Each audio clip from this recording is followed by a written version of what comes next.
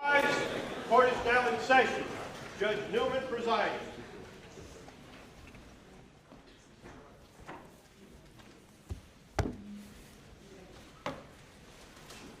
Please be seated. Good morning. Anything before the jury comes? Clerks and judges, 1 moment.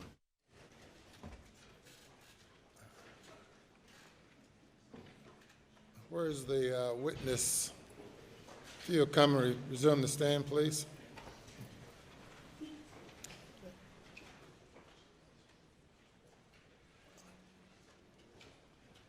It's cross-examination. You may bring the jury.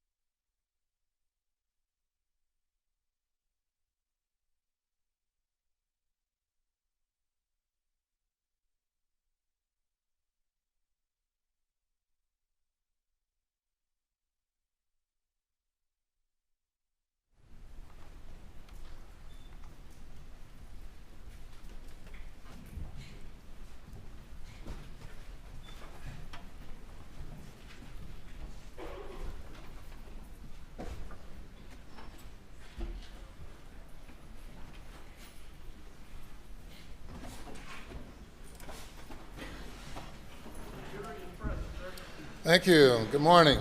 Good morning. Welcome, ladies and gentlemen. Day 14.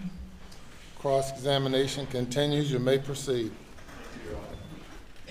Good morning, sir. Good morning. And this will be very brief, I believe, but just very briefly, yesterday we covered that it was difficult to download the information from the vehicle because it was encrypted by the manufacturer, correct? Yes, the encryption was done by the manufacturer. And you essentially had to reverse engineer the device using a test vehicle. That's correct. And looks like you got a lot of good data out of it, but there's some of it that isn't quite clear. Like we said that we didn't exactly know what necessarily would trigger something like a system startup. Correct. But some of the other ones would be pretty obvious, like engine on obviously means somebody cranked the car. Yeah, the engine was turned on at that point. Okay. And I'm not going to go through that spreadsheet again. I just wanted to clarify that. And how long did this process take you, this reverse engineering process? Our whole analysis took just about 1 year. Wow. It's a long time to... It's a hard effort. Will you be able to reuse this work on other 2021 Chevy Suburbans? Some of the tools we developed will be reusable. Good. And I asked before, and I guess no one reached out to the manufacturer for assistance in this process? Our group did not. Okay. Do you know why? I mean, I think yesterday you said in the past there wasn't, they weren't very helpful, but it seems like the worst they could do is say no. Do you know why it was decided to not reach out? For our unit, I believe that our attempt is to get the data ourselves without outside assistance. In many cases, we end up finding data that even the manufacturer doesn't know is there. Now I want to turn to what I think a technical issue was resolved, and I'm going to show you a printout that has been marked as Defendant's Exhibit 90, and I believe you've had a chance to review this. Yes, sir. I've reviewed this material. And you recognize it? Yes, this is from our results. And what is this? This is a list of events that were recorded from the vehicle. There was a category we called events that just listed times that something interacted or something occurred with the vehicle. And on this printout, the only event, I guess, listed here are iPhones or something called Richard's iPhone earlier on connecting to the vehicle. Is that correct? I see from the first page here, yeah, there's one that's labeled iPhone with a Bluetooth MAC address, and it's a device connection timestamp.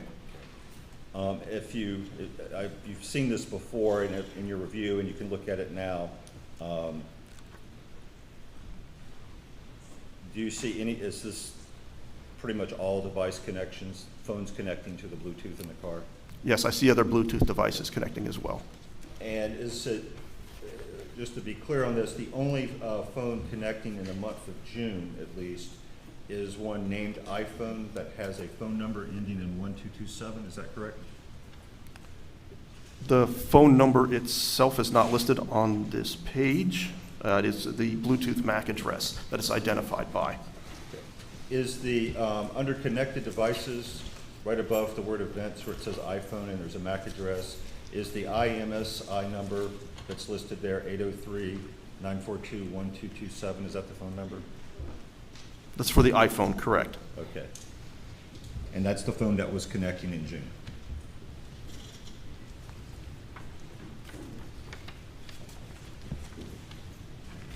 That appears to be the only one that connected in June. Yes.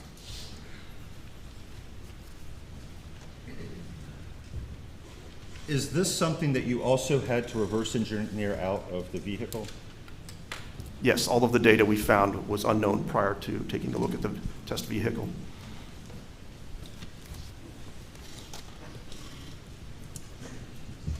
And the event that we're looking at here, device connection, that is the phone connecting to the Bluetooth in the vehicle so that, you know, you could use it for whatever goes over the Bluetooth connection, whether it's phone calls or apps or whatever, depending on. Yeah, and it indicates a connection event from the Bluetooth to the vehicle's infotainment system. And up here in connected devices, does this indicate that this iPhone was, I guess, paired to the vehicle? That's correct. Okay. And so, in your experience, if your phone is paired to your vehicle and Bluetooth is on and it connects, that typically happens automatically when you get in and turn it on if your phone is with you? Yeah, if there's a device that is registered, paired to the vehicle, it will automatically connect to that vehicle.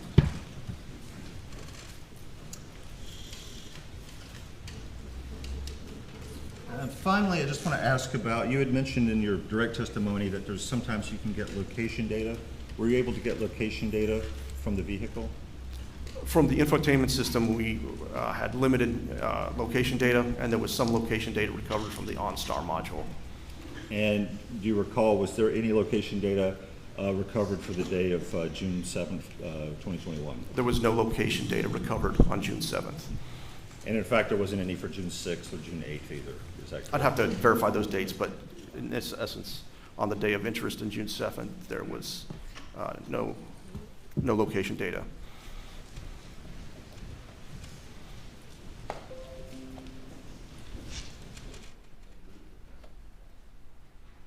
Your Honor, apologize, I forgot to please move Defendant's Exhibit 90 into evidence, I believe, without objection.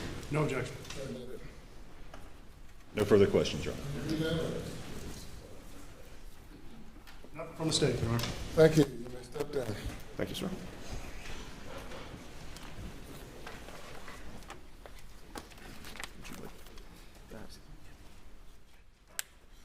Call your next witness. The state calls Chris Wilson.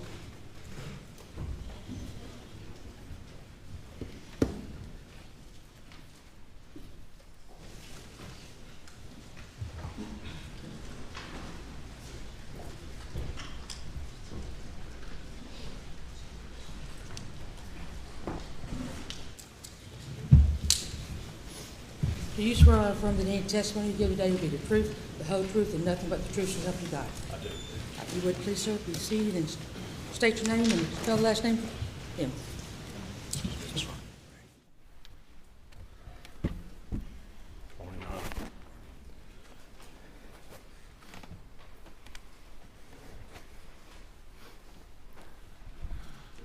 My name is James Christopher Wilson, W-I-L-S-O-N. I go by Chris. Good morning, Mr. Wilson. Good morning. If you would, tell the jury just a little bit about yourself, where you grew up, where you went to school, and what you do for a living, please. Well, as I said a moment ago, my name is Chris Wilson. I grew up in Bamberg, about 35, 40 minutes west of here. Graduated school there, went to school up in Spartanburg for college. Came back to Columbia to go to law school at USC. Finished law school in 1994, worked for a judge in Greenville for 1 year, and then moved back to Bamberg where I grew up to practice law, and I've been practicing law there since 1995. Are you going to have a solo practice in a firm? Right now it's me and one associate. I've had my own firm since 1998, and there have been varying associates that have worked with me, or at one time I had a couple partners, and one partner left, and then one partner moved, and so we split up as a result of that. But you know, I've had my own practice since '98 with different people coming and going. And what's the name of the practice? Right now it's Wilson Law Group. Wilson Law Group? Yes, sir. Tell the jury what kind of legal work you do, please. I do all kind of cases, but over the last 10 to 15 years, I've primarily concentrated on just personal injury cases. People that are injured in wrecks or hurt at work, tractor-trailer wrecks, especially a lot of those, just personal injury cases. Do you know the defendant? I do. Do you see him in the courtroom here today? I do. Can you point him out for the jury? Yes, sir. Redhead with the glasses over there between Mr. Griffin and Mr. Harpootlian. Your Honor, can the record reflect he's identified the defendant? Yes. Tell me how you came to know the defendant.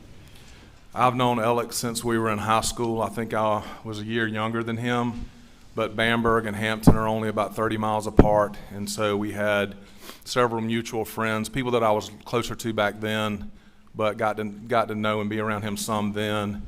We had played some ball against each other, and I think even played on the same ball team one summer. So I knew him a little bit through high school, but not much. Didn't keep in touch at all when we were in college.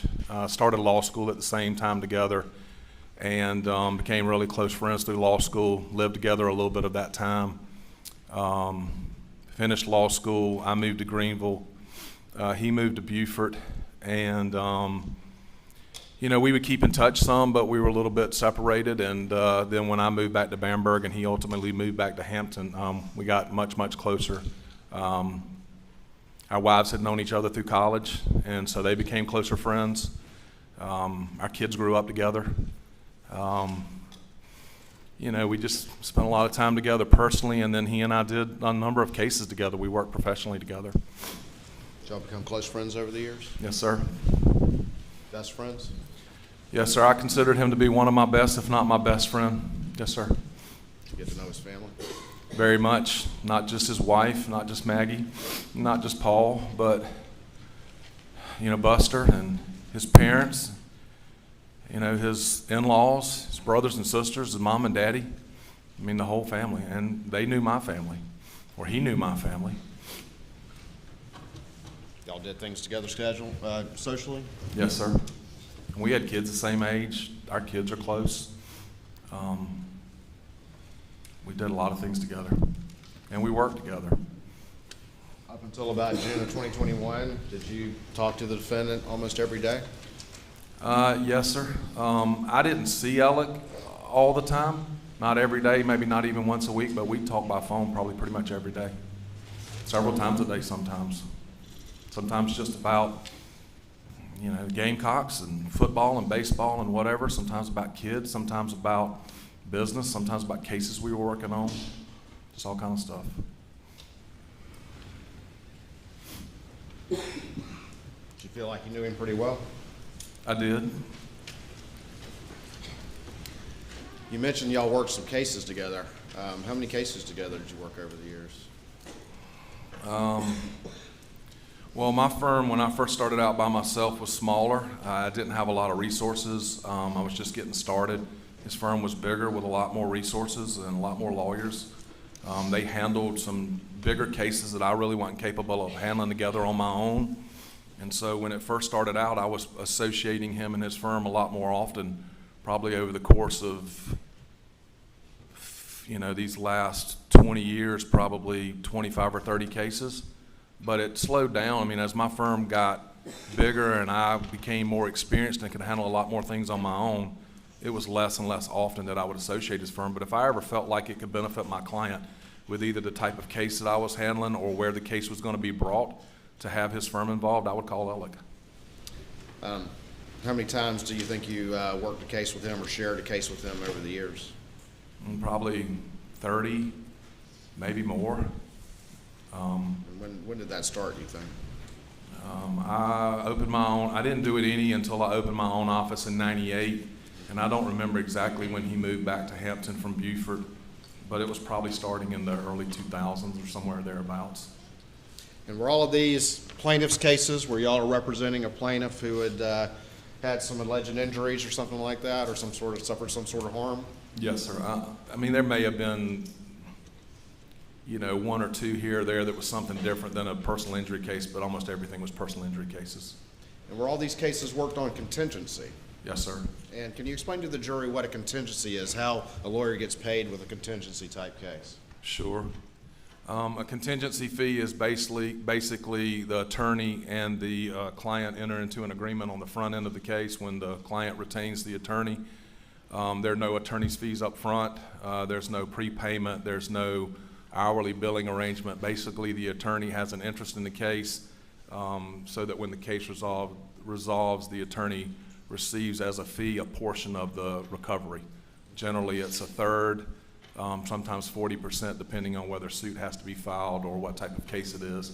But basically, the lawyer is taking all the risk in pursuing the case. If it doesn't work out well, the lawyer doesn't get paid for their time, and generally the lawyer fronts all the cost in pursuing the case for court fees, depositions, experts, all of that type stuff. And so at the end, if there's a recovery, the attorney's repaid their fee contingent on a successful outcome, and repaid whatever costs are advanced in the case. Those costs and expenses, the cost of litigating the case, hiring an expert, travel, taking depositions, Gets court expensive. costs, things like that. Yes, it gets very expensive. Do those come out of the lawyer's 33% or 40% of the recovery, or are those recovered separately from the lawyer's fees? Separately and in addition to the fee. In the cases that you've worked with Alec over the years, was he with PMPED during those cases? Yes, sir. I don't believe I associated him on any cases when he was in Beaufort. It was not until he returned to Hampton. If you are in your firm and Alec is in his firm and y'all are sharing a case and ultimately you're successful, there's a settlement, there's a trial verdict, and you get a recovery, how do you go about splitting that fee? All of that's agreed to up on the front at the beginning of the case. So, for instance, a client comes in and hires me for whatever reason, whatever type case. If I look at it and decide that I could use some help, either because there's a lawyer that knows that area of law better than I do, or maybe they're more local to the case, or maybe I just need some extra manpower, whatever it is, when I associate that lawyer and his firm, we make an agreement at the beginning as to what the fee split will be, and the client approves that and signs off on it. It's generally 50-50 on almost all the cases. I think on every case I ever worked with this firm, it was a 50-50 split on the fees. In those cases that you worked with Alec over the years up until one at the end, did your office typically handle the disbursement of the fees when the settlement money came in? Yes, sir. I mean, I've gone back through all my files, and with the exception of one or two cases that I think were a little bit different than normal, his firm had part of the family who had lost a loved one, and I had part of the family that had lost a loved one. And instead of them having a dispute about who was going to control and handle the case, we decided to work together, and so the firms worked together. And everything may have gone through them on those cases, but on cases that I associated his firm on, that I went to them to bring them into the case, I would generally handle the disbursements, yes, sir.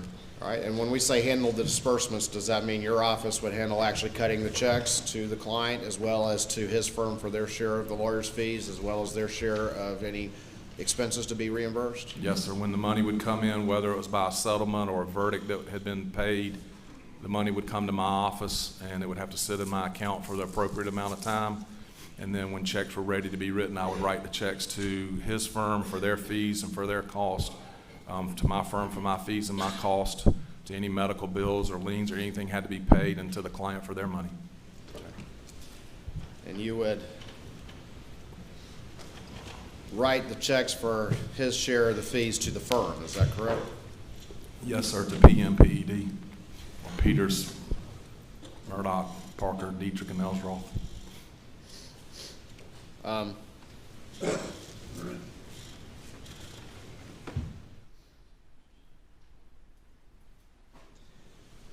when you would write those checks to his firm, would there be one check or two? Would you put the fees and his share of reimbursed costs in one check together, or would you write two separate checks? Starting out, I think we would include, not just for his firm, but for my firm, fees and cost would be in the same check. And then, more than 10 years ago or so, and maybe even longer than that, we started doing it in two separate checks just to keep the accounting of it easier, to keep up with what part of payment was fees and what part of the payment was cost. So, over the last 15 years, it's been two checks. Do you have a staff member who helps you? Who's kind of your main staff member that might handle some of these disbursements? I have several different staff people that help me handle cases and disbursements. I have a bookkeeper that keeps up with the checking accounts and writes all the checks that I instruct her to write, and then I'm the only person with signatory authority. And I have a staff member that helps me work cases and actually helps me put together disbursement sheets and check medical lien balances and who's owed what money and those type things. And who is that person you're referring to? Vicky is the person that helps me do all of that. Do you ever have called to work a case with the defendant involving Mack Trucks? Yes, sir. I contacted Alec and his firm to get involved and work with me and another lawyer on a case involving Mack Trucks. All right, and tell the jury just a little bit about the case without getting into too much detail. What kind of case was it? Sure. So lawyer contacted me about a wreck that a client of his had been involved in. A drive shaft out of a Mack truck had fallen into the interstate as the vehicles were traveling down the road. This gentleman's vehicle, along with a bunch of other vehicles, hit this drive shaft, and he was injured. So this lawyer, it was a trucking case when he first contacted me and looked at it, and that's a lot of what I do, so he called me for some help with that. Okay. And so you got involved in this particular case? I did. As you looked at the particular case, did you decide to involve the defendant? I did. Very quickly after looking at it, this other lawyer and I both realized that this case was probably a products liability case, that the drive shaft shouldn't have just fallen out of the truck for no reason like that, and that there might be something to do with a defect in the truck. And we found some information about a recall or a potential recall, and I knew that's what Alec and his firm specialized in, those type cases, so I called him and asked him to get involved. We were pushing some deadlines to bring in all the parties that we needed to, so it was important to get somebody involved in it fast and knew what they were doing. And did he agree to get in on this particular case? Yes, sir. So you got 3 attorneys in there who are going to split the fee, is that correct? Yes, sir. Tell the jury, again, without getting too much into the weeds, tell the jury a little bit about how the litigation went. Did y'all ultimately try the case and kind of set up how y'all ultimately got to that point? Sure. So we actually brought 2 cases. We brought one case for the wife of the gentleman that was injured in the wreck for what are called loss of consortium claims. That generally is just the loss of a spouse, their loss of the services of their other spouse. Maybe that spouse can't do all the things around the home they used to do, or they can't be quite the husband or the wife that they were before. So we brought a claim for the wife for loss of consortium, and we brought a separate case for the husband for his personal injuries. Not to get too technical, but the wife's case, Mack Trucks didn't answer the papers like they were supposed to, and so they went into default on that case, and that put them in a really bad spot. On the husband's case, they answered the papers and initially contested the case, but after getting Alec and his firm involved in the case, we started doing discovery, which means we were asking for a bunch of documentation and things, and I'm not sure that they just didn't want us looking any further. And so they reached out to us, and we had communications with them about ways to try to pursue the case outside of the traditional going through all of that and going to a jury trial. COVID had hit, and so things were slowed up in the court, and ultimately we reached an agreement to try both of those cases together in front of a judge without a jury. Both parties waived any rights to appeal. Mack Trucks admitted liability, and we agreed to waive punitive damages. I think that's the structure we tried it under. Let me ask you two quick questions about that. You said that COVID had hit, and like the rest of the world, that had slowed up everything in court, correct? Very much. And, you know, some things were moving, but because things were slowed up in court, that might slow up the ability to get verdicts and settlements and that sort of thing. To some extent, COVID had an effect on everybody, is that correct? Yes, sir. All right. And then you mentioned in this particular case, you ultimately agreed for both parties to waive the right to appeal, is that correct? Yes, sir. And did that have the effect of meaning that whatever verdict was issued, it wouldn't be tied up in the courts for a long time, the money would go ahead and be paid? Yes, sir. Did y'all eventually try that case in front of a judge instead of a jury? We did in January of 2021, first January? couple weeks. Okay. And did the defendant try that case with you? He did. And did y'all ultimately get a verdict? We did. We got verdicts in both cases. Okay. And do you remember how much those verdicts were? Combined, they were $5.5 million. I believe it was $4 million on the husband's case. He had passed away, I believe, within about 4, 5, or 6 months of us going to trial. So I think it was $4 million on behalf of his estate for his injuries and what that had cost for him. And then I believe it was $1.5 million on the wife's loss of consortium. Who did the closing argument in that case? Alec did. For y'all's side? Alec did. The defendant did? Yes, sir. Did he get emotional in closing? He did. Did he spend much time with the husband in that case? I don't think Alec had spent a lot of time with the gentleman. He had been kind of sick towards the end, and I don't know that Alec had spent a lot of time with him. He had spent a lot of time with the wife, and especially throughout that week in trial. I mean, it was an emotional case. They had serious loss.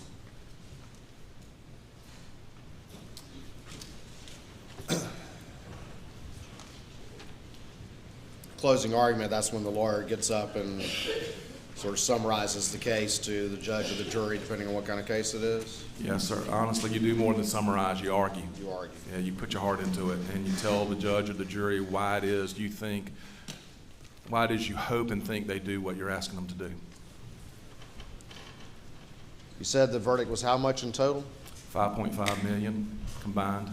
And what does that mean the fees were going to be for the 3 lawyers involved in this case? I don't remember the exact split for everybody. I know that my fee was going to be like $791,000, and the fee payable to Alex firm was going to be $792,000. And y'all, do you recall? And I when don't y'all- remember the third attorney right off the top of my head. Do you remember when you received that $5.5 million into your trust account? Yes, sir. Part of it came in by wire, but it was a smaller part. And I want to say that was about, we tried it in the first part of January. The judge didn't issue a ruling right on the spot. It took a couple weeks for him to issue his ruling, which is normal. And then within a couple weeks of that, after some back and forth with Mack Truck's attorney about whether they were going to file any kind of post-trial motions, or they could have tried to file an appeal and see where it went, even though we had an agreement up front. We were worried that they might get around that. But anyway, after a couple weeks of back and forth, and a wire was sent for part of the money, right probably middle of February, and then shortly after that, a check arrived for the rest of the money. Do you remember when that was? I don't remember exactly. I want to say the last few days of, no, it's probably the last few days of February, somewhere around in there. 2021. Hold on one second.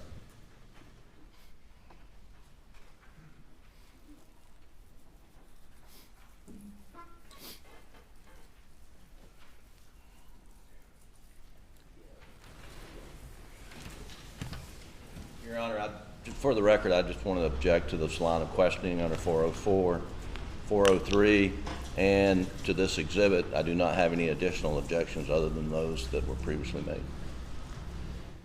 I don't know what the exhibit is. Sure. Your Honor, this is just a text, but it's related to the in-camera matters that have been addressed.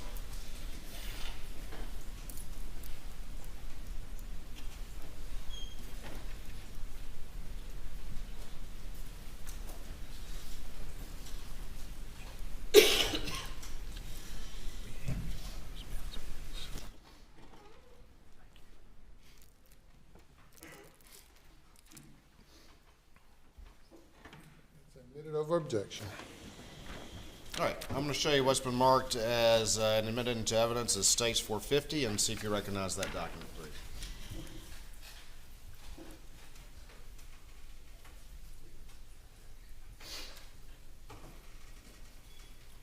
Yes, sir. This looks like a snapshot of a text string that I would have provided that is just communication between me and Alec.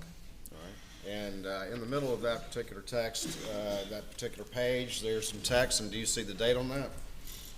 March the 10th, this would be 2021. All right, and that's a text from the defendant, is that correct?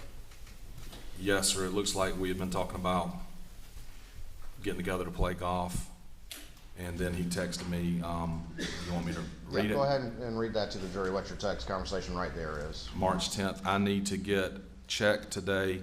If it's just too much for you, I will deal with it. All right, and what's your response? I'm working on it. So that's March 10th of 2021, is that correct? Yes, sir. May I have the Elmo, please?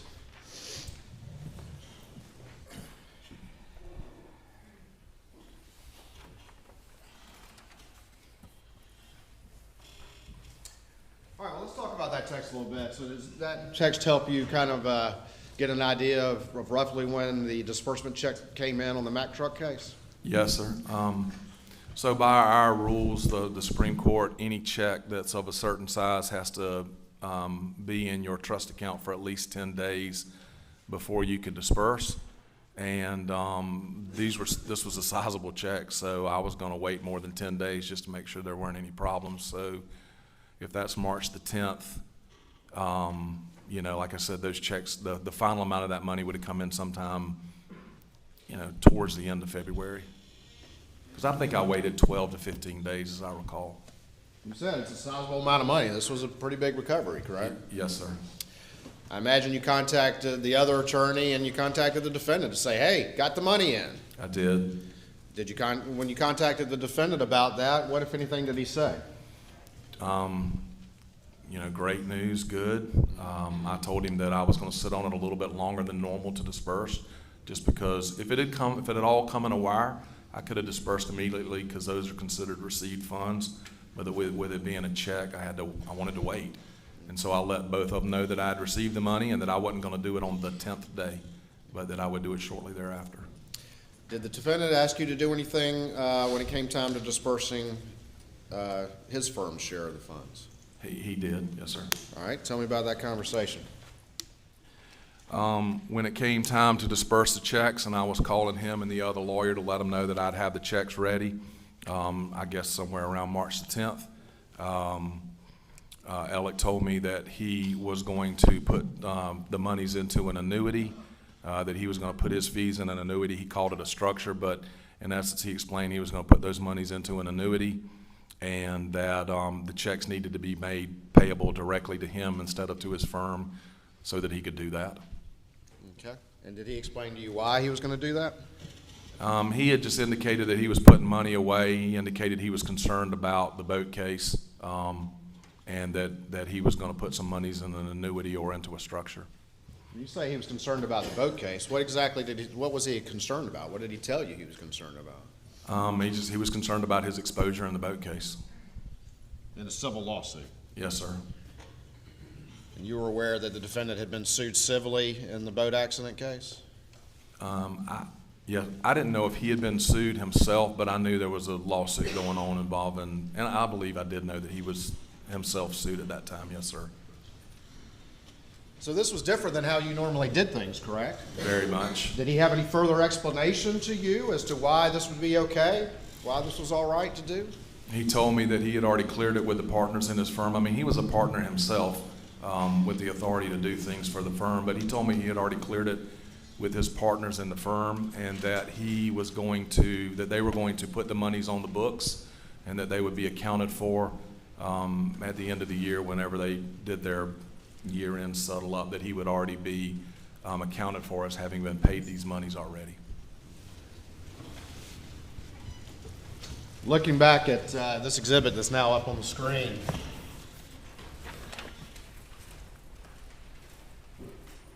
on March 10th, Exhibit 450, he says, I need to get the check today.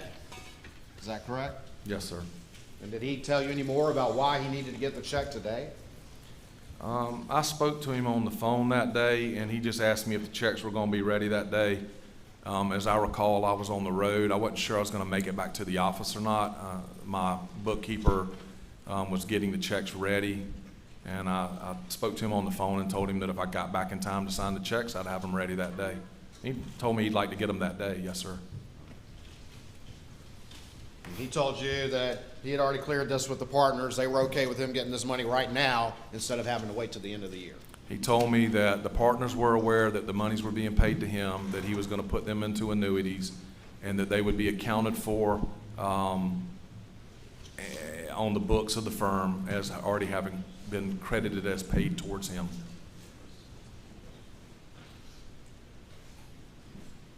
Did you believe the defendant when he told you these things?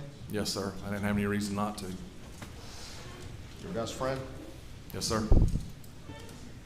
Did you trust him? I did. Didn't set off any red flags to you at this point? No, sir.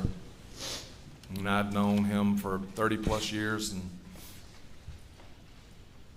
didn't have any reason not to trust him. Did you ultimately initially write a couple of fee checks? I did, yes, sir. I think I wrote one check in the gentleman's case and one check in the lady's case. And then the gentleman's check was rewritten into 2 checks. These were, when I say these checks, I'm talking about fees that were paid. Okay. I'm going to show you what's previously been marked as State's Exhibit 345.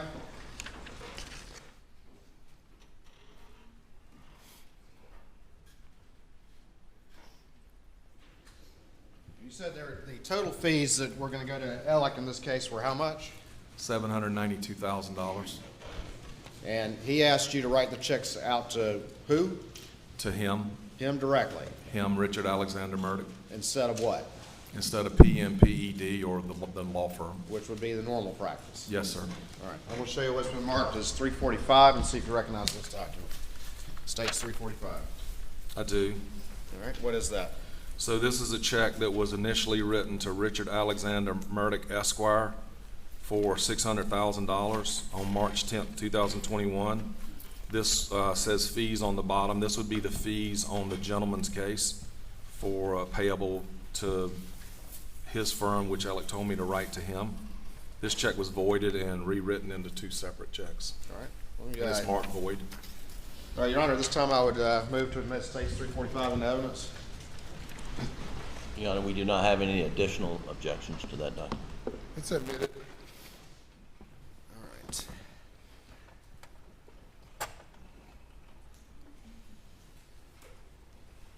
And this check is made out for how much? $600,000. All right, and again, there were 2 cases, so there were going to be 2 separate checks, is that correct? Yes, sir. This was just the fees on the gentleman's case. And that was going to be how much total? The total was $792, But this one is? $600, And then the one for the other one? $192. 192, okay. All right, and so you initially write this check. Did you deliver this to the defendant, or what happened? I didn't deliver any of the checks. I believe he had somebody pick them up that day from his office, a runner or something like that. But no, so this check was voided out, and we rewrote 2 separate checks made payable to Richard Alexander Murdaugh. Why did you do that? Why did you void this one for 600 and then write 2 separate checks? When I called Alec and told him, or when we were talking and I told him I thought the checks would be ready, he instructed me that he was doing 3 separate annuities, and so it would need to be in 3 checks, and that this check would need to be made out into 2 different checks that totaled $600,000. Okay, his reason he was doing a bunch of different annuities, huh? Yes, sir. It wasn't all going into the same annuity or the same place.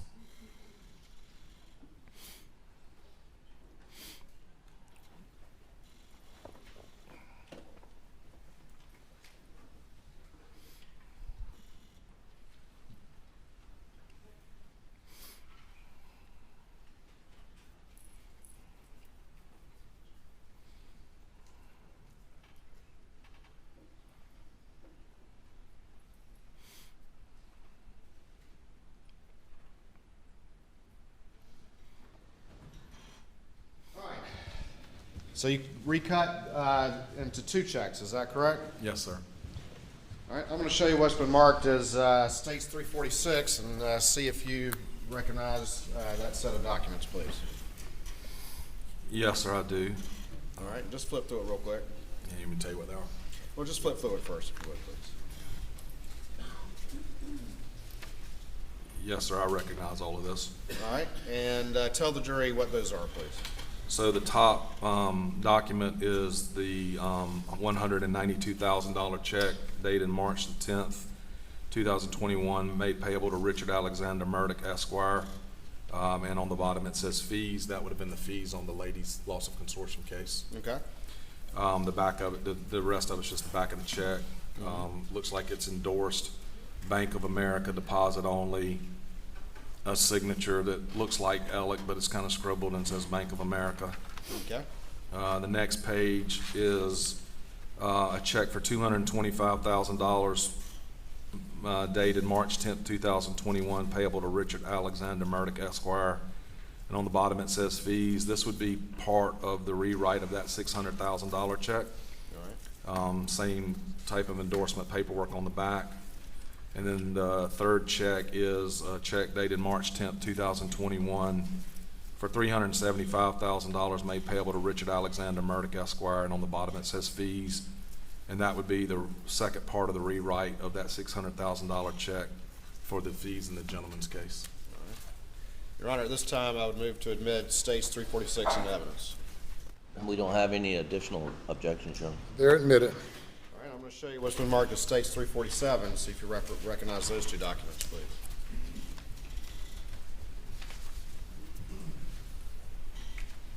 I do. All right, tell me what those are. So these are 2 checks from my firm made payable to Peters, Murdoch, Parker, Ellsworth, and Dietrich. The memo part is redacted, but I know what these are. So these were cost reimbursement checks in both of these cases. One check for the gentleman's case and one check for the wife's case. They're dated May 13th of 2021, made payable to the law firm.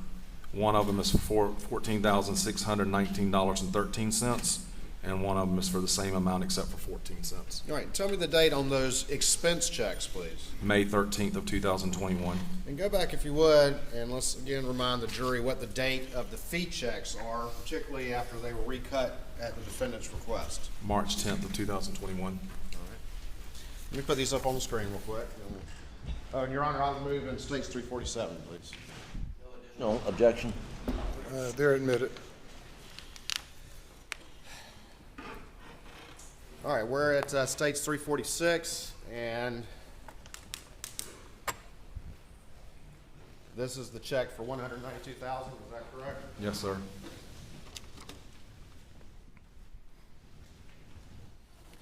And the date is March 10th, is that right? Yes, sir. That's the day that all 3 lawyers' checks were cut to be paid. Same date of that text the jury has seen, correct? Yes, sir. Next page, this is the check for how much? $225,000. And that's part of the 600K? Yes, sir. Same date? Yes, sir, March the 10th. And that's your signature on there? It is. Going back to the first one, you said that looks like whose handwriting? Yes, sir. Whose? Alex. Right there on the second check on the back, that looks like whose handwriting to you? I mean, the top left of it looks like Alex's signature. Okay. And then finally, this last check, that's the 375, that's part of the 600,000? Yes, sir. Is that your signature right there on the check? It is. And the same date? Yes, sir, March 10th. And do you recognize that signature at all? I mean, it looks like Alex, but I mean, Best as you can see on this best I copy. can tell, yes, sir. Okay. All right, what, those particular checks, what did you, once those were cut, the defendant's been texting you about it, what did you do? Once you recut them? I think, as I said a little earlier, at some point in time, we were having a phone conversation, and I told him that I was on the road, that if I got back and was able to sign them, I'd let him know. And I ultimately did make it back to the office, I believe, that day, was able to get the checks signed, and either called him and said they're ready, and he said, I'll send somebody up to get them, or maybe I called him as I was going back to the office, but before I actually signed them and said, hey, I will be back to sign them, and they'll be ready. And he said, well, I'm going to send somebody up to get them. And so they would have come up. I think he had a runner come up that day that would have picked up a package that had those checks. I don't remember exactly for sure, but generally it's going to be those checks, a cover letter, and a package that has a partial disbursement sheet. Our client had signed off on allowing the fees to go ahead and be paid. Then, while we were waiting on some liens to resolve themselves, some costs to come in, and some things like that. So our client had signed off on a partial settlement statement, and I would have provided that. The voided check we saw before, and these checks all have the same date, is that correct? Yes, sir, they do. All right, and do you recall anything about that? Did you call him up and say, hey, great news, I got it taken care of? He said, wait. How did that go down? I don't remember. I don't remember how many different conversations we had that day, whether it was over, one conversation or two conversations. I don't remember. But at some point, he instructed me that the $600,000 check needed to be made into separate checks. And he sent somebody to pick I them think. up? I didn't mean to cut you off. We talked a lot every day, and so we probably had multiple conversations that day. But at some point, he instructed me to do that. He's one of your best friends. Yes, sir, very much.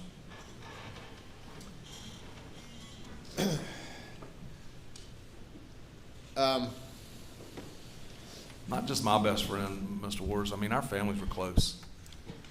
Our kids, our wives, we're close. You had a friendship with Maggie, too. Yes, sir, very much. You had a friendship with Paul, too. Yes, sir. You had a friendship with Buster, too. Yes, sir. Haven't been able to have that since. Not like it was, but yes, sir. Hope to one day. But yes, sir.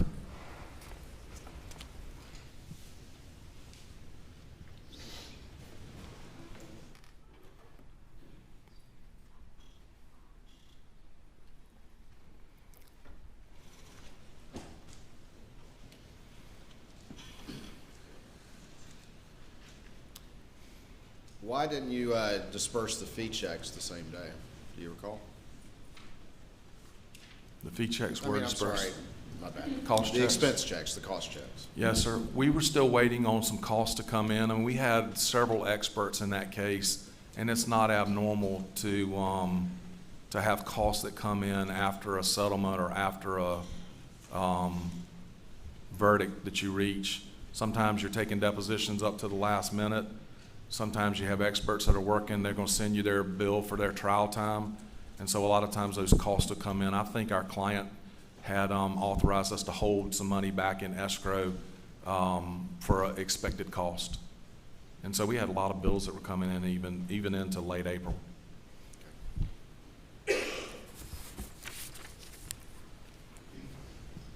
You mentioned that the defendant had said something about his exposure in the boat accident lawsuit as a reason for structuring these fees. Yes, sir.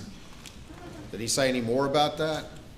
Not in that conversation when he asked me to write the checks directly to him. We had some other conversations, and I don't remember if they were before this or after this. Honestly, I think they were after, but I don't remember for sure, where he had just said that there was, some fights going on between insurance companies. When the defendant asked you to do this unusual step and write the fees direct to him, and you said you trusted him, correct? Yes, sir. What was your general perception of his law practice, of his wealth, of his financial security, knowing him as well as you did? What was your perception of that? Big firm, big reputation. Alec had a big reputation. I thought he made a whole lot more money than I did.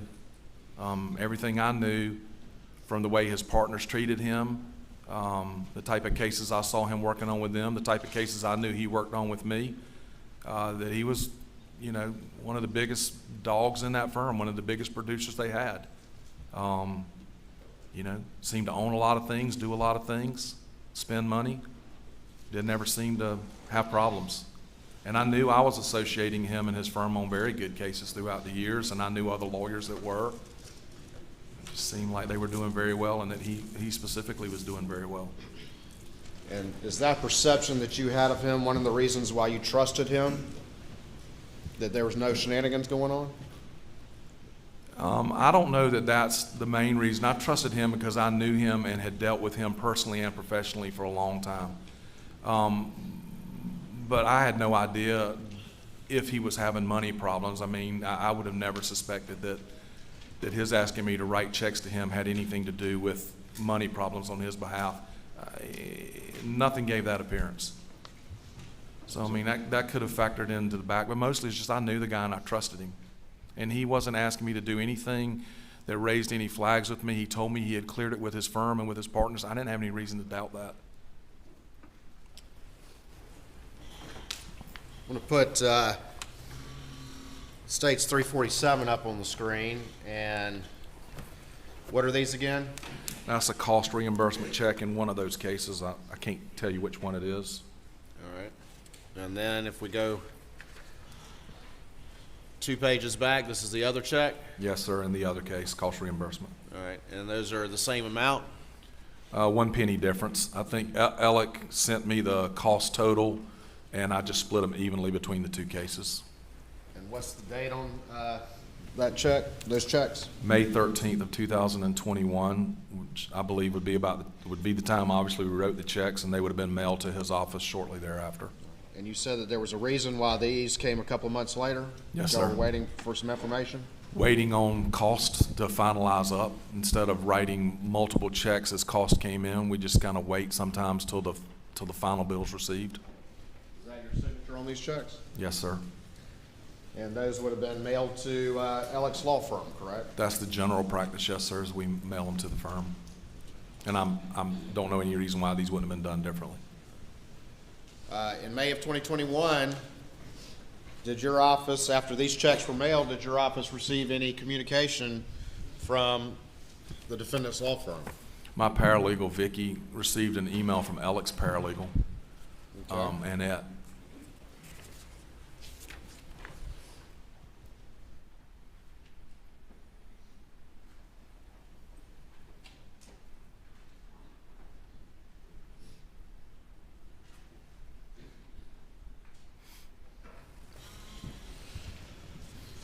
And tell me about that. What was the communication? It was received from Annette? Yes, sir, from Annette Griswold, Alex Paralegal. All right, your paralegal, Vicky, received a communication from Annette Griswold, the defendant's paralegal. Yes, sir. Vicky got an email from Annette that said, hey, we got the, something to the effect of, hey, we received the cost checks, either why no fee checks or where are the fee checks. Okay. And did Vicky respond to that? She did. And what did she respond? She responded to Annette that the reason the fee checks weren't included is because they had already been paid to Alec, that he had already received the fee checks. Was that on about May 19th, 2021? I'd have to look at the email, but I believe so, yes, sir. Did Vicky raise any issue with you at this point? Did you know anything about it at this point? No, sir. I was in trial the following week in Hampton, actually all week long, and I was preparing for that. Vicky sent that email back. She didn't notify me about that actually until all this blew up, and I turned all that over to SLED after we found it, after all this blew up in September. Moving into late May 2021, did this matter that Annette was raising with your firm come to your attention? It did. And tell And me. it wasn't late May, it was the first part of June. I'm going to show you what's been marked as Exhibit 348 and let you take a look at that real quick before we move on. Sure. See if you recognize that. I do. Tell me what that is. So this is an email string that begins on May the 27th from Jeannie Seckinger, which is the bookkeeper or accountant in Alex Law Firm. And it's an email from Jeannie to Annette Griswold, Alex Paralegal, on May the 27th, where she telling Annette that she got the expense checks and it didn't match their records, that Alec thought he had more outstanding cost, but can't say what, and was asking Annette to reach out to my office, to Vicki, to get some more information. And then it looks like Annette forwarded that email to Vicki on May the 27th. Vicki was on vacation and did not come back in until the following week. It looks like she emailed her again on June 2nd. Vicki might have come back in on like June the 1st, or I think May the 31st was Memorial Day, a Monday, and so June the 1st would have been when Vicki came back in. So Annette emailed her again on June the 2nd and asked for some information, and then Vicki emailed her back and said, since this involves documents she didn't deal with, which was bookkeeping stuff that she didn't deal with, she would forward it to me. And so that happened on what day? June the 2nd, Of what year? 2021. Your Honor, this time I'd offer States 348 into evidence. No additional objections, Your Honor. Admit it. All right, and so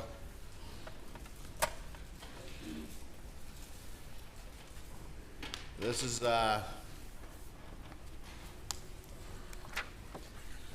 going to the bottom. This is the email from Jeannie to Annette. Is that right? Yes, sir. And then that gets sent from Annette to Vicki on May 27th, correct? Yes, sir. And then she gets back from vacation, and then she responds on June 2nd, 2021, correct? Yes, sir. And what does she say? She's going to forward that to me.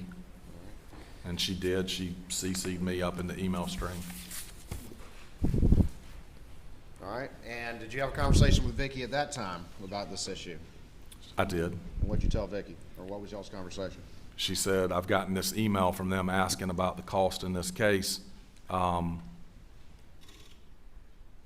What do you want me to do? And I said, tell them that you'll forward it to me and I'll deal with it.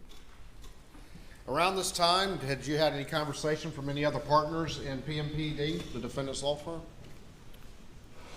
As best I recall, Mr. Waters, I was in Hampton the entire week before, and I was working out of their office. I was trying a case down there like the week of May the 24th, and I was working out of Alex Firm's office. Lee Cope approached me and said, hey, I need to talk with you about this back truck case. Has all the money been dispersed? I said, Lee, it hadn't all been dispersed. We've got some liens, some medical liens we're waiting on to deal with. We've got some costs that we're waiting on to come in, and it all hadn't been dispersed, but I don't know off the top of my head. I'll have to check on it. And I was stuck in trial through Friday of that, or through Thursday of that week. Did you reach out to the defendant after Lee had that conversation with you? I reached out to him after I got this email. All right. And tell me what your conversation was with him when you reached out to him, having received this email from Vicki asking about these fees. I called Alec. I said, Alec, I got this email from your firm. They're asking about issues with costs, that you think you've got more costs that are owed to you. I put down on the settlement statement and wrote checks for the amount of costs that you gave me. But if there are more costs outstanding, just figure out what they are, because we've been holding some money back. And I think at that point we were waiting on a medical lien to resolve. And I don't think the client will have a problem paying the cost out of what we're holding back. Did you have any discussion about the disbursement of the fees at that point? I did. I said, tell me about that. I said, Alec, this is the case that you asked me to write the fee checks directly to you. Is everything all right? And he said, yeah, everything's fine. I just need to make sure my partners know that this is the same case, that you wrote the checks to me, and that it's already on the books. Did you believe him? Yes, sir.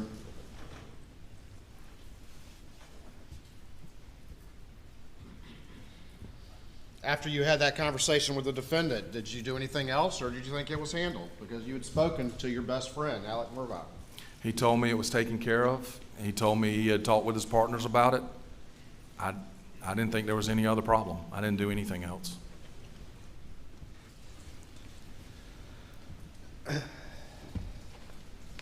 couple weeks later, did you have another conversation with him about this same issue?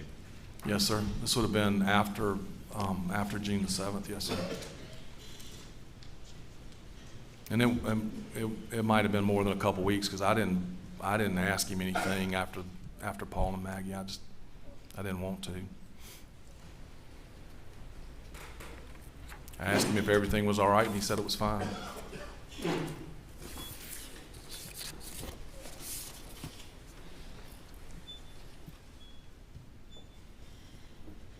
When you got that email forwarded to you from Vicky on June the 2nd, did you call Alec that day? I think it was, I didn't mean to cut you off, but I think it was that day. Thereabouts? something Yes, like sir. that?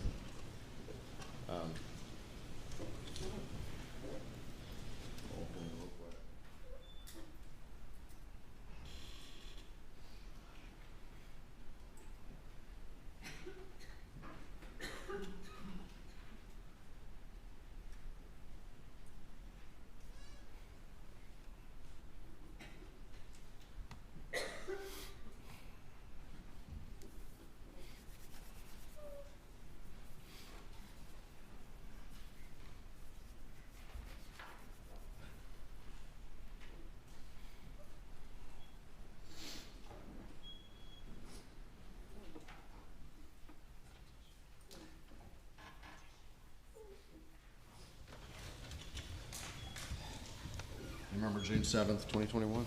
Yes, sir. Was that a Monday? Yes, sir.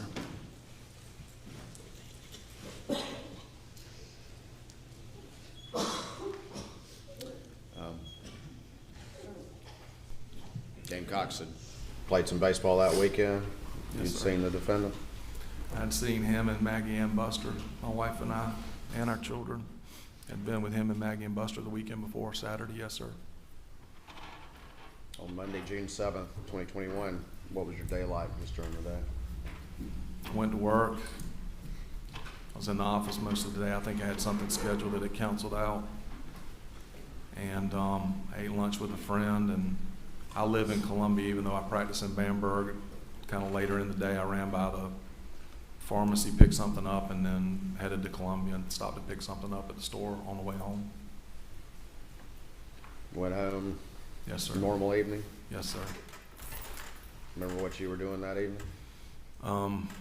Just hanging out with my wife, and I don't remember how many of our kids were home, but I think just our youngest. Just watching TV. Watching TV. Yes, sir. I was kind of late getting home, so there wasn't a whole lot of the evening left.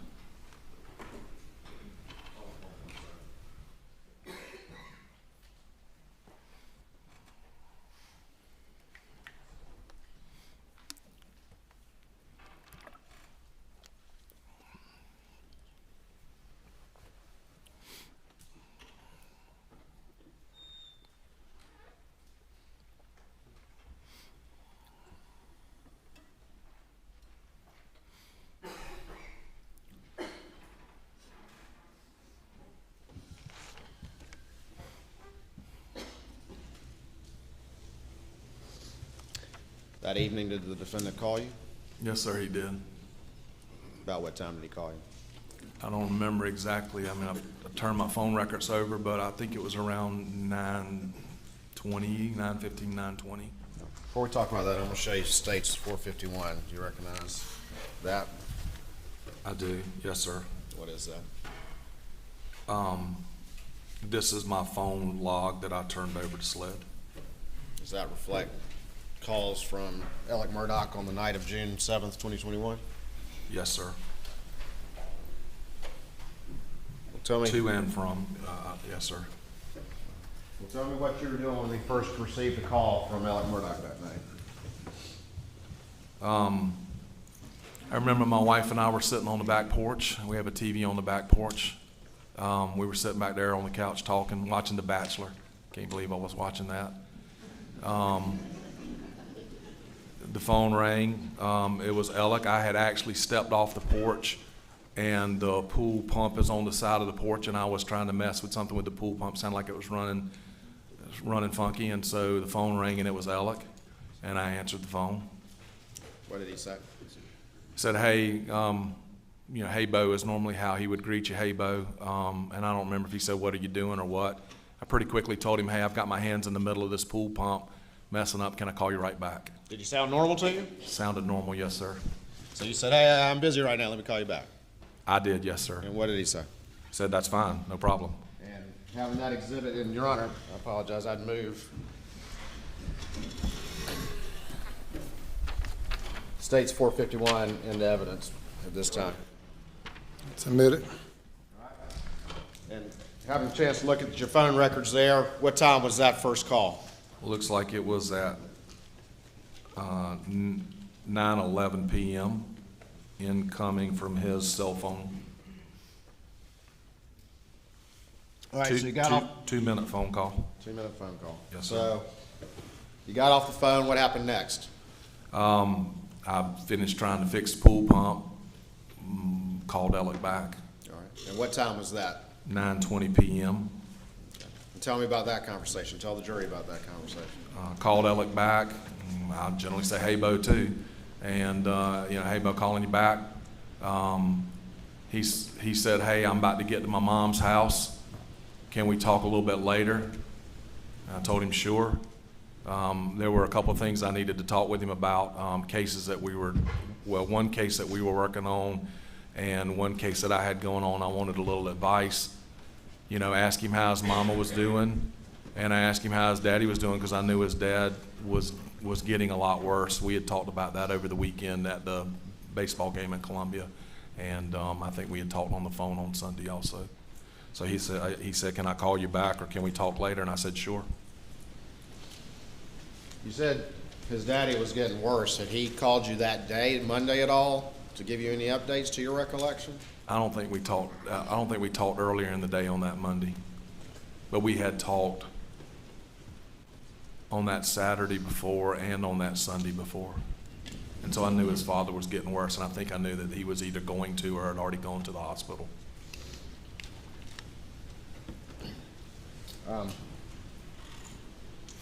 So that second call, was that also very brief? He said, "Hey, I'm at my mama's." 3 minutes. So what happened after that? You still watching TV? Still watching TV, yes, sir. Did you talk to the defendant again? I did. He, I believe, texted me sometime later that evening, and I think the text was something, "Are you still up?" or "Still up," something like that. All right, stand by for me real quick. Sure.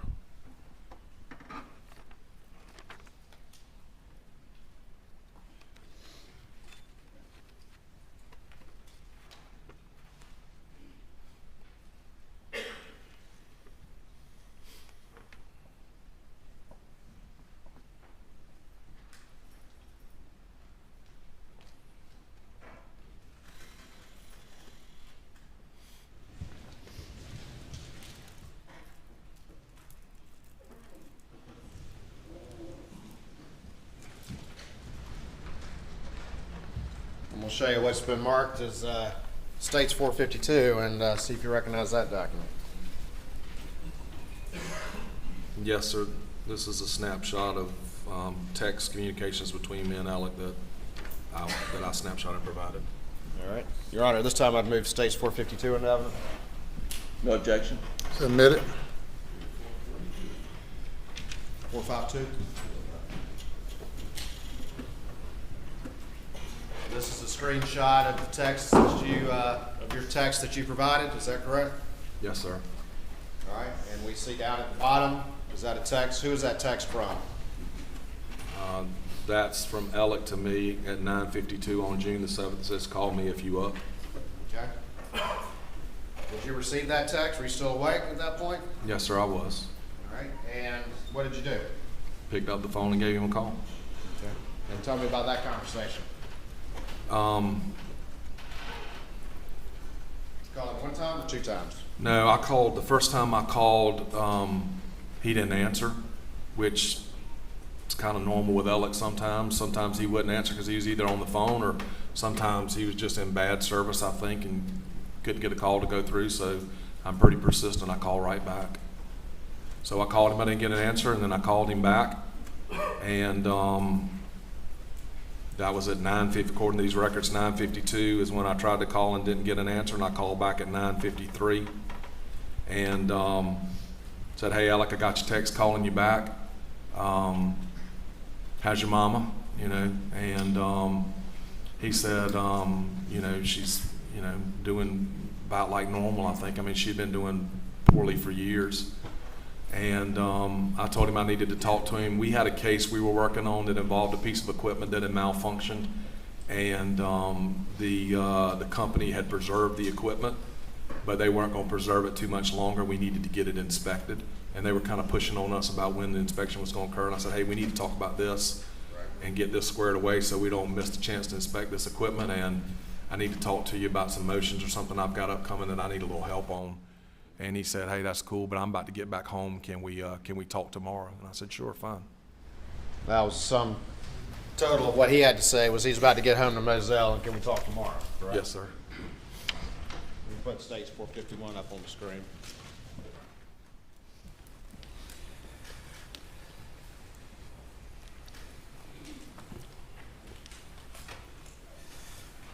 And right here, is that your writing right there? That's my handwriting, yes, sir. And that says Alex M., and those are the defendant's calls, is that right? The bottom one is him calling me and me telling him I'm on the pool pump. The next one is me calling him back and telling me he's about to get to his mama's. And then the next one up here is me trying to call him after that text that he didn't answer. And then the top one is me calling him back after he didn't answer and talking to him for those couple minutes. All right, and then that one in the middle, that's just a irrelevant conversation with some other person? Just a friend of mine who I told his name was probably coming out today, so I told him that he was Well, on my phone. We did scratch out his number. That's right, yes, sir.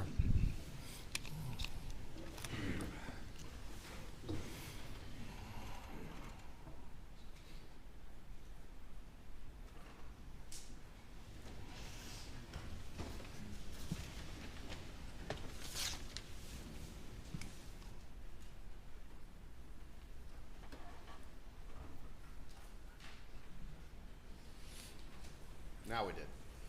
Yes, sir. I felt like his name would probably come up today, and he should know that.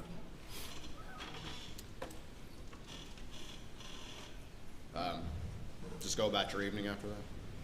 Did you just go about your evening after that? Pretty shortly after that, I went on to bed. My wife stayed up, but I went on to bed shortly after that.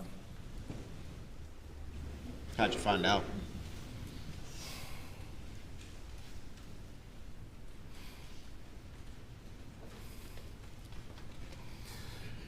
I was asleep.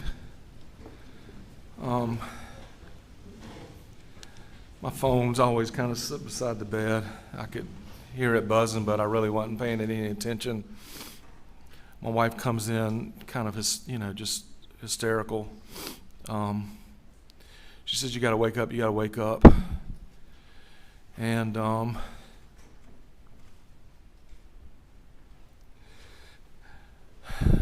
I don't remember if she was on the phone with Randy's wife or Randy himself. She's trying to tell me what's going on, and I'm looking at my phone, and I've got a text from a person I knew in Hampton that's texting me saying, hey, give me a call. I got to tell you something before you hear it somewhere else. It was a person that was in the county government down there that I knew that was just trying to get word to me before I heard it somewhere else. My wife, I don't think I respond to that person or her text immediately. My wife's telling me what's going on. I just told her, I said, I'll get some clothes. I got to go to Moselle. We started trying to call our daughter right at about 11 o'clock. Started trying to call our children, tell them what was going on. I don't even know how much my wife and I spoke about it. I mean, she knew I was leaving. I got in the car, went straight to Moselle, grabbed some clothes and went straight to Moselle. How long does that take? From Columbia, about an hour and 40 minutes or so. I mean, I called some different people on the way that I thought needed to know. I mean, repeatedly tried to call my daughter. She was extremely close. She is and was extremely close to Buster and Paul. And, we couldn't get her to answer, called her boyfriend, just repeatedly calling her. I think I talked to Randy on the way down, but I can't say for sure I did, but I know I talked to somebody in their family on the way down, just to tell them I was on the way. About what time did you get to Moselle? About 1 o'clock in the morning. Other family and friends were arriving then too? Already had arrived, I believe, yes, sir. I mean, when I got there, I went through the main gates. I could see, I don't know that I knew at that point that this had occurred at the kennels, but I could see that there was tons of activity there as I passed by to go to the main gate, and when I turned in the main gate, I was on the road headed up to the house. You don't go very far and you can turn right to go to the kennels. I almost was going to turn and go down to the kennels, and I think John, Marvin, and Randy were walking out and kind of waved off and said, go to the house. Is that where you went? Yes, sir. Was the defendant there? He was, yes, sir. Yeah, You talked to him? I did. I walked in, hugged his neck and cried. Didn't know what to say. Hugged his neck and cried. Yes, sir. A lot of people there coming out to support him as you would expect, correct? Yes, sir. There were a lot of the lawyers that he practices law with, several family members, you know, some friends of his that I knew. There were a lot of people already in the house, yes, sir. Did you stay there during the early morning hours as a friend, I supporting did. your friend? Yes, sir, till 5:30 or so in the morning. 4:35, I don't know. I mean, it's all, I mean, everybody was shocked and destroyed, and I mean, times it felt like it stood still. So I don't know exactly what time it was, but sometime 4 or 5 o'clock that morning, everybody decided it would be best for Alec and Buster to go get some sleep, or at least try to, and not stay there that night. And so I went back to Bamberg and slept in my office. Did you return to Moselle the next day after getting some sleep? I did, about 9 o'clock that next morning. Were you there as much as you could be at Moselle or wherever you were needed over the next few days in the aftermath of all of this? Yes, sir. I was there almost entirely the next 2 days.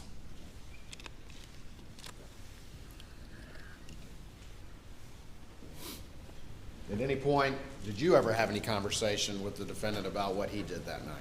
Not really, no, sir. What do you mean by not really? I mean, I didn't ask him. I didn't want to know what he found. I didn't want him to have to describe that to me. I didn't want him to have to relive it, so I didn't ask him about it. Didn't ask him. No, sir. It's only natural. Yes, sir. I mean, I was there as a friend, supporting him and his family. I didn't need to know the details. I knew all I needed to know is that two people that I loved were gone. Certainly weren't going to ask him about the stupid issue with the fees in this time. No, sir, not at all. Didn't know there was an issue with the fee.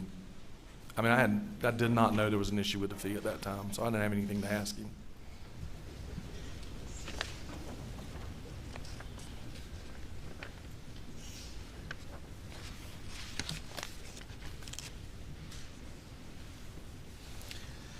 Over the next few weeks, did you do what you could do to be a supportive friend?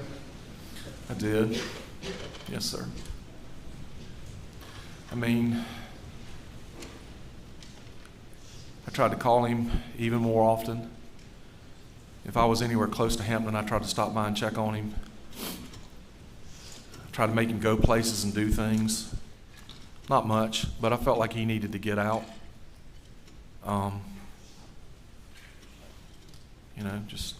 I was worried he was going to hurt himself. I mean, I was worried he was going to kill himself, just like I think a lot of people were, family and lawyers, his partners. And so I think we all talk regularly about keeping an eye on him, and about being there for him.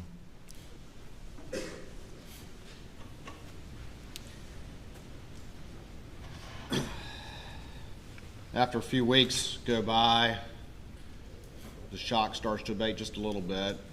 It still hadn't abated. Still hasn't abated, just a little bit. Yes, sir.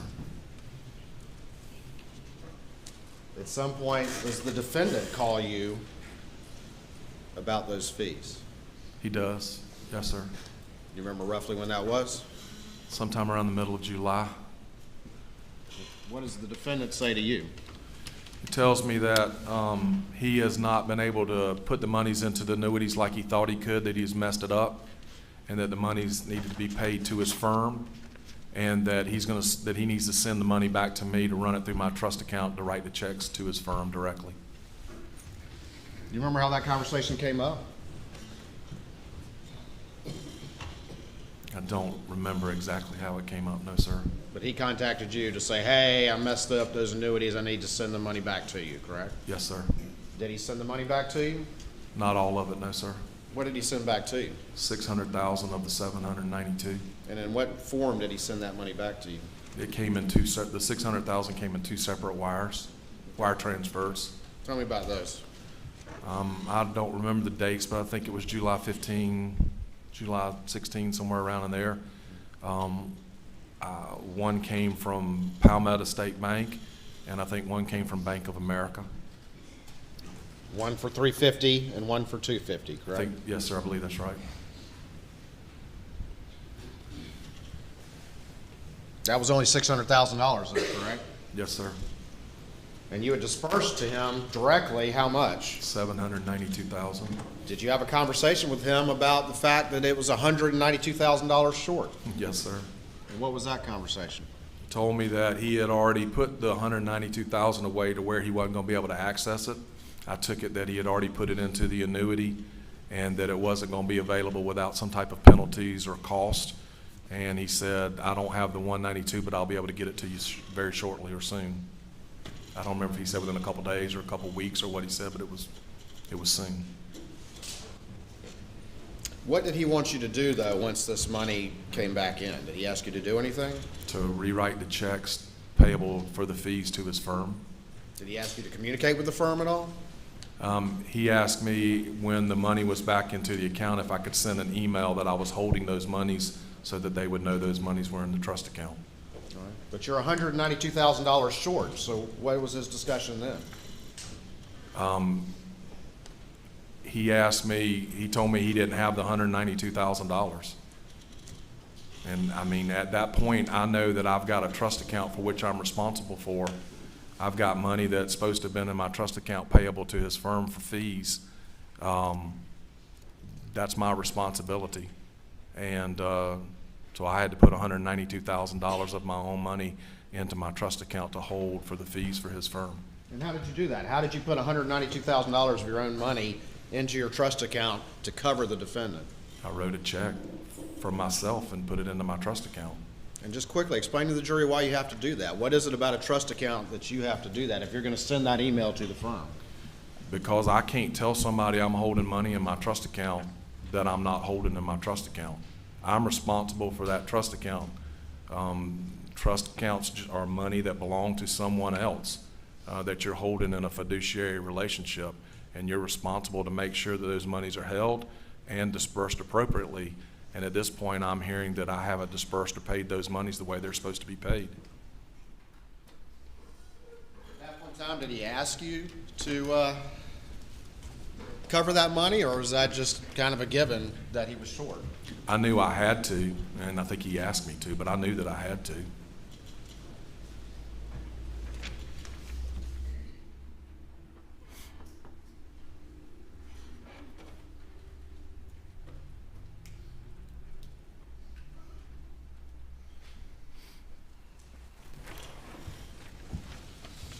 So you get the $600,000 from the two wires, and you write $192,000 of your own money, Yes, sir. and then you send an email to the law firm. Is that right? I sent an email to Alex, To Alex? yes, sir, that he tells me he's going to forward to his firm, which I, ultimately found out that he did forward to the bookkeeper and one of his partners. I'm going to show you states 349 and see if you recognize that.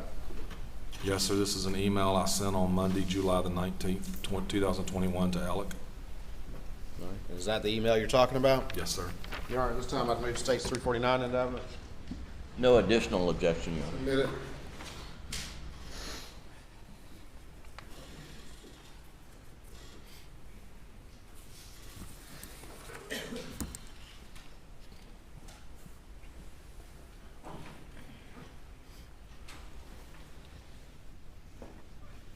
Can you read that email to the jury, please? Sure.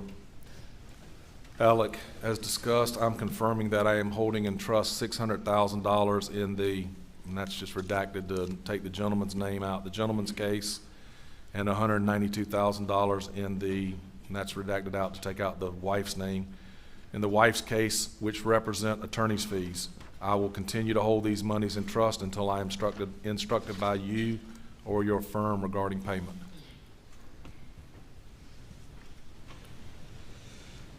After you sent that email, did the firm contact you? Did you have to disperse the money, or did that just kind of end the matter?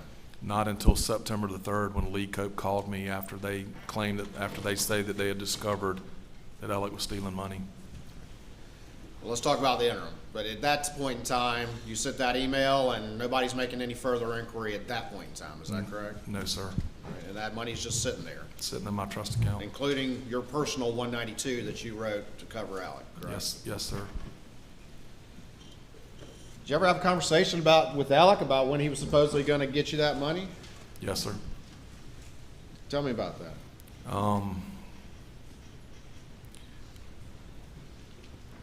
I know we talked about it one time.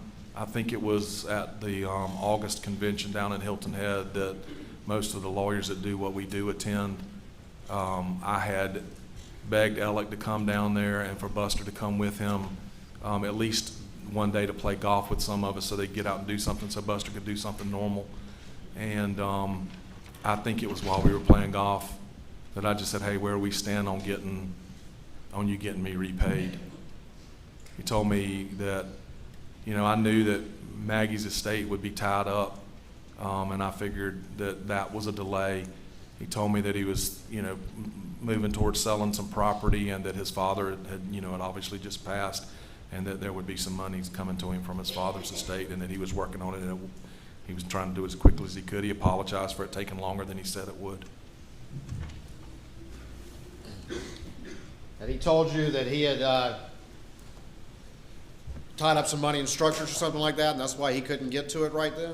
That's what he told me, why he couldn't get the $192,000, because that he had already put it into, the way I understood it, he had already put it into the annuity and couldn't get it back out. I think once you put those monies away, is my understanding, is you can't just pull them right back out. It's not like a checking account or a savings account where you can deposit and withdraw immediately.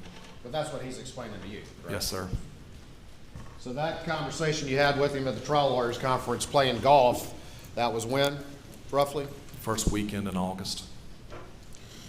Actually, it'd probably be that, we normally try to play golf on that Thursday, so whatever the first Thursday in August is. Not long after that, did you have another conversation with him about the money that you had covered for him? I did. And roughly when was that?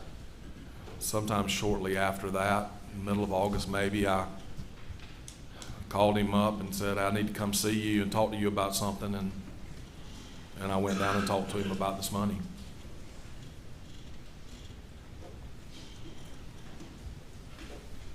But it wasn't some, it was about the money. I needed to be repaid. I mean, that's a lot of money to me, and I wanted to be repaid.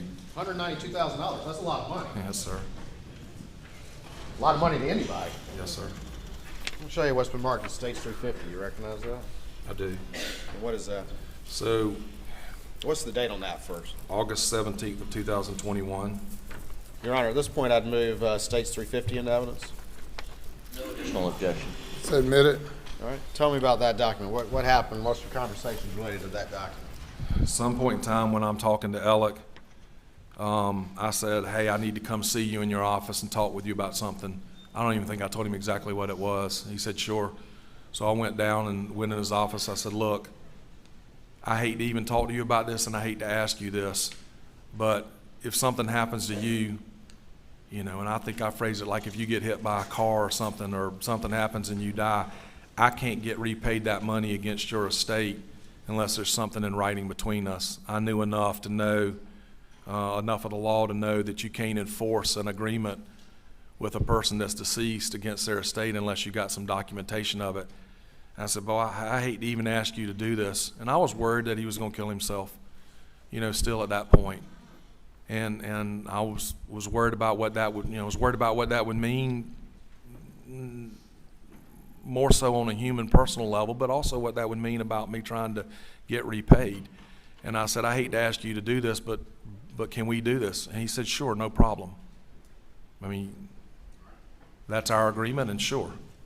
And so we scratched out, he hand wrote it, 3 sentences, nothing formal or fancy.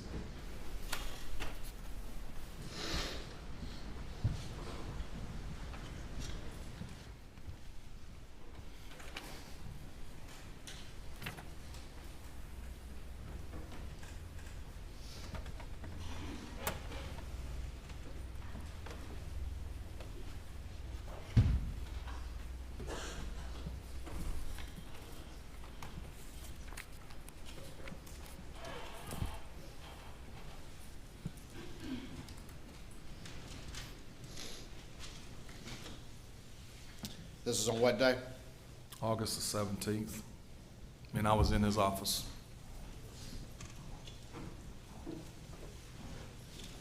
Hold on for me 1 second.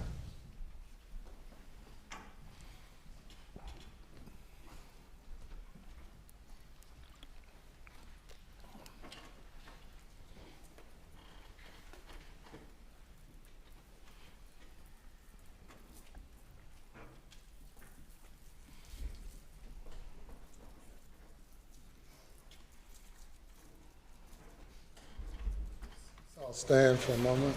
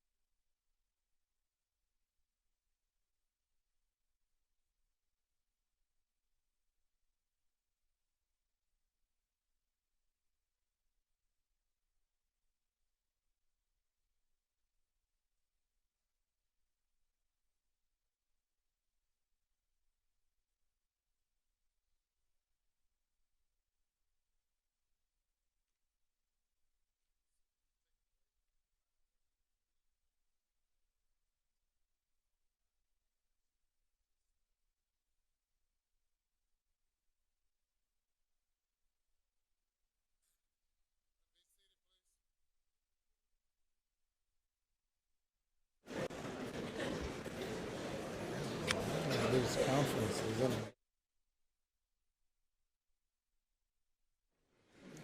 Ladies and gentlemen, we have you go to the jury room for recess. Please do not discuss the case.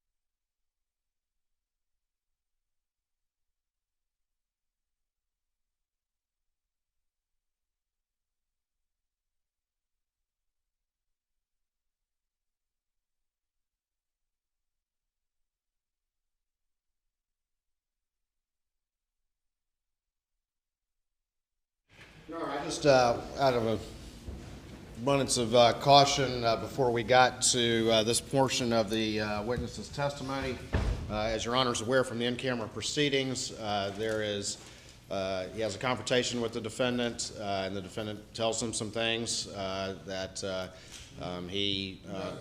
the witness here has a confrontation with the defendant at his mother's porch after receiving word about what the law firm had found. From the in-camera testimony, the witness has testified that the defendant, admits the financial misdeeds, says he had a drug issue, I think going to rehab, and some things like that. And that is, I believe, on the early afternoon of September 4th. And then not long after that, he hears that the defendant was shot on the side of the road. And so we've had some discussions about the drug issue. So before listening to that testimony, I alerted the defense and wanted to make sure that we had set our ground rules on that. And then, of course, the side of the road issue, which we've talked about earlier, is. What ground rules did you set? Your Honor sets the ground rules, and that's. You take a break during questioning the witness to have a conference with counsel. Well, I am seeking to admit that evidence, not only of what the defendant said about his drug use, but also to submit that not long after that he heard about the side of the road incident, and I, out of abundance of caution, raised that issue, and I believe the defense was going to object. Trying to give them the opportunity to do that in an in-camera setting. All right.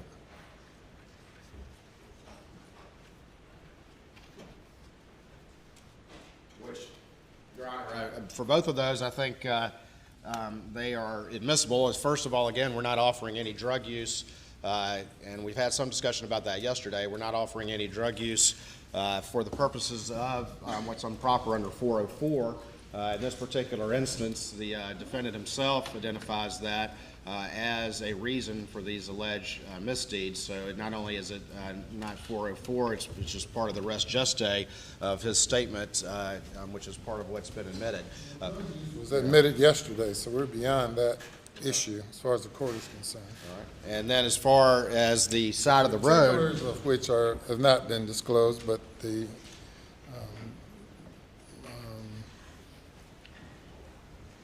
email from Mr. Murdaugh doing rehab was published by the defense. yes, sir. And then secondly, along with the side of the road, again, at this point in time, just going to be admitted that he heard about what had happened to the defendant. There are other circumstances that we talked about earlier that we would address at a later time about the side of the road, which we believe is admissible and admissible under 404. We could I don't know that we need to have an in-camera proceeding at this point in detail about that, but because all he's going to say is he heard that happen. But I just wanted to, again, and out of abundance of caution, we've gone this far. I just wanted to be, before I elicited anything along those lines, just wanted to alert the defense and give them a chance to object. All right. Mr. Griffin? Yeah, we do object, Your Honor. First, he's not the proper witness to be testifying about what happened on the side of the road. He just hears it secondhand, so any information he has is just hearsay. In the in-camera hearing, he also provided his opinion that Alec must have tried to commit suicide, and that's improper. So first it's hearsay, but more importantly, Your Honor, it is a bridge too far under the narrow exception that you've offered, that they're offering this evidence of financial crimes, that that is some motive for this alleged murder that he committed. And so the fact that whether it was an assisted suicide, or they want to go further and say it's part of the same scheme and that it's a sympathy ploy, which the court hasn't ruled upon, and we don't think it meets the standard there, and it violates Rule 403. So for all those reasons, we object to it coming into evidence. Do you want to proffer what Attorney Wilson is going to say about it? I believe during his prior testimony in the in-camera hearing, and I certainly can do that, he testified. I recall his prior testimony. Yes, sir. And Which did not involve anything about a roadside shooting. well, and so I'll go ahead and proffer, Your Honor. Yes, sir. All right. So, Mr. Wilson, kind of jumping ahead, you had a confrontation with the defendant on September 4th when you drove to Hampton County to have a meeting with him on the porch of Alameda. Is that correct? Yes.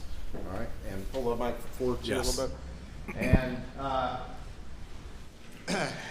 without getting into all that detail, after that conversation, he made some admissions to you at that time. Is that correct? Yes, sir. And just very quickly tell the court what he said. He admitted or said that he had had a drug problem for 20-plus years, and that he was going to rehab. And then he said he admitted he had been stealing money. And did he say anything about the 192 with you? Did he have a phrase he used for that? Yes, sir. What did he say? You don't have to proffer this portion. You're indicating you're trying to go beyond this into something else. What time did this, yes, sir, thank Your Honor. What time did this conversation take place roughly? Mid-late morning, just before lunch. All right. And that's on September 4th? Saturday, September 4th, yes, sir. After that confrontation, did you leave? I did. And where did you go? I went through Hardee's in Hampton, grabbed a bite of lunch at the drive-through, and then drove back towards Columbia. Did you hear about anything relating to the defendant within a couple hours? I did. I got a phone call from Lee Cope. Might have been Randy, but I think it was Lee Cope that called me and said Alec had been shot in the head and was being helicoptered. I thought he said to Savannah Hospital. I know he said to the hospital in a helicopter. That's as far as this witness would go. And I've sustained the objection as to this portion of the testimony. I agree with the defense. It's hearsay, and if it's and he's not the appropriate witness to testify on this issue. Thank you, Your Honor. And so obviously, Talk about it. yeah, all right. And you're a lawyer. You understand where to stop. Yes, sir. All right. We'll take a recess for about 10 minutes.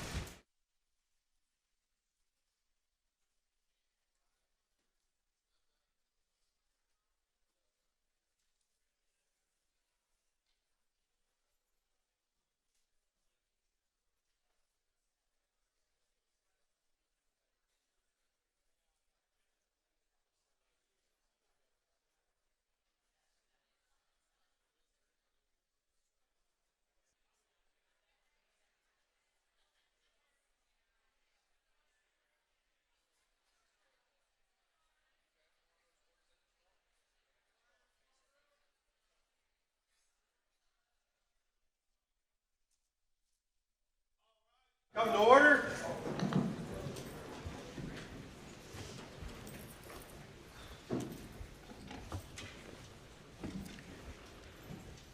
Please be seated.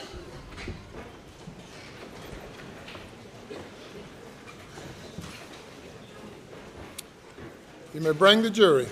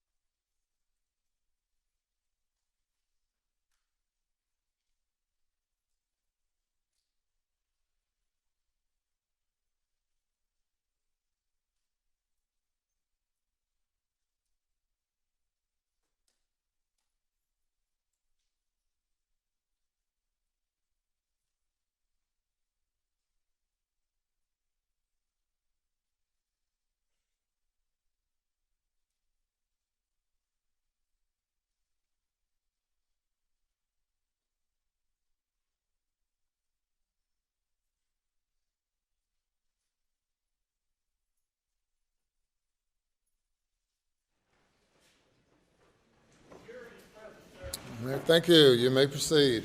Thank you, Your Honor.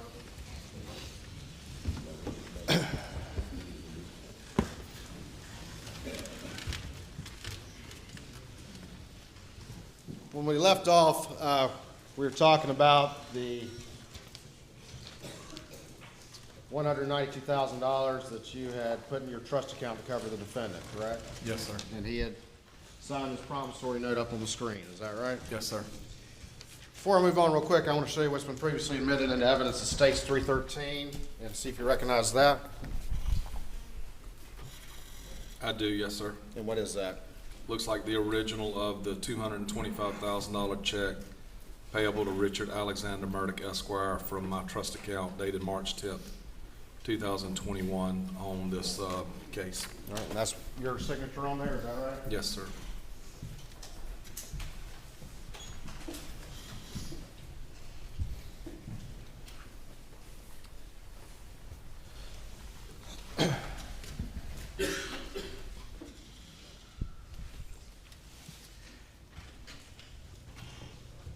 catch the jury back up, he had asked you to send that email. You sent the email in July, and then you had those conversations in August that ultimately led to that promissory note, correct? Yes, sir. And then nothing more going on with it. Does anything happen in early September related to this? Yes, sir. And what day was it? Friday, September the 3rd. Tell me what happened. About 3 o'clock in that afternoon, I'm with a group of guys. I get a phone call from Lee Cope.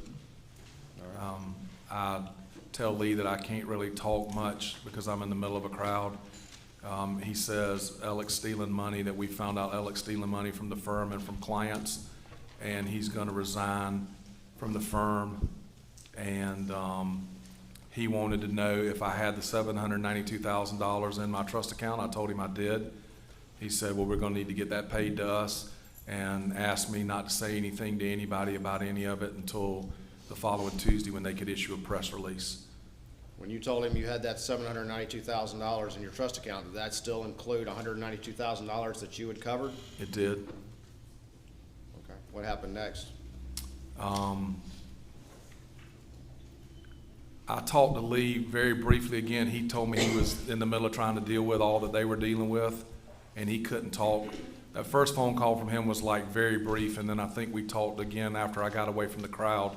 But he told me that he couldn't talk long, that they were in the middle of trying to deal with all that they were dealing with, and that we would talk later. And I mean, I had to kind of go back to the crowd that I was with and try to act as much as I could like normal, so that, you know, I mean, I think they realized that I'd stepped away and take a phone call that had bothered me, and I tried to pretend like things were as normal as they could be until I could get away from that crowd. Did this shock you to hear this? Yes, sir. Is that something you expected to hear about your friend, the defendant? Not at all. I mean, I didn't expect that to be the purpose of Lee's phone call to me when I took it. What happened next? Did you attempt to call the defendant? I think I texted him. I may have tried to call him after I got where I wasn't in the middle of a crowd of people. I think I may have called or texted him or both. And he texted me back something to the effect of that he couldn't talk right then, that I think he said he was meeting with probate attorneys or something to that effect, and that he couldn't talk right then and he would call later or we could talk later. When Lee Cope called you, did he say anything about this check that's up on the screen? He did. What did he say? He said that they had found a check in Alex's office from my firm that was made payable directly to him. I don't remember exactly how he described it, but he said, we found a check. We found out that Alex stealing money from the clients in the firm, and we found a check from your office, and I need to know if you've got that $792,000 in your account. We're going to need to get that paid to us, and I need you not to say anything until Tuesday when we can issue a press release. How long do you think after you got that call or those calls from Lee that you tried to reach out to your friend, the defendant?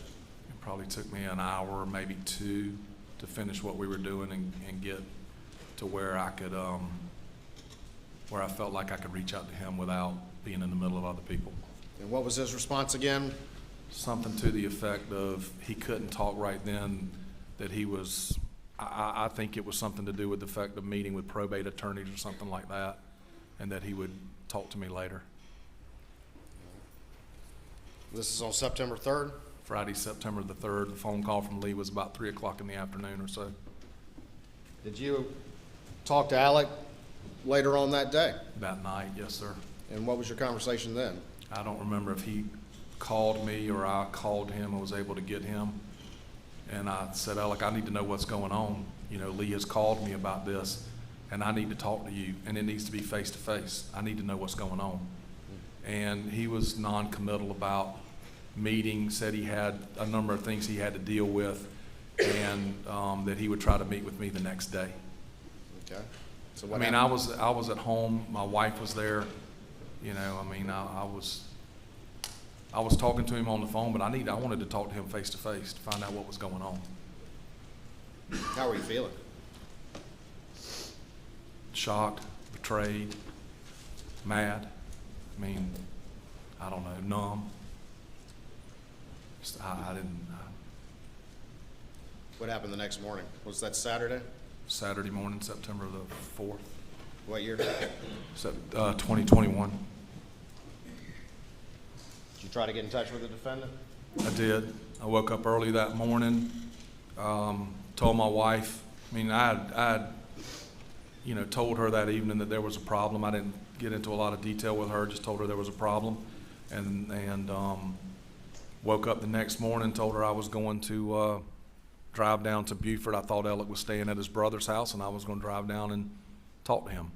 And so I got in the car and took off driving towards Okatee. Were you trying to get in touch with him and not Called getting him, called him and called him and called him and called him a bunch. not getting in touch with him? No answer. No, sir. So you just decided to go on down there and find him? Yes, sir. So you drive where? I started driving down I-95 towards Okatee, and he called me before I was going to get off and go to John Marvin's place. But he got off. He called me before. Slow down. You say Okatee. What's Okatee? That's what I call the area where his brother John Marvin lives. It might not be technically correct, but that's what I call it. But that's where you thought he was? I was under the impression that's where he was staying, yes, sir. So you were just going to show up? I was hoping that he would call me back on my way, but if not, I was just going to show up, yes, sir. And so what happened along the way? He called me while I was on the road down there and told me that he was sorry he hadn't been able to take my calls and that he would meet me at his mother and father's house at Alameda.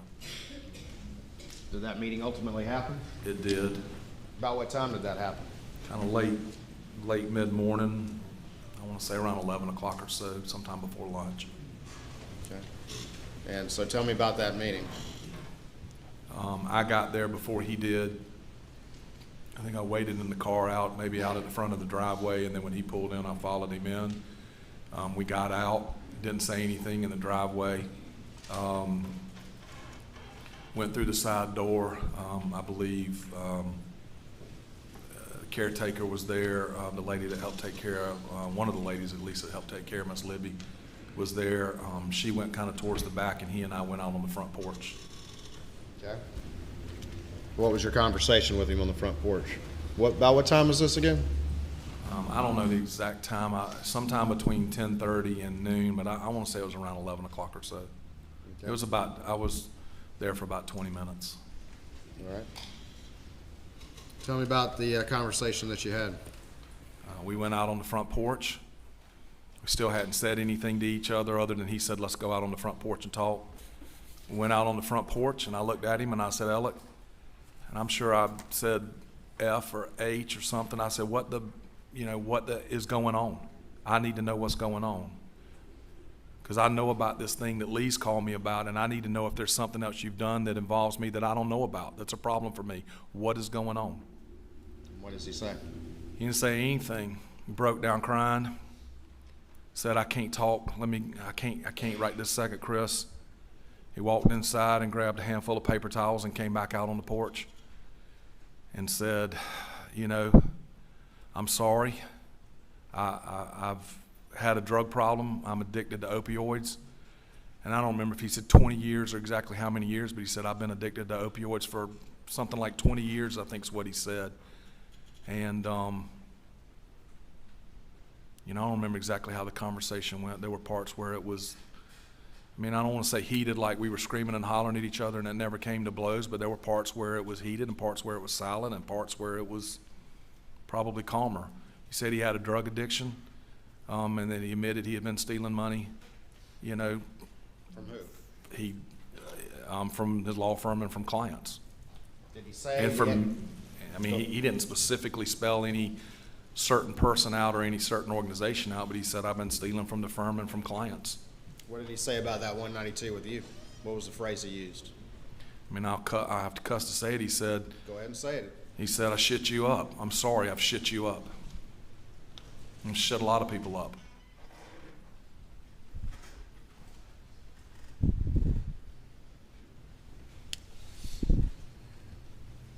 I asked him,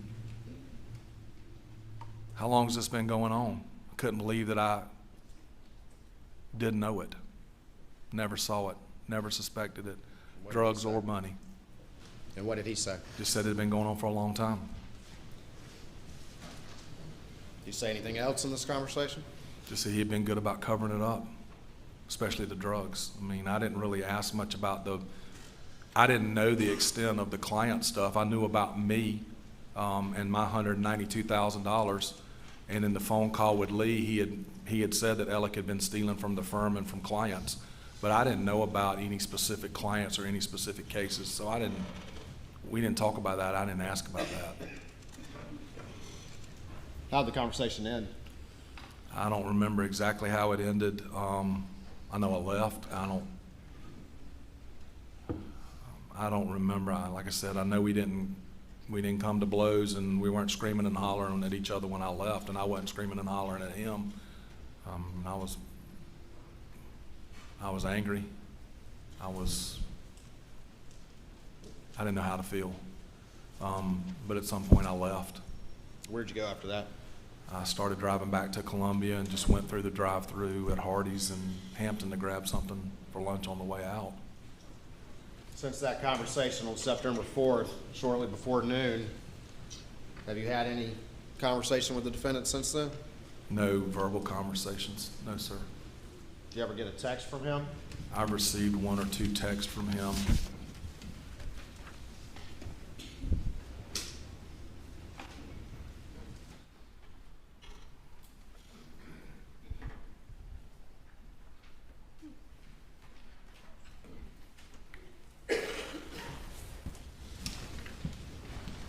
I'm going to show you what's been marked as States 351, see if you recognize this. Yes, sir. It's a text I received from Alec on September the 16th. I responded on September the 17th.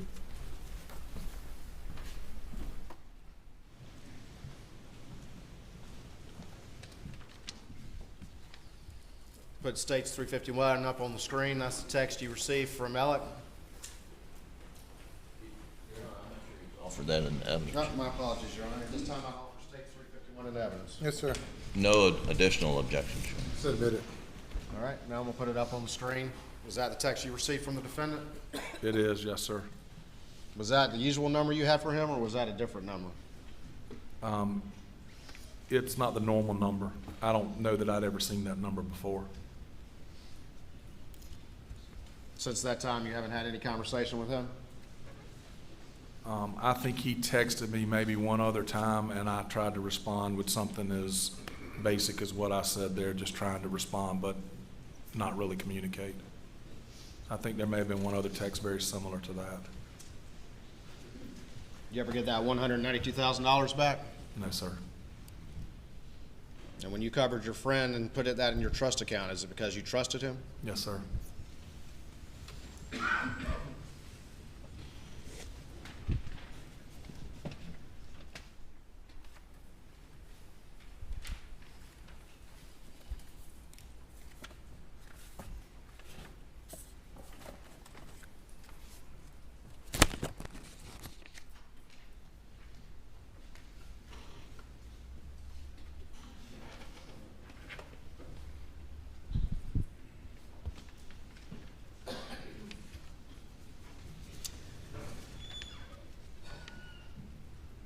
On June 7th, 2021,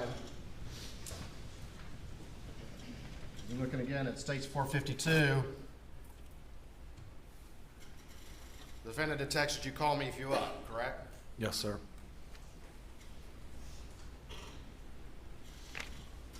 And going back to 451, you called him once and he didn't answer, and then got that second call, is that correct? Yes, sir. He texted me at 9:52. I called him at 9:52. 1 minute, there was no answer, and then I called back at 9:53. And that was a 3-minute call, that second call? I can't read on the sheet, but it was very short. I think it was 3 or 4 minutes, 2 or 3 minutes. 2 or 3 minutes, 3 or 4 minutes? Yes, sir. Very short. And you talked to him, I think you've testified, mentioned a couple things, and he said that he was where and he needed to go? He said, I'm about to get back home. You know, service is always bad out here. Can we just talk tomorrow? Or he might have said, I'm about to get back to Moselle. I don't remember which phrase he used.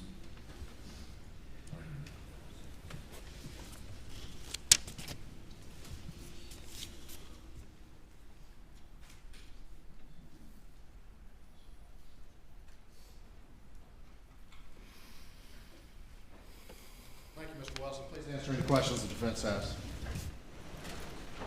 Mr. Griffin?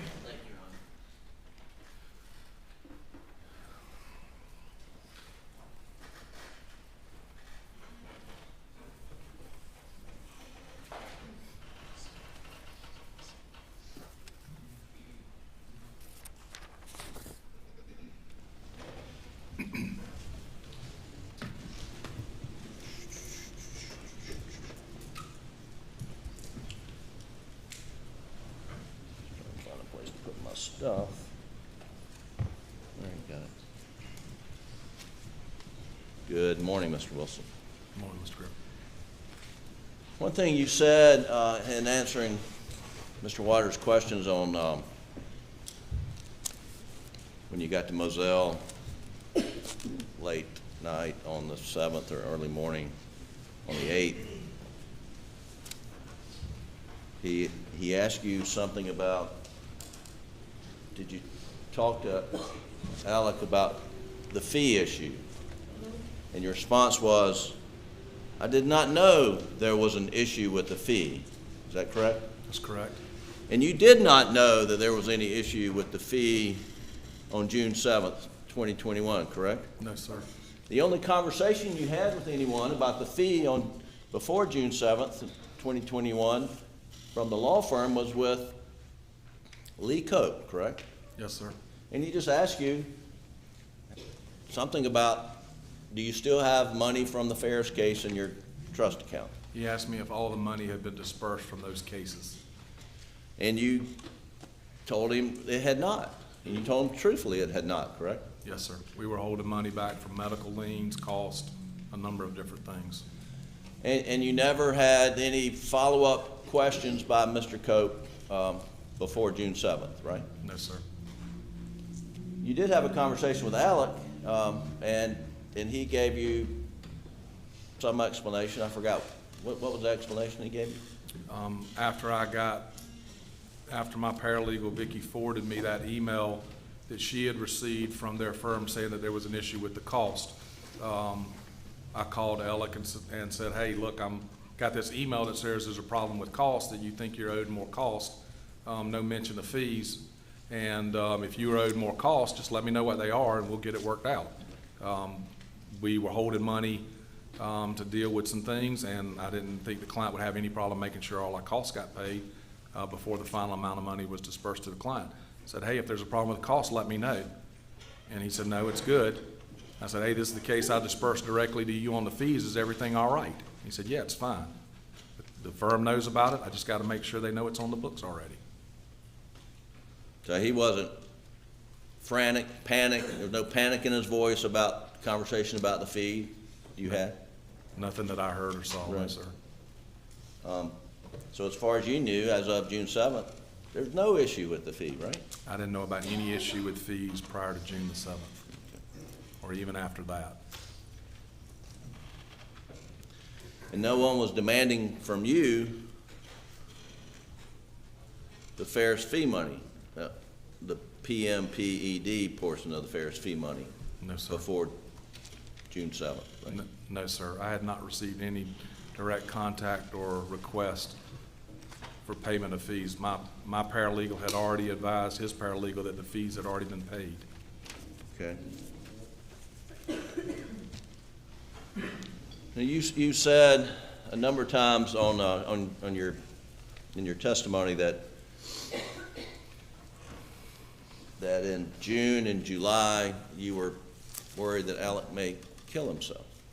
We were worried that, I mean, he was distraught. He's destroyed and upset all the time, and not eating, not sleeping, sometimes not seeming like he was just focused in and even there. And not just me, I mean, his law partners, his family. I talked to his brothers, I talked to his partners several times throughout the month of June and July just about him and what we were worried about may happen or what he may do. And the reason he was distraught was over the death of Maggie and Paul, right? Yeah, yes, I mean, And at no point in time, when you're thinking,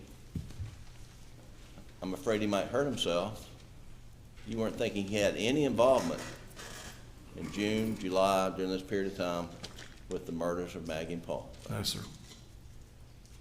And that he was, your thoughts were with him because he was a grieving husband and father?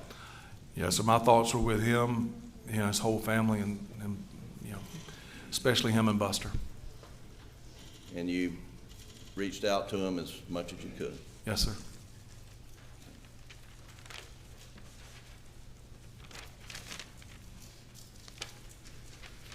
Now, there did come a time when you were a little worried about your $192,000, and you asked him to sign this handwritten promissory note. Yes, sir. You testified about that. And you had a conversation about how he's going to get you paid, right? Yes, sir. And in that conversation, Well, that conversation about how he was going to get me paid, I think, was prior to that. I don't think we talked about how I was going to get paid when he signed the $192,000. I just simply knew enough to know, or felt like I knew enough of probate law and law, that if something happened to him, whether he did it to himself or something else happened to him, and I couldn't make a claim against his estate without that piece of paper. So I don't think we talked about payment or how he might get me paid that day. He had mentioned previously that he was trying to deal with Maggie's estate, he was trying to deal with his father's estate, and he had some property he thought was going to sell. but he was telling you that he did not have the money at the time. Yes, sir. When you had, and that conversation was before the day of the promissory note, which I think is mid-August or something. August 17th, I think it was. And that he mentioned that Maggie's estate was tied up. His dad had died. You remember when his dad died? Very vividly, yes, sir, very much. I mean, it was Thursday, June the 10th. June the 10th. It's like 3 days after Maggie and Paul were murdered, right? Yes, sir. And that wasn't unexpected, was it? His dad had been seriously ill. No, sir. I went by to see Mr. Randolph one of those days after June the 7th, but before June the 10th. My wife and I had gone down to see Buster and Alec, or she had come down while I was already there, and we rode over to Alameda to see, mostly to see Randolph, but to see Libby too. And I guess he died within a day or so of you visiting with him. So I think it was the next day. But Alec thought he was going to get some money from his dad's estate that maybe didn't go through probate that would enable him to quickly pay you back. That's what he said. Yes, sir. I don't think he said anything about it going directly through. He just said, you know, I've got some money that'll be coming to me from my father's estate also. And, you know, the difference between life insurance, beneficiaries of life insurance policies, the benefits do not go through the estate, do not get tied up in the estate. Just enough to be dangerous probably, but yes, sir. Well, the point is, he never said to you, oh, I have this $1 million policy on Maggie's life, I have a $5 million policy on Maggie's life, or any life insurance that he was expecting to come into as a result of Maggie's death, right? No, sir, not at all. And after Maggie died and Paul died, he wasn't out spending lavishly with newfound money, was he? No, sir, not that I saw. In fact, you know, he didn't even go to Moselle to stay a single night after Maggie and Paul were murdered. You know that? I don't know that myself directly, but every time I spoke to him, he was either staying with his brothers or staying with his in-laws. I don't think he ever went back to Moselle.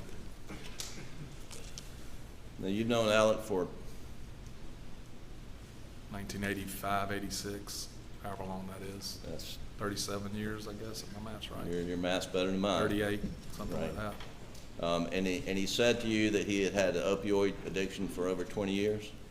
I don't remember exactly the number of years, but I mean, I believe it was, he said, I've been addicted to opioids for about 20 years or more than 20 years. Well, let's just say the last 5 years. Yes, So, over the last 5 years, you've known him. If he was addicted to opioids, did you notice any change in his behavior? Not a thing, not at all. And you were around him and in a business capacity, Yes, sir. professional. You were sending him cases. Yes, sir. He was acting like the normal Alec that you've known since college, Since law school. since law school. Yes, sir. And nothing about his demeanor set red flags off to you as to, man, he must be on something today? No, sir. I mean, I didn't see pill bottles when we would travel together for depositions or things like that.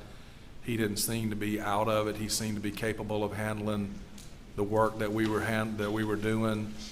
You know, when we would socialize together, didn't see anything that indicated that he was addicted or had a drug problem or was using drugs.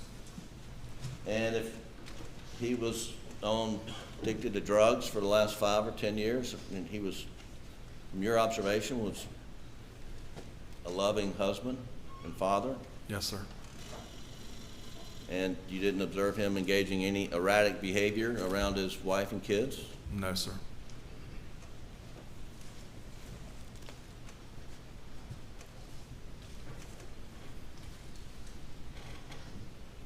Do you know anything about from your medical, well, from your legal career handling personal injury cases, do you know, have you learned information about building up tolerances to painkillers, patients and clients of yours who have built up tolerances? Not really enough to talk about it much or testify for sure. Sure.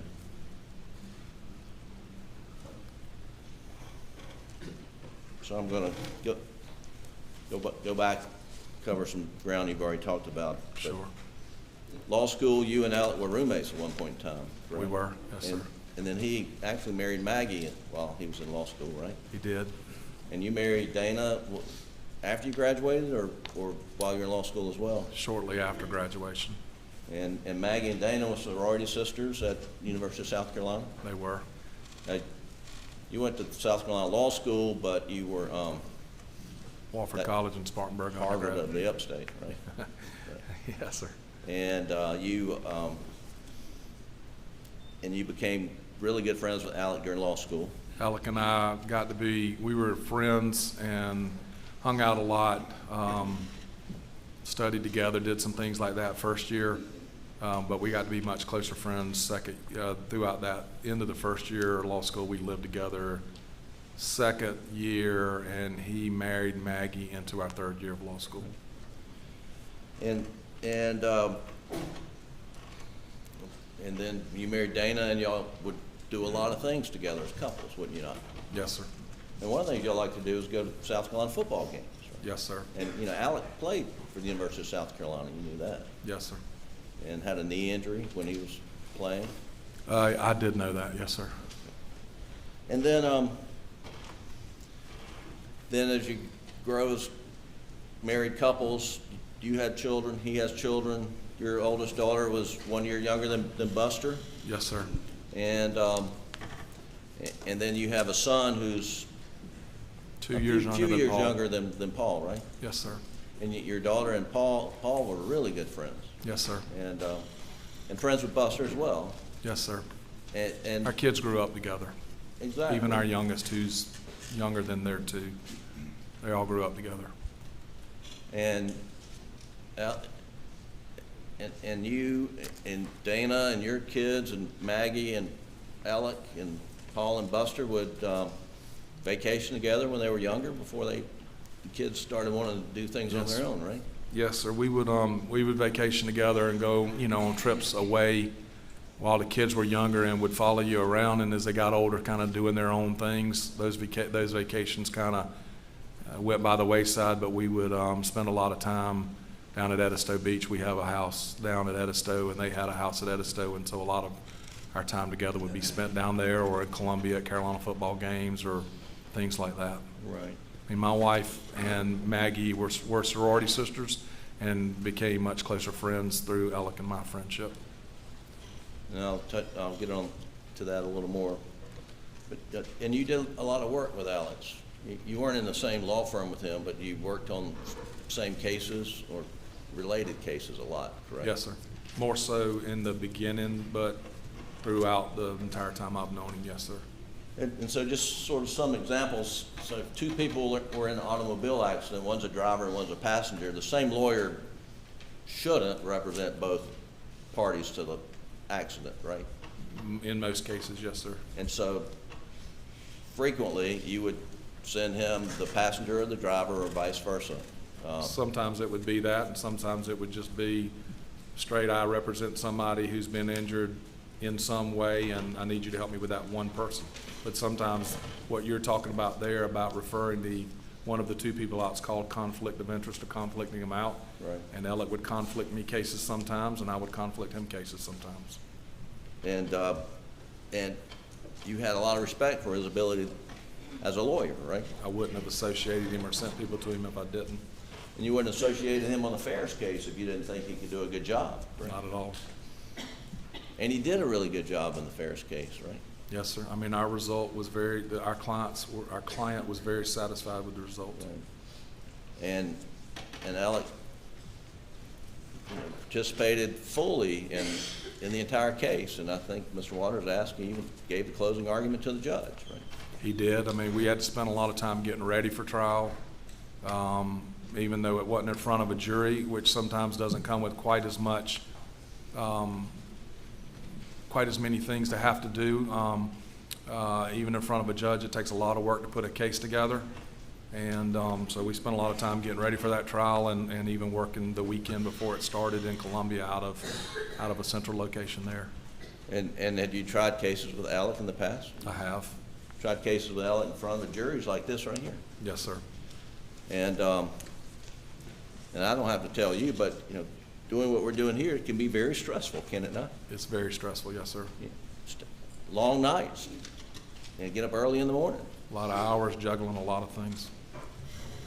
And did you ever, were around him during the stress of trial or cases where he just totally lost his faculties, just went off on the handle because he was on opioids? Did you ever see anything like that? No, sir. He was able to function in high-stress situations, correct? Yes, sir. I mean, sometimes getting Alec to focus on the case and on what you were trying to get accomplished was difficult, but that was from all the way back in law school. That was from day one. But when he focused, he was extremely able to get it done. I think one witness described Alex normal as being fidgety. Just sometimes not as focused as you'd like for him to be. He was taking phone calls and talking to this and looking at that and taking another phone call, and sometimes you have to say, look, man, we got to sit down and focus on this and get this taken care of. Now, that brings me to another point. Would he always take a phone call if Maggie called him? Always. Would he always take a phone call if Paul called him? Always. Would he always take a phone call if Buster called him? Always. No matter what was going on? Not when I was around him, if we were in court, he wouldn't take a phone call, but in depositions, he would sometimes get up and walk out and take calls. And if you were talking to him, trying to get a full conversation out with him in one breath was impossible because he was going to take a phone call. And you traveled around with him for business? Yes, sir. Did he, was he frequently talking to his wife and sons? Yes, sir. Seemed to be. You talked to him multiple times a day, right? Yes, sir. When you were with him, did you see him talking to Maggie, Paul, or Buster multiple times? I could tell who he was talking to on the phone. We didn't have to travel as much together later in the last 3 or 4 or 5 years just because we were working less cases. Sometimes we wouldn't have to go as many places for depositions and things. But yes, if we were traveling, I could tell he was talking to his family on the phone. Right.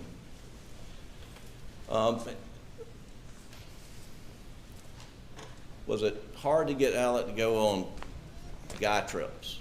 Did he prefer to spend time with his family over guy trips? He seemed to, yes, sir. Most any trip that I think I've ever been on with Alec generally was family. Right. He's not the kind of guy that would take off and go spend a golfing weekend with us, or I think they like to spend their time hunting and fishing and doing things as a family. And you, going back to this Ferris case that was tried in Columbia, do you remember Maggie coming up and staying with him during the trial? I don't. I think she may have come up like that Sunday before we started the trial. I was staying at home in Columbia and he was staying in a hotel. So I think that's why I stayed in the hotel, because Maggie was coming. And we were in that point, I think we were just renting a house because we were between places and didn't have a lot of space. But I wouldn't want to testify to that under oath, but I think so. Sure.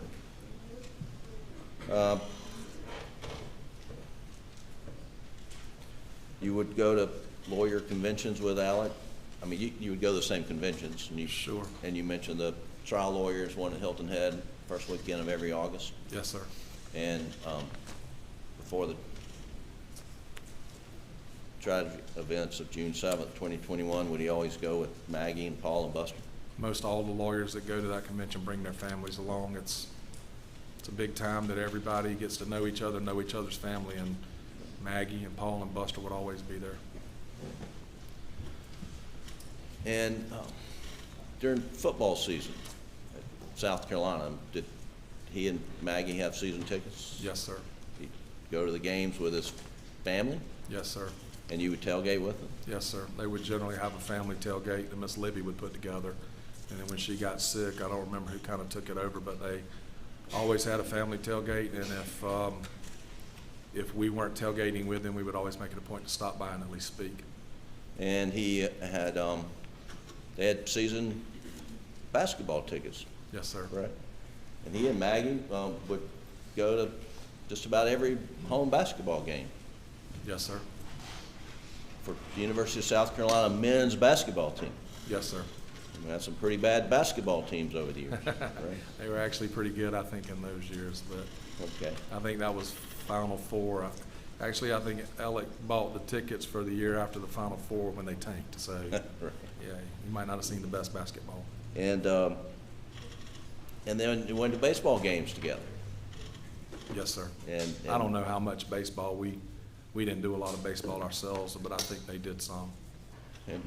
And we'll get to this, but the weekend before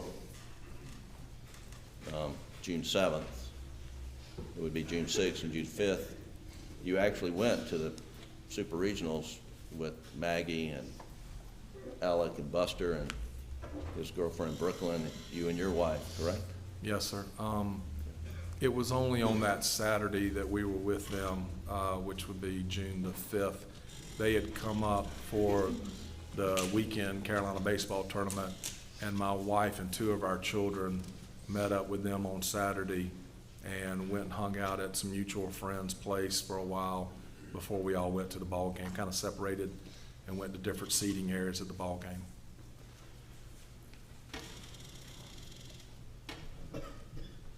Would you agree that Alec's number one priority was his family? Yes, sir, appeared that way to me. When I say his family, I'm talking about Maggie and Paul and Buster. His whole family, yes, sir. And you mentioned that you became good friends with Maggie's family, Mr. and Ms. Branstetter, Yes, sir. and her sister Marion, and Not so much with Marion and her husband Bart. I mean, I knew them and I was around them, but not so much friendly or close to them as with Maggie's mom and daddy. and what was Alec's relationship with Maggie's dad? Seemed to have a very good relationship with them. Spent a lot of time together. They would come to Moselle, or Maggie and Alec and their children would go visit them in Somerville, or Papa T would come up sometimes and try to hunt or do things like that. You knew him as Papa T as well? Yes, sir. And what'd you know Miss Branstetter as? Miss Ken. I think they called her Grandma, but I called her Miss Ken. And they vacationed at Edisto, Mr. and Miss Branstetter, with Alec and Maggie and Buster and Paul, right? They would be at Edisto some, yes, sir. And can you tell the jury a little bit about Alec's relationship with Paul and Buster's friends? Alec and Maggie both seemed to welcome, I mean, they were great to my children and seemed to welcome my children into their house and into their lives, and did the same for Paul and Buster's other friends. And and at Edisto was Alec and Maggie's home, was that opened up to a lot of Paul and Buster's friends? They have a lot of people staying over, coming over and visiting?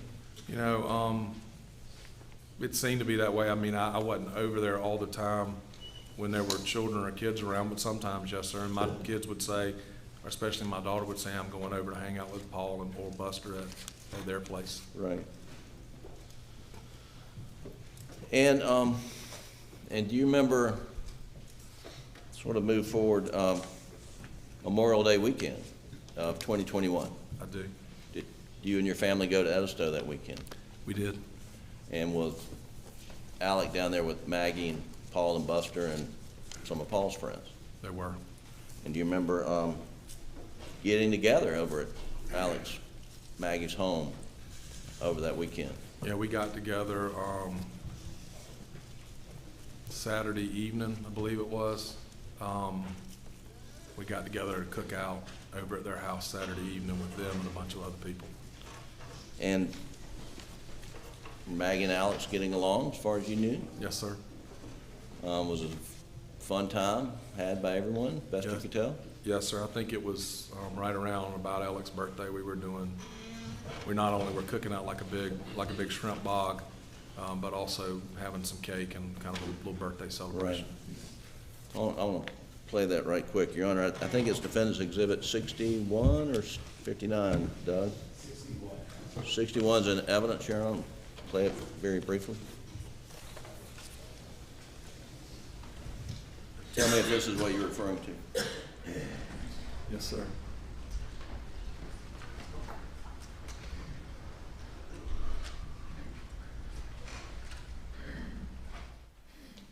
Apparently we don't have audio again. Just run it through. We don't have to have audio. Who is that? It's Paul. That Alec? Yes, sir.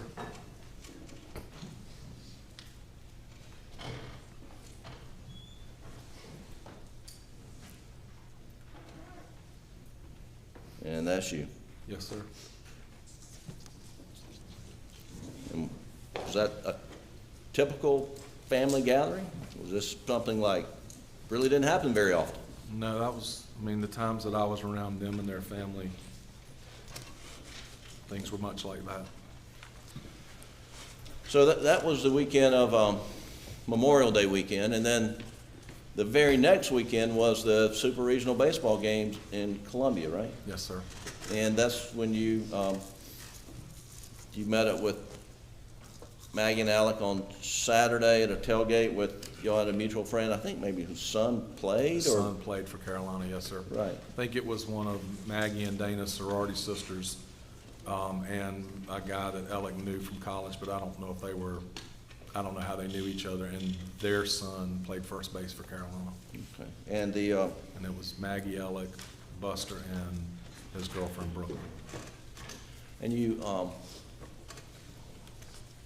you stayed, maybe you didn't see Alec and Maggie on Sunday, but I think y'all communicated, or, just about how poorly We South talked, Carolina and did. my wife talked to Maggie. Saturday after we tailgated before the game, we all split and went our separate ways to go sit in different areas.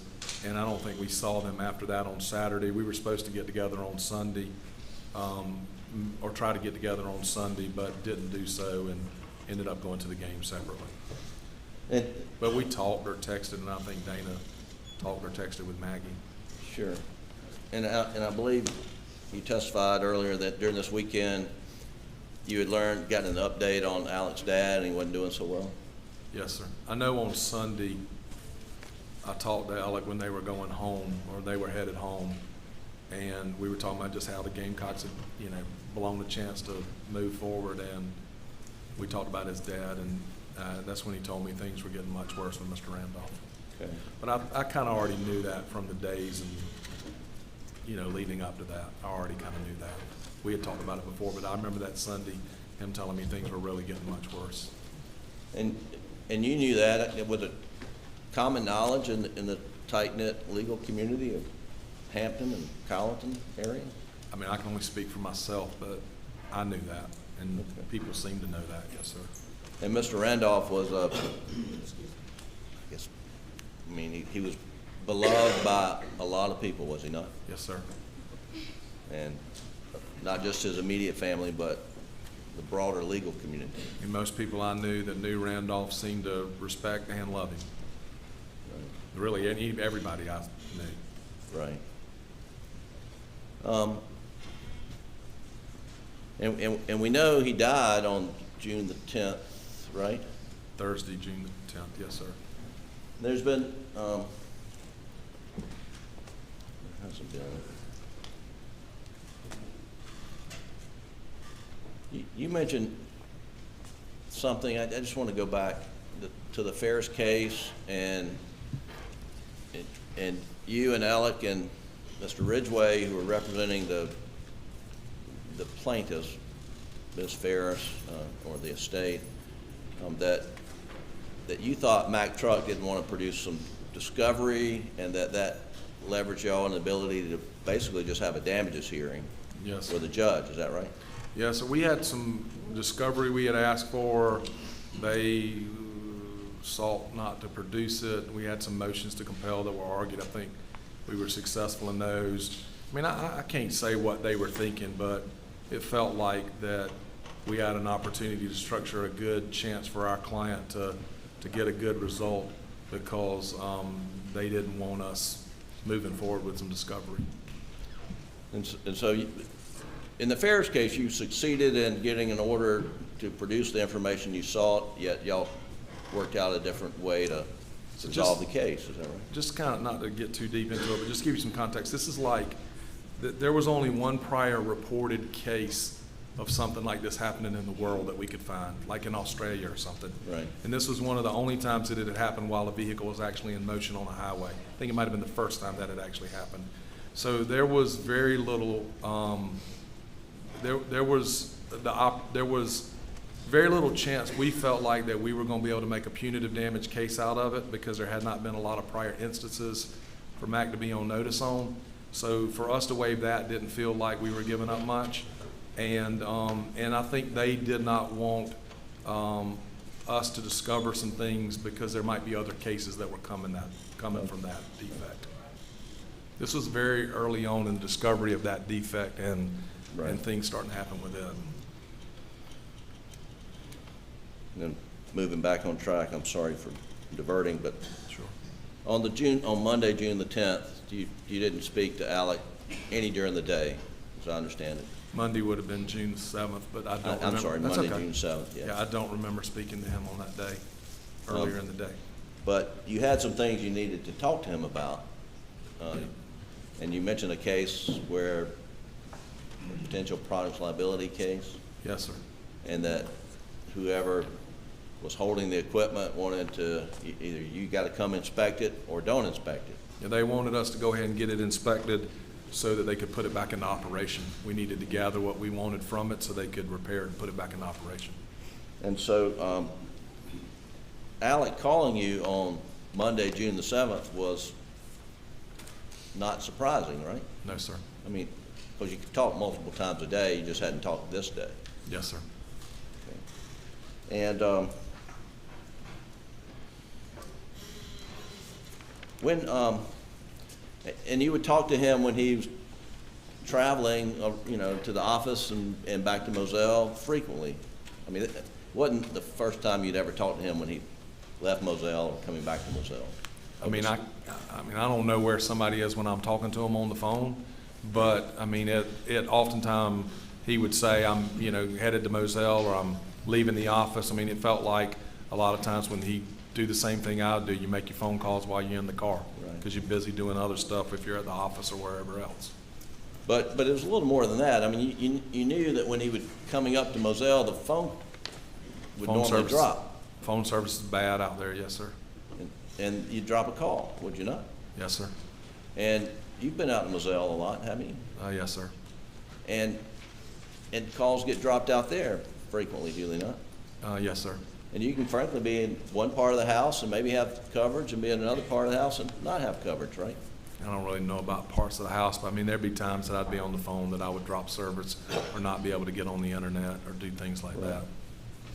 And But it's spotty. And just driving around the rural areas, I guess you know some areas where there's just dead spots, and you just know there's going to be a dead spot coming up. Very much so. And there were such spots on Moselle Road, were they not? For me, when I was trying to use my phone, yes, sir.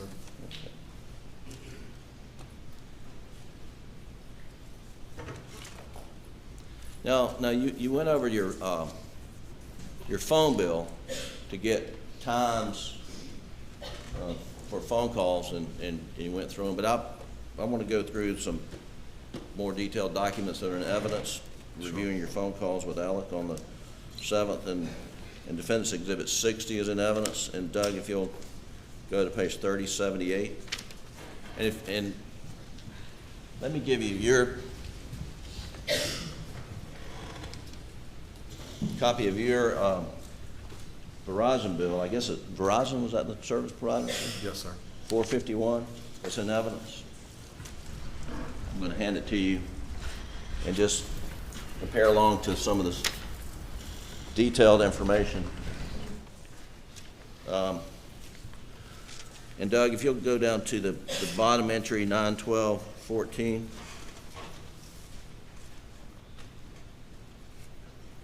You got that pulled up?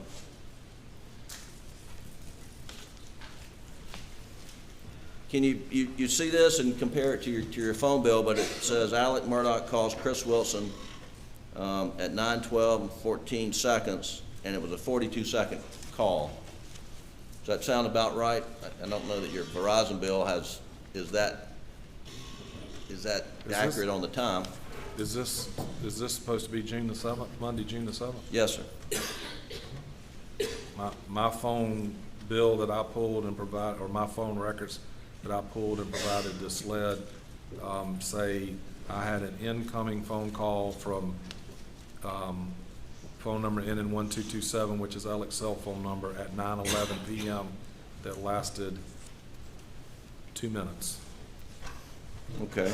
And so some of these extraction data that's in evidence says the call was 42 seconds long. Do you think you talked to him for 2 minutes, or and you may have been billed for 2 minutes, but when you got the call, you said, "I'm fixing the pump, can I call you back?" Yeah. Is that a 2-minute call, or is that a 45-second call? Hey, Bo, how you doing? I'm doing all right. I got my hands in the middle of this. Can I call you back? Yeah, sure, no problem. I mean, probably shorter than 2 minutes. I don't know if that's the phone ringing and the talking. Right. I don't know how that works. Okay. And then, but that was the call, and there was nothing about Alex's demeanor that alarmed you during that conversation, right? No, sir. He wasn't breathing heavy, was he? No, sir. He didn't sound panicky in any way, did he? Not panicky, no, sir. Just a regular conversation with Alec? All conversations with Alec are a little bit scattered, but no, he didn't sound out of the ordinary. All right, and then you call him back. I did. Sometime around 9:20. What's your Verizon bill say? 9:20 p.m. A phone call from me that lasted 3 minutes. All right, and if you'll go to page 3082 of Exhibit 60, and if you'll, Doug, pull up the call at 9:20 with Mr. Wilson. You see it? Now, I mean, it really doesn't matter whether the Verizon bill says 2 to 3 minutes, this says 131 seconds, but this is you calling Alec back, correct? Yes, sir. And in that call, he is got the same demeanor, Yes, sir. not breathing heavy, No, sir. not being frantic in any way, No, sir. just Not that I heard. normal Alec. Yes, sir. And he tells you he just gets to his mom's, and that's how you end the call, right? He says he's either getting to his mom or about to get to his mom's. I think he said, "I'm about to get to my mom's. Let me Okay. call you when I'm leaving here." All right. Mr. Griffin, I thought he was leaving the office for whatever reason. I don't have any reason to know that. He didn't say that. But I just assumed he had kind of worked late at the office and was headed Sure. to check on his mom before he went home. Okay. But he said, "I'm about to get to my mom's." He didn't even say where he had been earlier or anything like that. Just, "I'm about to get to my mom's." Well, Can I call you, can I call you later? Would it strike you as odd that he'd be going to visit his mom at 9:20 in the evening? No, sir. I know he visited his mom often. I thought it was mostly during the day, like he'd swing over there for lunch, check on his mom and dad, but it didn't strike me as out of the ordinary for him to go in the evening. I knew sometimes he would go later. And were you aware that his dad had been put back in the hospital on that day? Yes, sir. Or I knew he was, I don't know that I knew for sure he was. I know on that Sunday, Alec told me he was either, his daddy was being taken to the hospital or was taken to the hospital that day. And from your knowledge, how frequently would Alec go by and visit his mom and dad? Almost every day. Almost every day? Yes, sir. When he was in town? Yes, sir. And did Alec work odd hours, late hours? He would usually be somebody that was working later in the evening than a lot of other people would be. Yes, sir. So I don't think he got started as early as everybody else does. So I guess from what you're testifying, his demeanor would have been in his communications with you on this phone call at 9:20, same as it would have been any day he leaves the office. There's nothing out of the ordinary. Nothing struck me as out of the ordinary, no, sir. And you think in this call you brought up that you needed to talk to him about the equipment?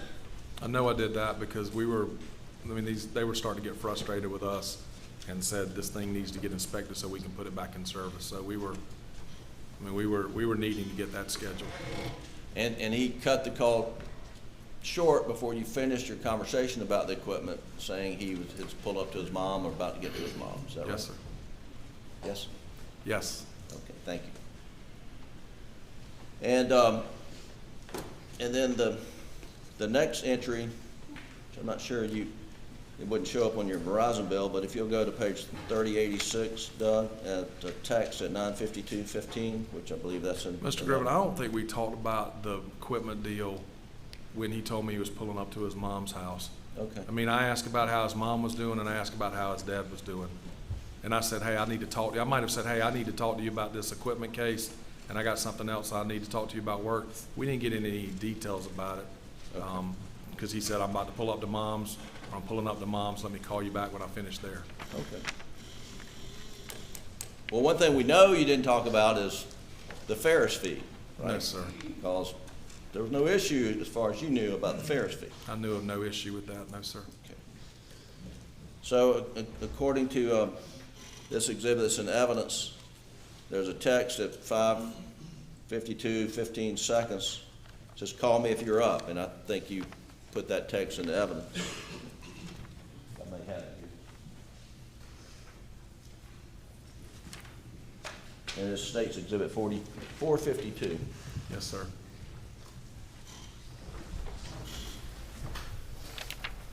Is that the text? Yes, sir. And what time's your well, I guess you printed that off your phone, is that right? This exhibit, 451 only shows my phone calls, it doesn't show text. Well, the picture of the text message has a time on it, right? Yeah, June 7th, 9:52 p.m. Okay, and the extraction record says 9:52:15 seconds, but you received that text? I did. Okay, and then if you'll go right below that, there's a phone call that you made. You made to Alex at 9:52:59. On your Verizon bill, you see 9:52 phone call to Alex? Yes, sir. Now, earlier you testified that was a missed call, and you didn't talk to him. I mean, the extraction record says it was for 42 seconds. Do you think you called him, got him, and the call dropped, or do you think it's a missed call? I don't remember talking to him on that call. I either got his voice message or it didn't answer at all. That's why I called back 1 minute later. Okay. He may have picked up, but I didn't speak to him and I didn't leave a message. Okay. Well, then the next call on the log, Doug, is 9:53:55, and what time's your Verizon bill say that you made that next call? 9:53 PM. Okay. And so right after you tried, I mean, according to this exhibit, it was like 42 seconds after you tried the first call, Yes, sir. you tried him back. Yes, sir. And when you got him, is that when you talked about the equipment inspection? That's when I would have said, how's your mama doing? You know, how's your dad? We need to talk about this piece of equipment. We got to deal with this inspection that's upcoming. And I got some motions that I think it's some motions that I need some help with, something I need a little guidance on to bounce off of you. So he was about to get back to Moselle or about to get back home and, you know, may lose service, or was about to get back home and could we talk tomorrow? I mean, did he in fact tell you, I'm about to drop service? And I don't think he said I'm about to drop service. I think he said I'm about to get back to Moselle. You know, I may lose service. Can we talk tomorrow? okay. And again, demeanor is perfectly normal, and this last conversation you had with him at 9:53, correct? Nothing stood out as different to me. And he wasn't breathing heavy, he wasn't being frantic, nothing out of the ordinary, correct? Yes, nothing that I heard was out of the ordinary, no, sir. And then you went to bed and you got notified by your wife and the phone was blowing up, and you immediately got in the car and went to Moselle, is that right? Immediately, yes, sir. And you got there roughly about 1 in the morning, is that right? About 1 in the morning, yes, sir. And you were directed to the main house, Yes, sir. and there you think Alex was already in the main house? I know he was already there because I walked in. The first thing I did was walked over. He was crying and I was crying, and I just walked over and hugged his neck. We didn't say a word. You remember what he was wearing? I don't. Who was in the, I mean, I think I remember a white shirt, but I don't remember for sure. well, when you were there, did SLED agents come and take his clothes? I was not there that I remember seeing SLED agents take his clothes or anything like that. If they did, I was somewhere else in the house. Okay. I did not see any of that take place. I was told that they did, but I did not see that. Well, you were told that when you were in the house? Yes, sir. Okay. Did it appear that they had already taken his clothes when you saw Alex? I have no idea. Well, did you see him change clothes during the period of time you were with him? Not while I was there, no, sir. So while you were there, he had the same clothes on from when you got there to when you left? As far as I remember, yes, sir.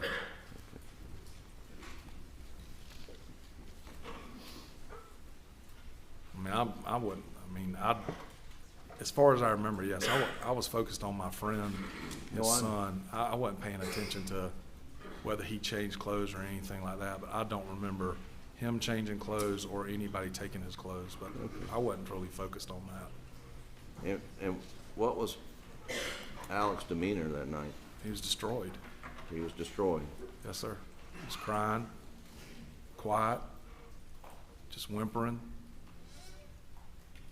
And you- trying to be gracious to the people that had come at times, but, I mean, none of us knew what to say. None of us knew what to do.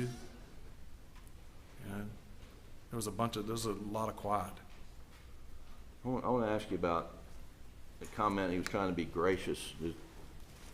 Is when Alex meets people coming up, is he polite, respectful? Is that his normal habit? Yes, sir. He's good with people. I mean, he does it. He's the kind of person that I doesn't ever seem to have met a stranger. Always seems to talk to people. Right.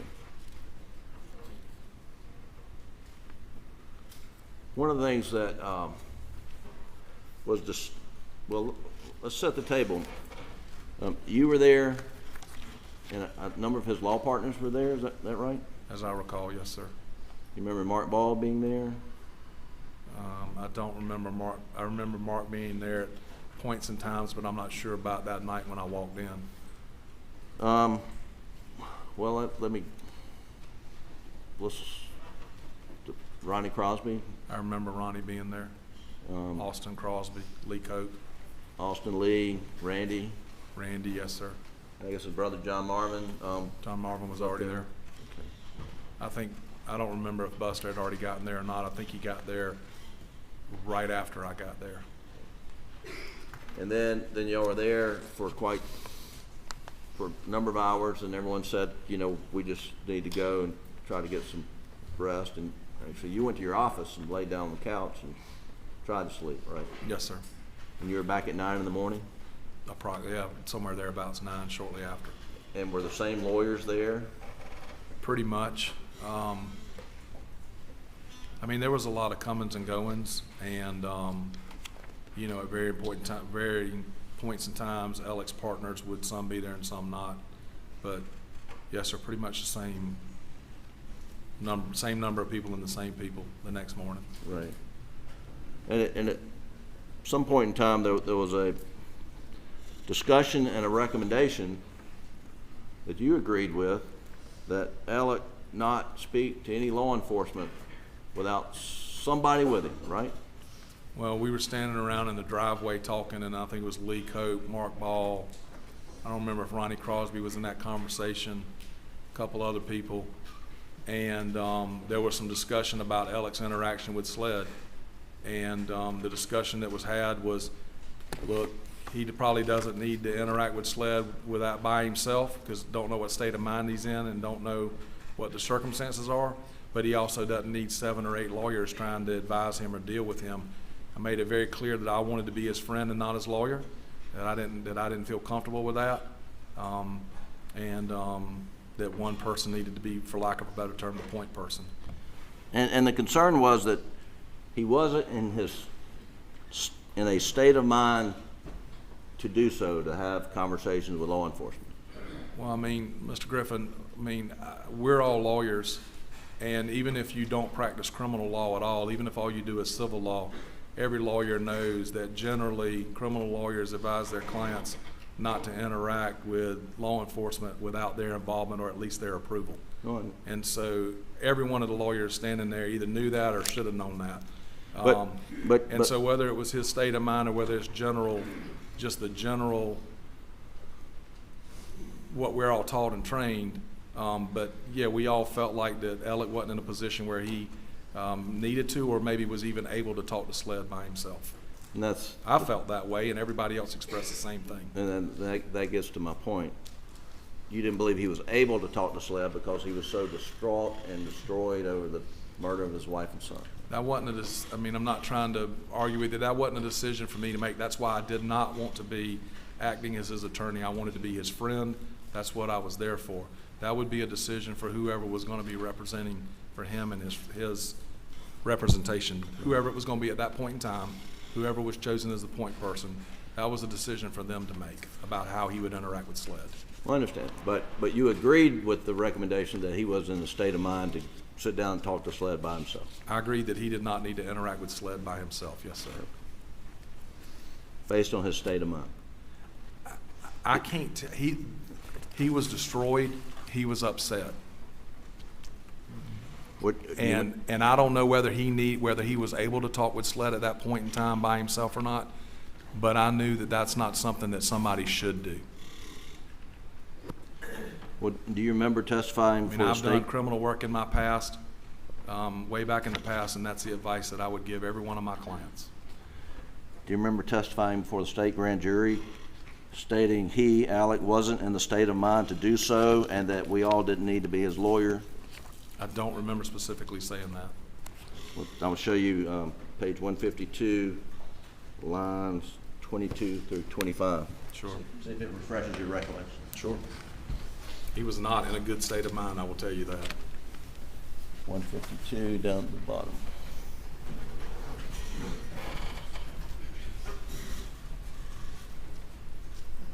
You want me to read it out loud or just read it to myself? Does it refresh your recollection that that was your testimony?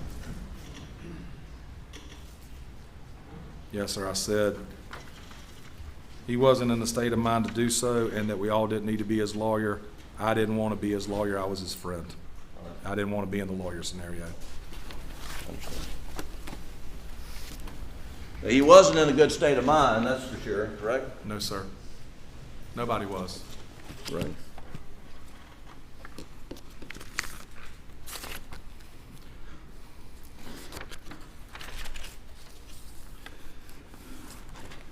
Now, you got there about 1 in the morning, and there were a lot of people around Alec at that point in time? There were already people inside the house around him, yes, sir. And then when you left, Alec was with I think Randy, he- John Marvin, Buster by that time? I think the decision was made they would go to, that at least Buster and Alec would go to Alameda and spend the night. And I don't remember whether John Marvin or Randy went with them, but they were leaving as a family. And as far as you know, that they left as a family, and they came back as a family the next day? Yes, sir. And when you got there the next day, there more people showed up around Alec? Yes, correct? sir. And I think the Branstetters showed up eventually? I don't remember. Yeah, I think Papa T and Miss Kim were there the next day. Now,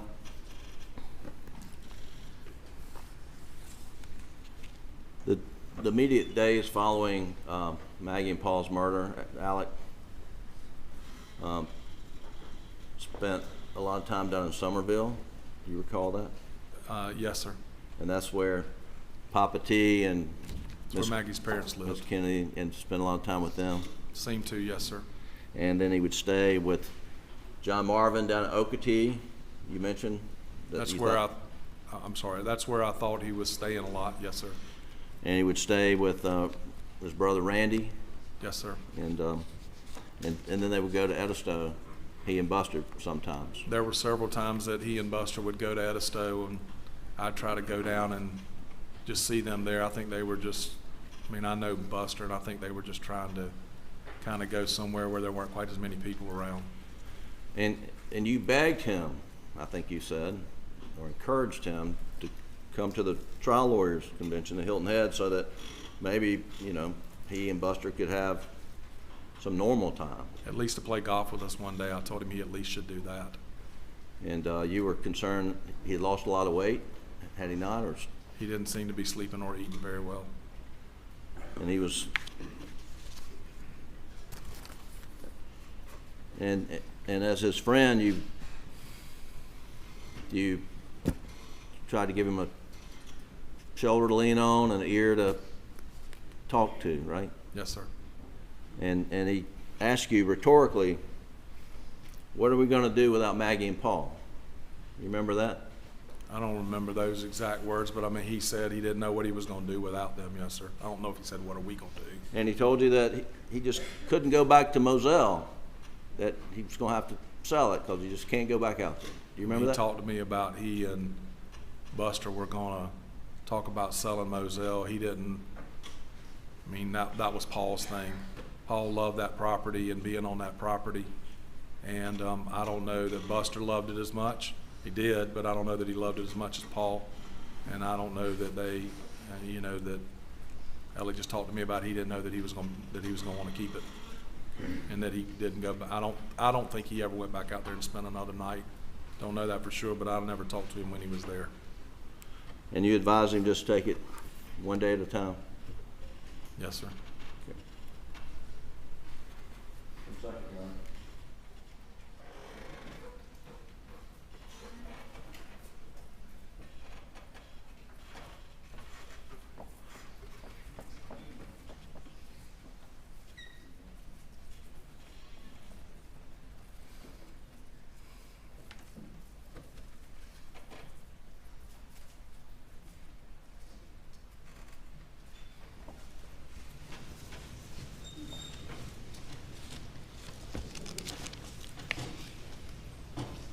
Mr. Wilson, do you see Buster in the courtroom? Stand up, Buster. I do. Is that Buster? Yes, sir. And is Brooklyn seated next to him? Can you stand up, Brooklyn? Is that Brooklyn? Yes, sir. All right. Thank you, Your Honor. That's all the questions I have. Thank you, Your Honor. Briefly. You were asked by Mr. Griffin on June 7th whether or not you brought up anything about the Ferris fees, but at that point in time, you hadn't had to cover $192,000 for the defendant, had you? No, sir, I had not. And It as far was as July the 15th, 16th, 17th, somewhere around in that range, middle of July, that that I had to cover that $192,000. That he called you with some story about how he had the money in the wrong structures and he needed to send it back to you, but he was 192 short. Yes, sir. I'm sorry. Don't lead the witness. Did the defendant tell you that the issue of notifying his firm had been handled? Yes, sir. About the fees? Before I wrote the checks in March and afterwards. Before June the 7th, you were asked about that call with Lee Cope. Yes, sir. And did you talk about some fees and expenses that were still pending?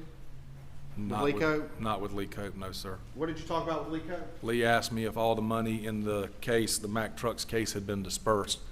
And I told him that it hadn't. We were holding back some lien money, some medical bill money. And I was in Hampton, I believe, trying a case down there the whole week, and he approached me while I was working in and out of their office sometime. And I think that's when he approached me and spoke to me about it, and I told him I'd have to check. I wasn't in the office. Did you tell Lee Cope at that time that you had already dispersed the fees and written them directly to Richard Alexander Murdaugh? No, sir, he didn't ask me about the fees.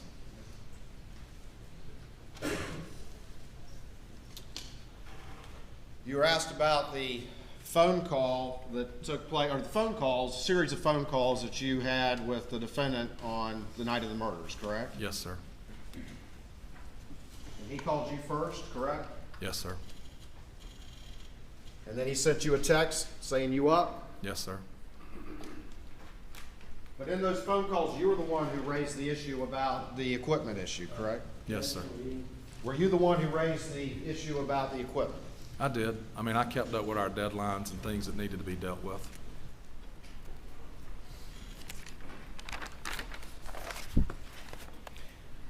And I want to say that the lawyer had reached out to me sometime around that time. I don't know whether they couldn't get Alec or just chose me to be the person to reach out to, but I was being contacted. You were asked about him going to visit his mother at Alameda, typically during the day. And were you aware that he didn't go visit his father that day, despite the news that he had been put in the hospital? I don't know. I don't think we talked about that night on those phone calls, whether he had gone to see his father or not. I asked how his father was, but I don't think he told me whether he had gone to see his father or not. You were asked about your conversations that night with him, and I think you said he was acting like the normal Alex. Yes, sir.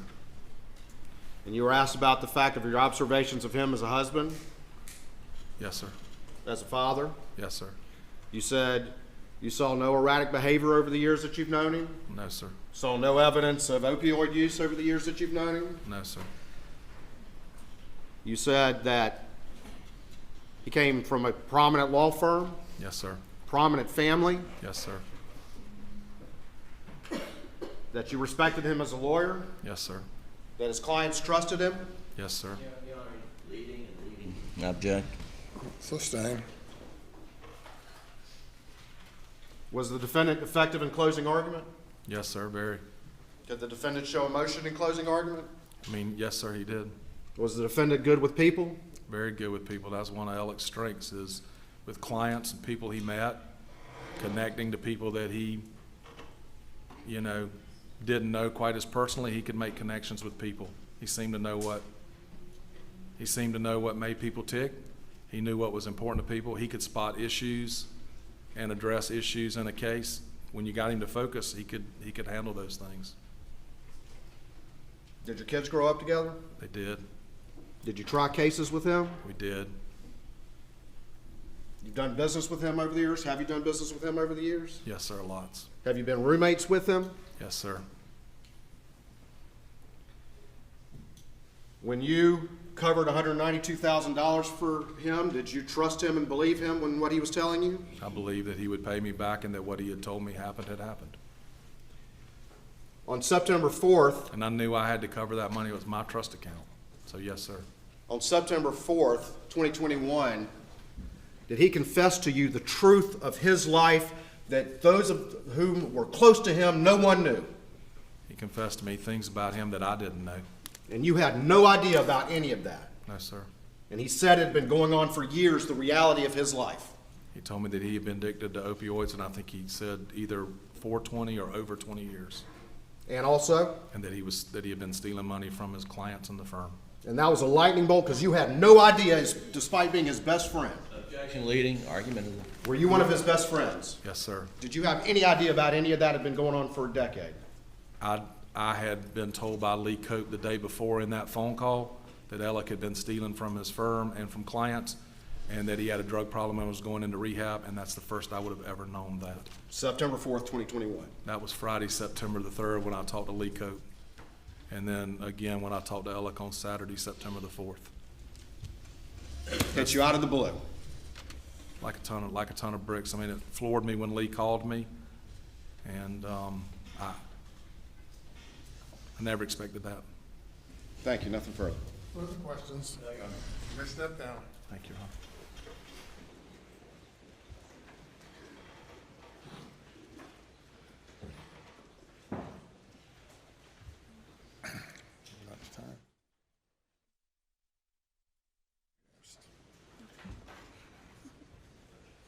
We'll recess now for 1 hour and 15 minutes. Please go to the jury room. Please do not discuss the case.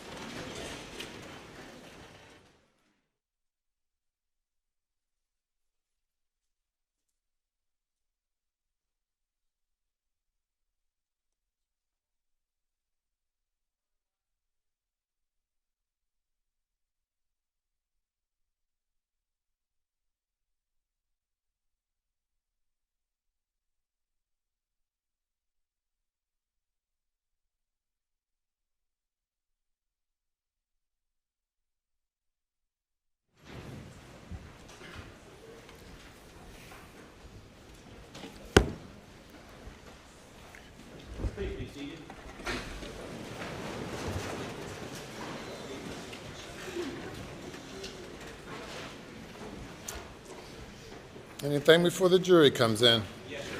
Yes, sir.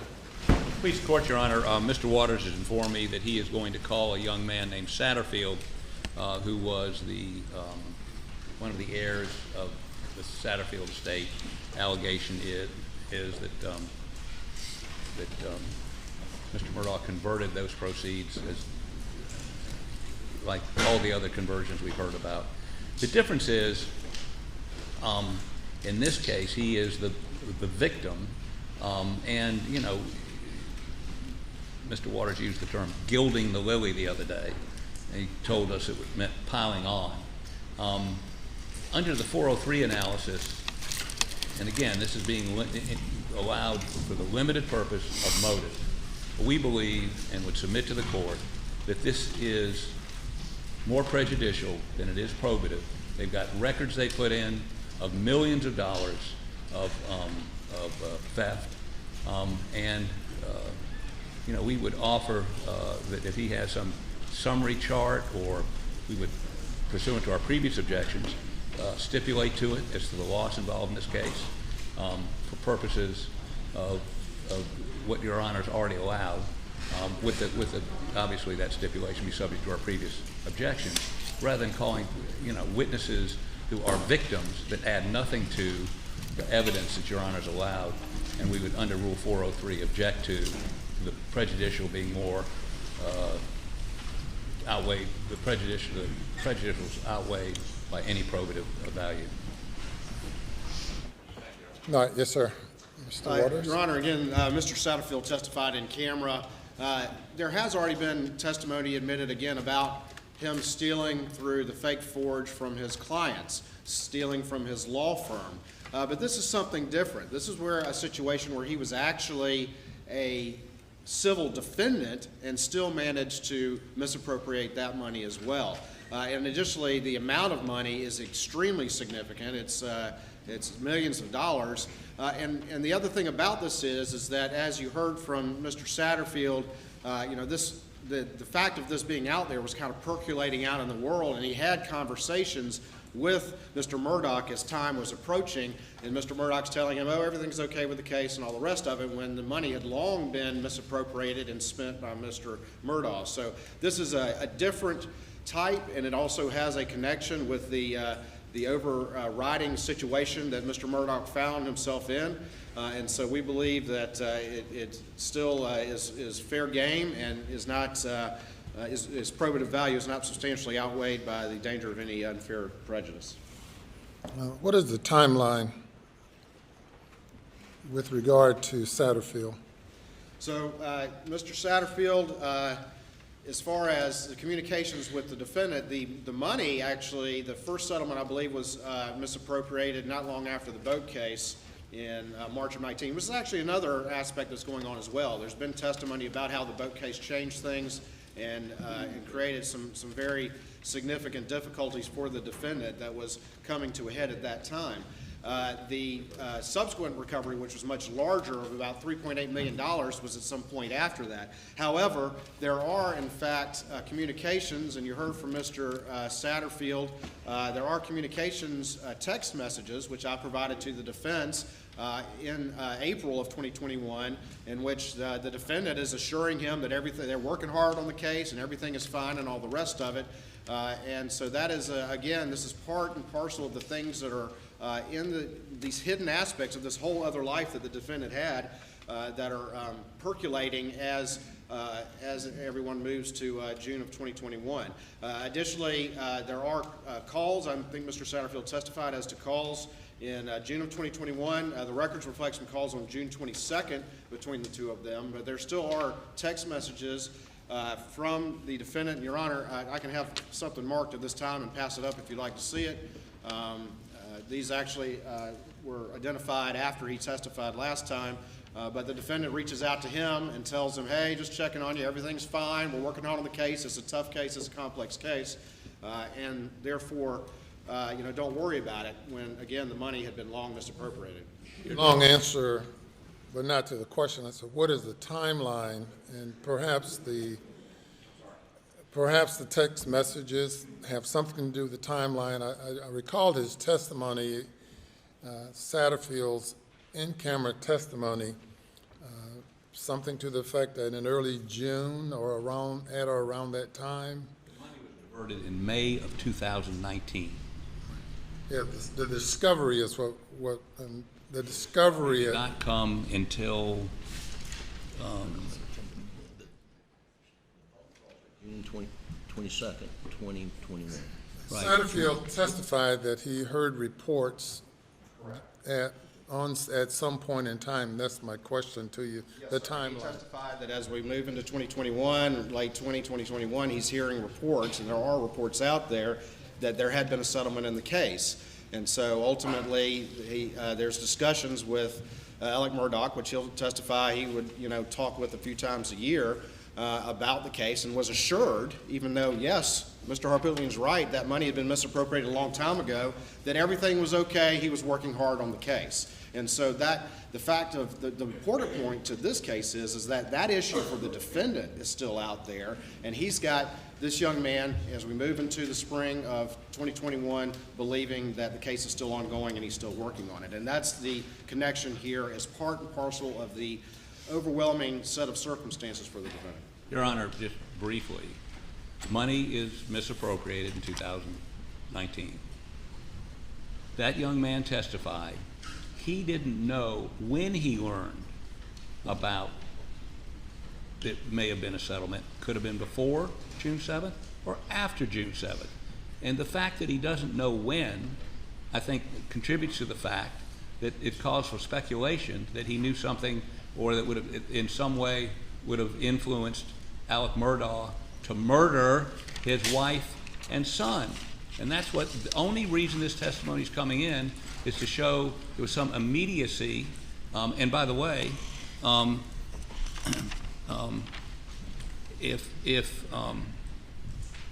if you look at the phone records, the only calls between these folks began on June 22nd, 2 weeks after the murders. So it's not temporal, and he can't say whether he had any knowledge of the misappropriation of the actually all he know about would be the settlement. That again, there was nothing immediate about this on June 7th from this particular witness. Now again, we'd be more than willing to some sort of stipulation that that's the timeline, subject to our previous objections, rather than putting a witness up who's going to testify. He doesn't know when he found out about it. Could have been before June 7th, could have been after. And they don't even begin phone calls about it till June 22nd. And there's nothing no action's begun, nothing coming forward after or prior to June 22nd. And these emails all occur after June 7th. So again, this is a prejudicial versus probative, and you know, this is gilding the lily, this is piling on, this is just more trying to prejudice the jury into believing that somehow someone who steals a bunch of money in any way whatsoever would commit a murder. This is character evidence, pure and simple. Your Honor, actually the final misappropriation in the Satterfield case was in October of 2020. And again, there were press articles out there. The texts, he said these emails were after June 7th, and they're not. They're in April. Mr. Satterfield testified in camera that he remembered having a conversation in June of 2022. After that, we actually looked and we found some phone records, which again are June 22nd of 2021, but we also found these text messages from April in which the defendant is reaching out to Mr. Satterfield and assuring him that he's working hard on the case and all the rest of it. And again, that's part and parcel of the things that were percolating out there and part and parcel of the pressures that were on him that the state's theory is he could not solve. Your Honor, just one last point. This all began with this idea, argued very thoroughly by the Attorney General, that all this financial crime stuff is to prove that on the night of June 7th, he knew, because of that conversation in the office, that the jig was up, that he, in a day or two, that hearing on Thursday, everyone would know that he was a thief and everything had crashed down on him. And to distract from that and delay things, he went home and butchered his son and butchered his wife. And by the way, I might point out, that same day he learned his father was terminal and wouldn't live much longer, and that would be, in my opinion, as much of, if not more, well, enough of a distraction. I agree. For, you agree? That, that he didn't need, I mean, there's no rational way he would think he'd need to butcher his wife and son to distract, knowing his father's getting ready to die, which would be a distraction in that community, in that law firm. So again, I think we need to get back to why we began this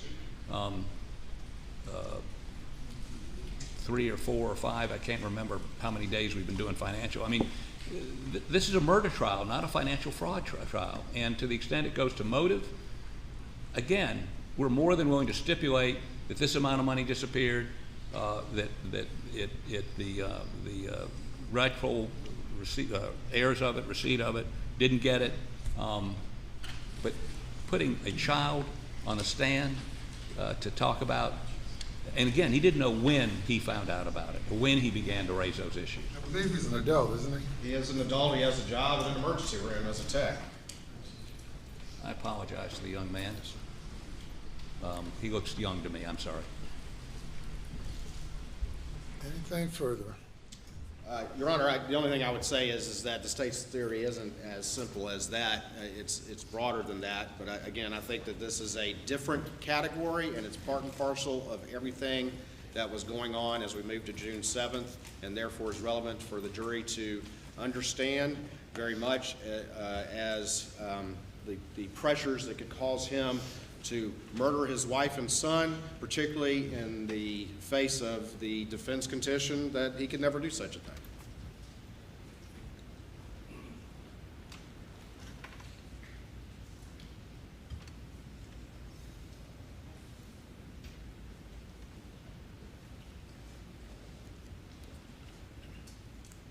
Mr. Satterfield testified in camera that in June of 2021, he made a call to Mr. Murdaugh asking about the status of the case. He made that call, he testified to, because he had heard reports that, that there was some concern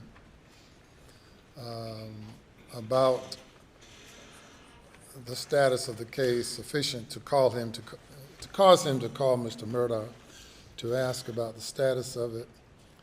And he testified that he could not remember if he called Mr. Murdaugh or if Mr. Murdaugh called him. But yes, I talked to him in June of 2021. That's according to the rough draft of the transcript that has been provided to the court. I find that this testimony is consistent with the state's theory of of the defendant being in a frantic state, seeking to avoid disclosure of these financial crimes and thefts, and that this testimony is consistent with the state's theory. The court has granted the state's motion to allow evidence of other crimes, and this is additional evidence that that is close in point in time and is admissible, and I deny the motion to exclude it. Yes, sir. Bring to your attention one factual issue. The Attorney General has... Of course, I asked, is there anything else? But go ahead. I apologize, Your Honor. I'm trying to hurry if I can because, you know, there may be an ending to this case someday, but I'm not trying to delay it. The phone records the Attorney General is going to present through this witness indicate the only calls between the two of them were on June 22nd, 2 weeks after the murders. So if there's some phone call, there's no mystery about when the phone call came. After June 7th, 2 weeks later. So in terms of him putting Mr. Murdaugh on alert that something imminent was going to happen, it's 2 weeks later. Well, it's impossible for anyone to know what's on one's mind or state of mind at any given point in time. But the magnitude of this case almost morphs all the others in the amount, and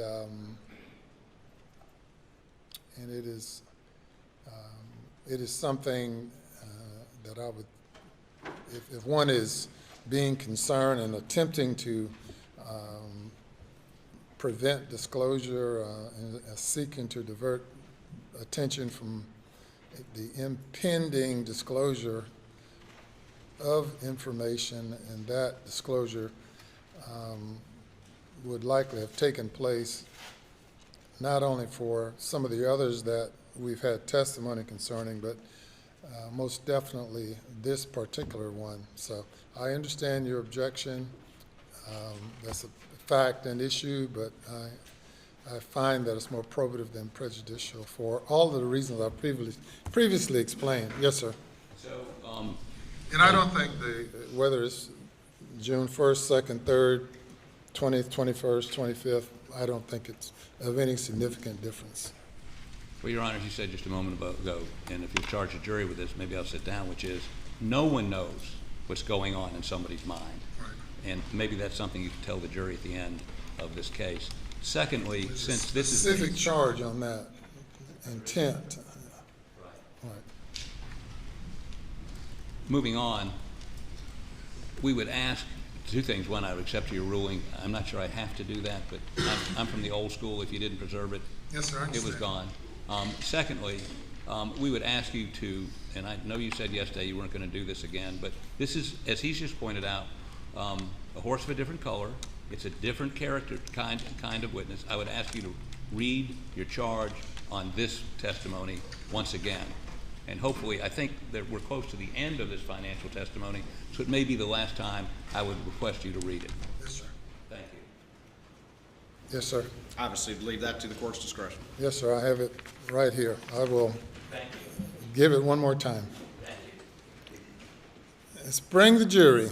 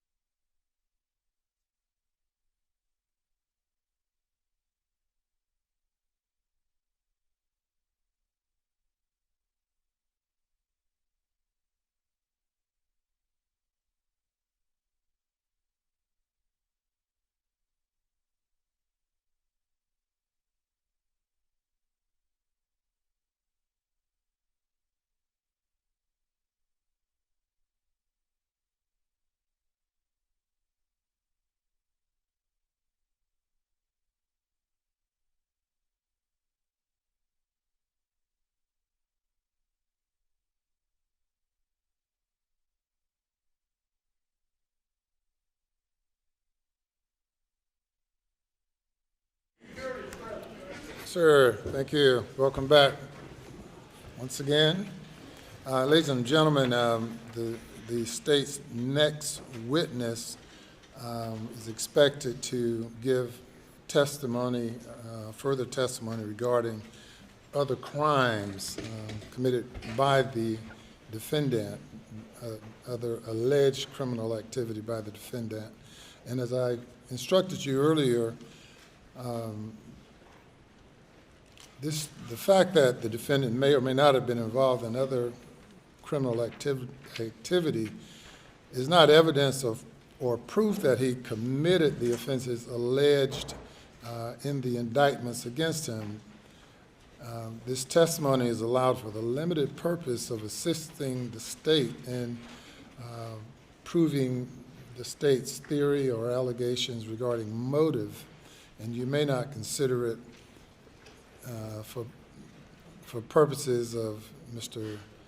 Murdaugh's character, or you cannot consider that as for propensity to commit other crimes, or that it's more likely that he committed these other crimes which he's been charged but not convicted of. But it is being allowed based on the state's theory and representations that it helps explain the defendant's motive to commit the crimes for which he is accused. And you may call your next witness. May it please the court, Your Honor, the state calls Tony Satterfield.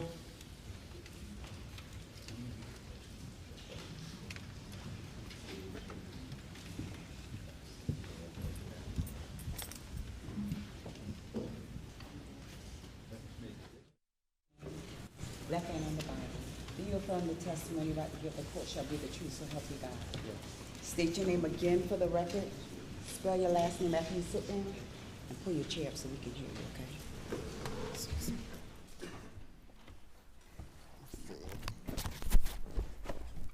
My name is Michael Satterfield. My last name is spelled Satterfield. Mr. Satterfield, how you doing today? Good, how are you? I'm good. Tell the jury just a little bit about yourself. Where'd you grow up, and what do you do for a living? I grew up in Hampton, live in Beaufort, and I work at Beaufort Memorial Hospital. Okay. Awesome. And court reporter's taking stuff down there. I'm really known for talking fast too, but let's slow it down so they can get everything down. You grew up in Hampton, you said? Yes, And you said where'd you work? Beaufort Memorial. Okay. And what do you do there? Work in the ER. How long have you been working there? A little over 5 years. Okay. And where did you work anywhere prior to that? I did. And where'd you work? The pharmacy. Pharmacy.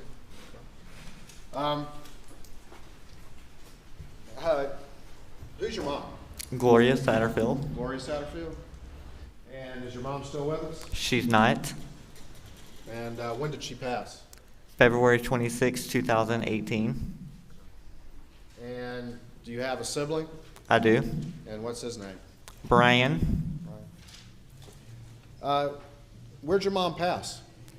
In the hospital. Did something happen to her? Yes.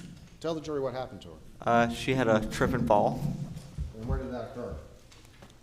I'm not sure the exact date that occurred. But where? I'm sorry, at Moselle in Colleton County. Okay. Was she working for the Murdaugh family? She was. And what did she do for them? She was their housekeeper, babysat for them and anything else they needed. Babysat, whatever they needed? Yes. Housekeeper? How long did she work for them? A little over 20 years. I'm not sure the exact amount. 20 years. During that time, did you get to know the Murdaugh family? I did. Did you get to know the defendant, Alex Murdaugh? I did. Do you see him here in the courtroom today? I do. Can you point him out to the for the jury? Can the record reflect he's identified the defendant? Your mom worked for this family for 20 years, babysitting. She helped raise the children. Yes. Did you get to know Maggie? A little bit, yes. Did you get to know Paul or Buster at all? A little bit, yes. And you got to know Alec? Right? Yes. You said your mom had a trip and fall at Moselle at their property? Yes. And she go to the hospital? Yes. Was she ever able to tell you how she tripped or anything like that? No. How long was she in the hospital before she passed away? Give and take 4, 5 weeks, somewhere up in there. After she passed away, did you, was there a funeral? Yes. And after the funeral, did people go to somebody's house and visit like people do? Yes. At any point in time during that funeral or thereabouts, did you have a conversation with the defendant over there? Yes. And what, Objecting to questions by Mr. Water that respond with a yes or a no. Those are typically leading questions. Not that I'm concerned about these questions, I just don't want my lack of objection to lead to somebody's belief that he can ask questions that respond with a yes or a no. Thank Mr. you. Waters? I think my question did not suggest the answer. It said, did you have a conversation? And my next question was, what was that conversation? So what was that question, what was that conversation you had with the defendant at the funeral or thereabouts? If I remember correctly, I'm gonna kind of take care of you boys and kind of, you know, He was gonna do what? I'm sorry? take care of you boys. All right. Did he say how he was gonna do that? Partially, yes. And what did he say? He was gonna file a claim against his insurance company. He's gonna what? File a claim against his insurance company. His insurance company? Yes. Did he say how much coverage there was? Like 505,000, I believe. 505,000? Yes. And did he say anything about how much money you may receive? The goal was to get me and my brother Brian at least $100,000 apiece. And did any other bills need to be taken care of? The medical bills. For who? My mom. When he told you that, did you agree to do that? Yes.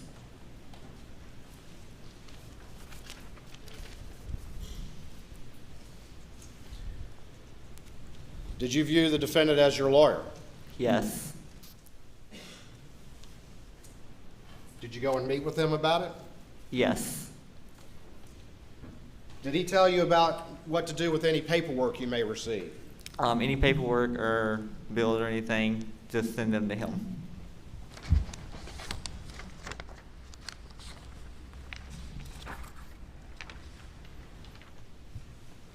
Can I have the Elmo, please?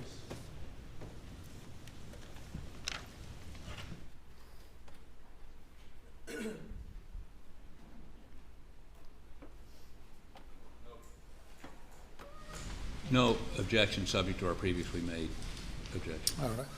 Is that something you're offering into evidence? I'm going to show it to the witness, but yes, sir. Yeah, I'll offer States 372 in evidence. Yes, sir. It's submitted without objection. Let me ask you this. So, did you agree to let the defendant go forward with this claim? Yes.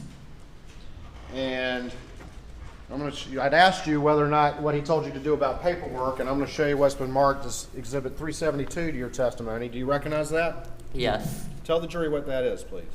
This is a cover sheet that I sent him with, I believe behind it was like a hospital bill and some kind of other important paperwork. Okay. So you had received some paperwork in the mail? Yes. And did you handwrite this? I did. All right. And who did you send this to? Alex Murdaugh. Put it up on the screen.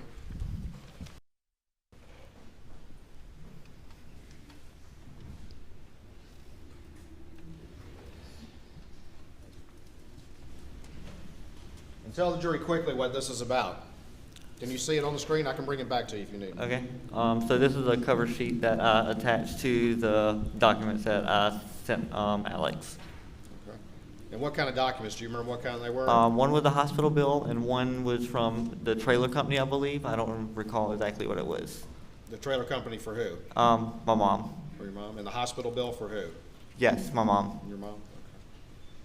Okay. And you sent these to him because they were relevant to the case? Yes. At any point in time, did you, as this case was developing, did you go and meet with the defendant at his office? Yes. Did he have any paperwork for you? Yes. Did he get you to sign some paperwork? Yes. Did you become the personal representative of your mom's estate? I did. And who gave you the paperwork to sign for that? Alex? When you signed that paperwork, were you aware that there had already been a... Your Honor. Leading. Can't lead the witness. I'll rephrase. At some point in time, did Alex say he wanted to involve another lawyer? Yes. And who was that? Corey Fleming. And what did he tell you about that? If I understood it correctly, I'm gonna send you to, Corey Fleming, my friend, because I can't do it against, do the claim against myself because it'd be a conflict of interest. That's how I understood it. And did you ultimately meet with Corey Fleming? Yes. How many times did you meet with him? If I recall correctly, maybe once or twice. Over the course of this case, if you had a question, who would you call? Alex?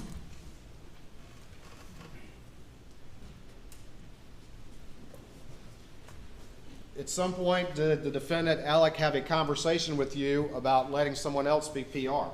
Yes. And what was that conversation?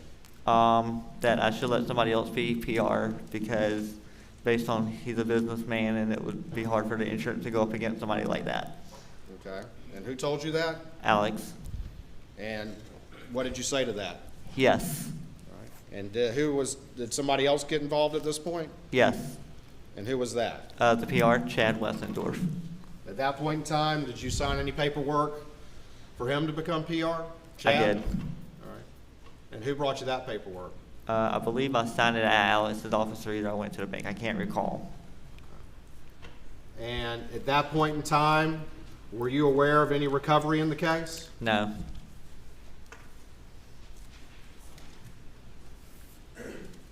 Were you aware a recovery had already been received in the case? No. Did anyone at that time tell you there was already $505,000 that had been recovered? No. That's not in evidence. I mean, he's just throwing these numbers and times out. There's nothing in the record to indicate when it was received or how it was dispersed. I object. I asked him, Your Honor, I'm sorry. I asked him if he was aware of that. I think that's relevant. Aware of something that no one's said happened? I mean, I would object. Rephrase your question, please.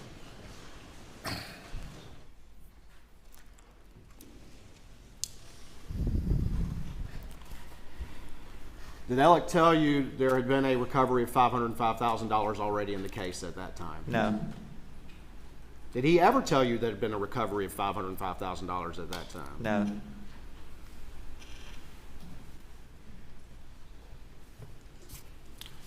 Was there a recovery at that time of $505,000 as you come to find out? Later on. Later on you found out? Yes. And did he ever pay you one dime? No.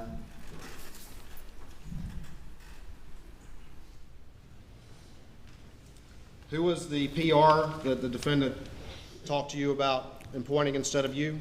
Chad Westendorf. Did you ever meet with him? Yes, like once or twice. Did he ever tell you about a $505,000 settlement that already had occurred? No.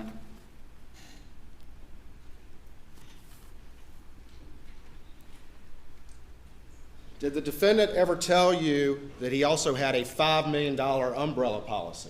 No. Did he ever tell you that there had been a recovery against that? No.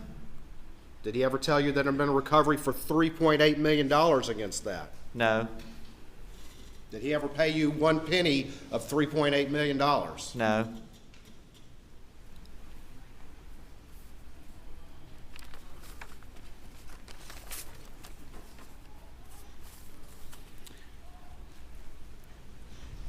As the months went on and moving into the early part of June 2021, would you periodically have conversations with Alec about the case? Yes. How often do you think you would talk to Alec? Every 3 to 4 months, give and take. And you recall what Alec would tell you about the case? Yes. First it started off, the hard case, and then it was making progress. Say that again. At first it started off as it was going to be a hard case, and then it turned into we're making progress. You're making progress? Yes. And what had the defendant told you about the most that you could recover? What did he tell you at least? Nothing. I'm going to show you what's been marked as State's Exhibit 463 to your testimony and see if you recognize that document. Yes, I do. And what are those? These are text messages between me and Alex. Your Honor, at this time I would move State's 463 and 453, excuse me, into evidence. Subject to previous objections, no objection. Okay, it's admitted. All right, I'm going to put this up on the screen and kind of zoom it in. You got a screen over there, but if you can't see it because the writing's kind of small, you let me know and I'll bring it to you, okay?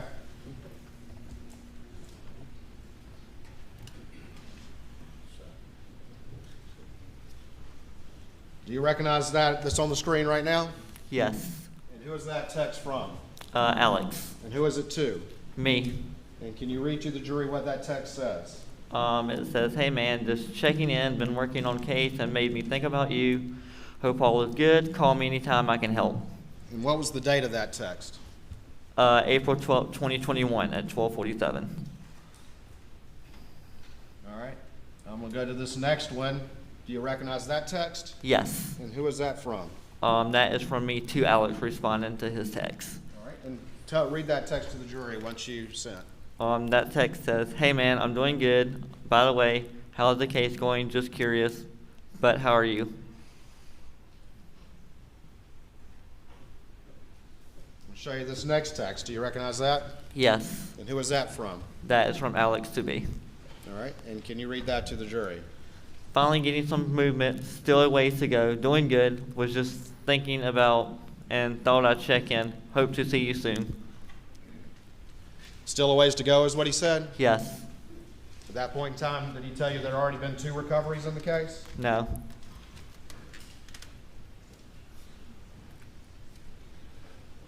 Going to this last text, what is that? Who is that from? That is from me back to Alex responding to his text. All right. And what does it say? Cool, thanks.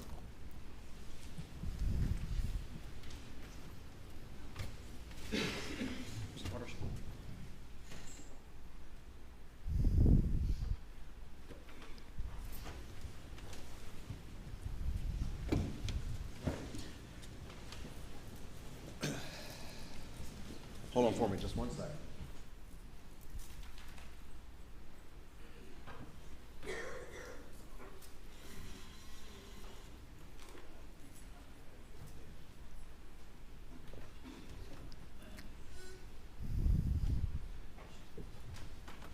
Honor, I believe without objection, I'm going to strike out one of the phone numbers on here so it can't be viewed. That's correct, Your Honor.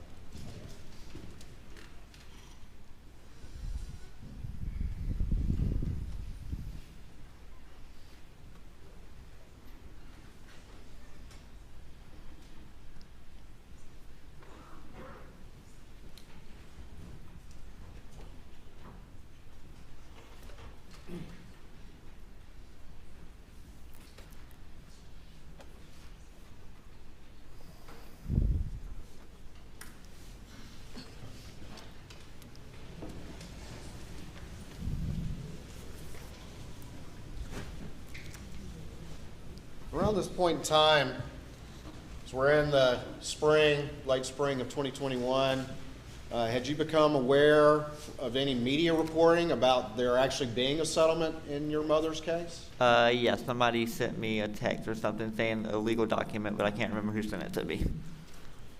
All right. And you can't remember who sent it to you? Yes, that's correct. Did that cause you to reach out to the defendant and ask the status of the case? Yes. Do you remember roughly when that was? I believe in June. Okay. And do you remember if that was before or after the murders in this particular case? I believe that was after. Okay. And have you seen some records since the previous time in talking about this? Previous to the call, no.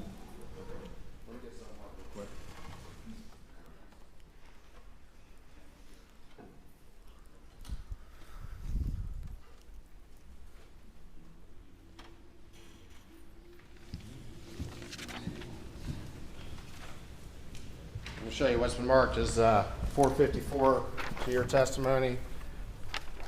Is that some records you've been provided? Yes. And those just some records of phone calls between you and Alec Yes. on June 22nd? Yes.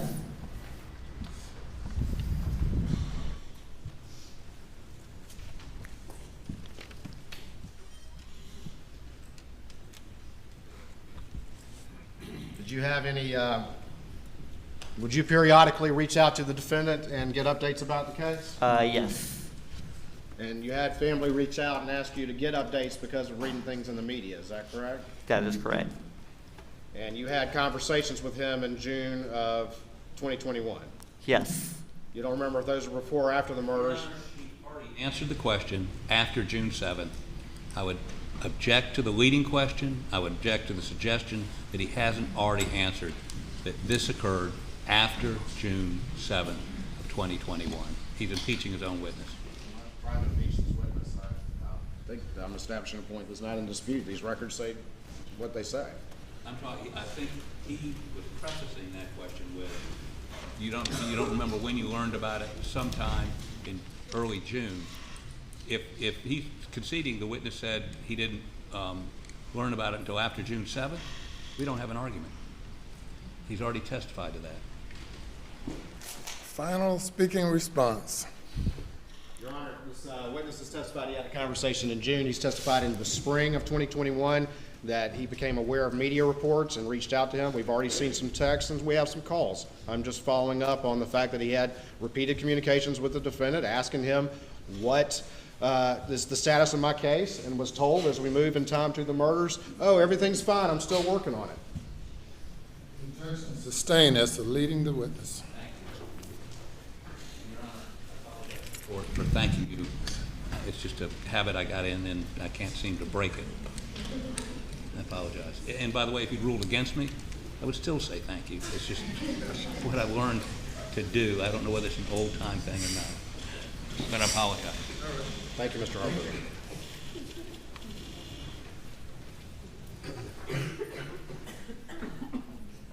Just to clear this up, how often would you talk to the defendant?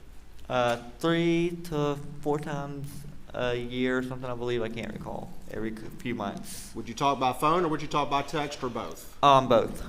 And when you would talk to him, would you ask about the status of your case? Yes. And each time you talked to him, what did he say? It was making progress. Making progress. Did he say it was a hard case or not? Yes. Did he ever tell you about how much money he might be able to get for you? The goal was to get $100,000 apiece for me and my brother. At any time over the years, did he ever tell you that there had already been a recovery in the case? No. At any time over the years, did he mention anything about having a $5 million umbrella policy? No. At any time, did he ever pay you 1 penny? No. You testified earlier that you became the personal representative, is that right? That is correct. Why were you the personal representative and not your brother? Because my brother is a vulnerable adult, meaning he has a disability.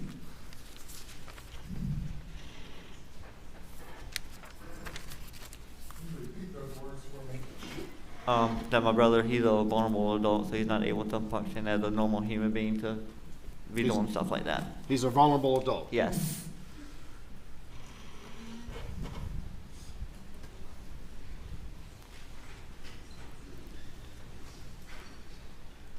After the murders happened, at some point after that,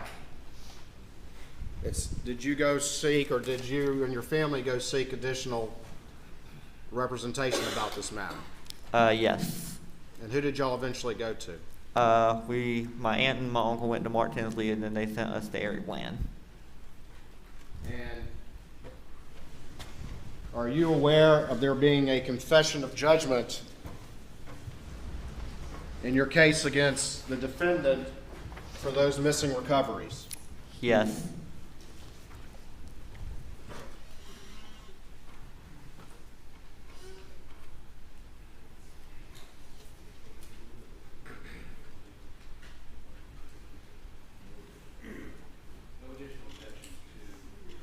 this document.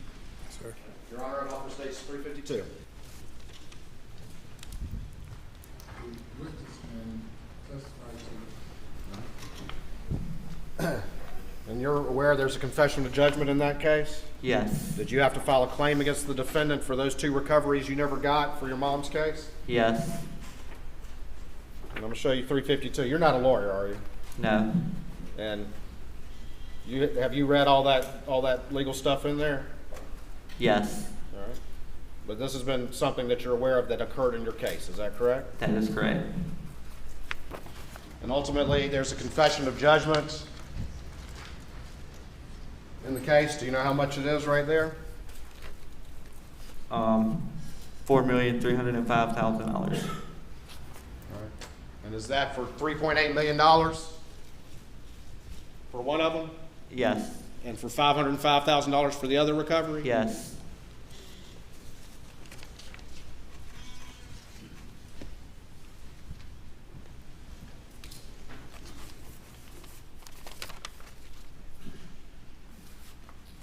Exhibit is admitted. Thank you, Your Honor. Oops, I just did it.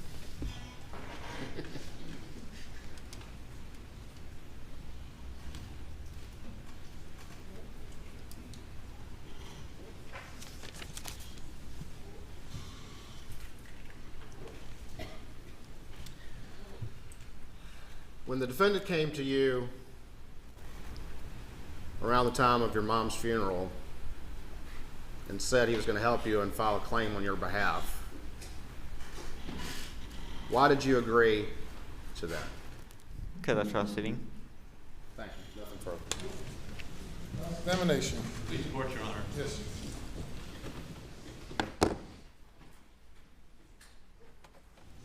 Your name is Tony. Yes, sir. May I call you Tony rather than Mr. Satterfield? Absolutely. You can call me Dick instead of Mr. Harpisian, and then we'll make this a little quicker. Between your name and my name, it might add a little bit to this cross. So let me ask you a few questions about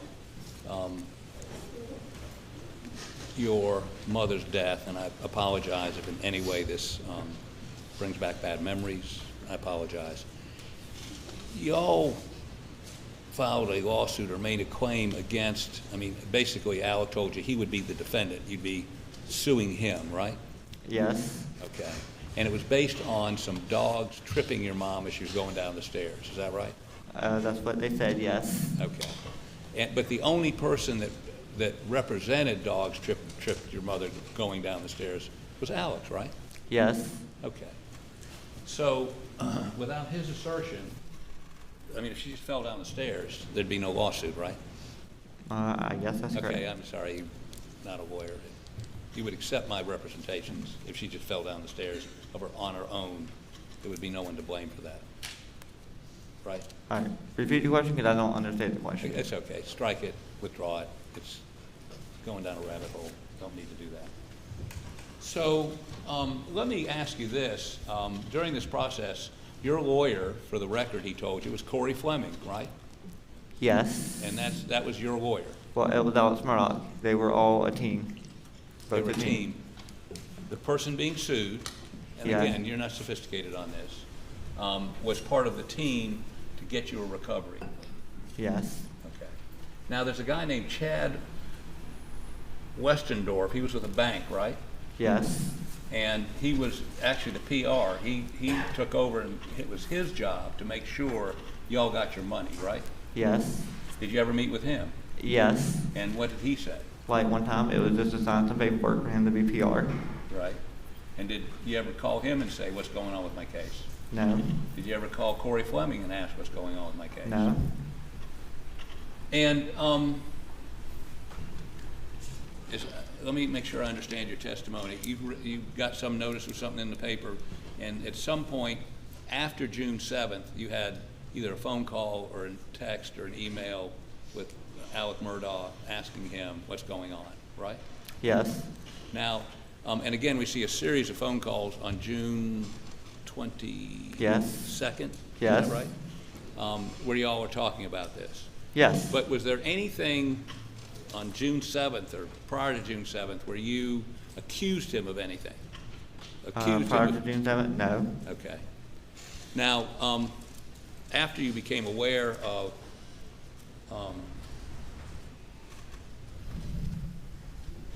well, we saw just a moment ago a confession of judgment where Alex Murdaugh admitted that he owed you $3 million, not get this wrong.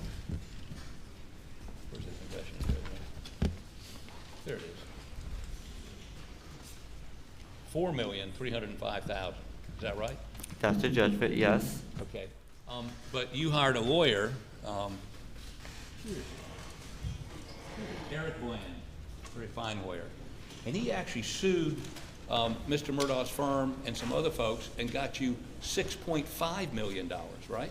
Yes, or no, not that I'm aware of. Pardon me? Not that I'm aware of. The only thing I'm aware of is the judgment.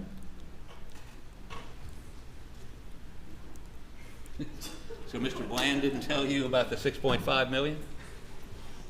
Yes, Okay, I'm sorry, I'm just trying to make sure history's not repeating itself here. And so you actually recovered $6.5 million, which would be a couple $1 million more than you would have gotten had you received the money that Alex took, right? yes, Okay. So you've been made more than whole for that loss.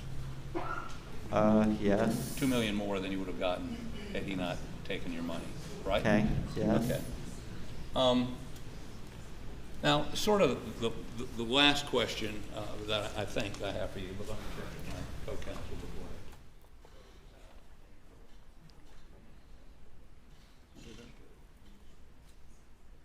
Well, one last question is this.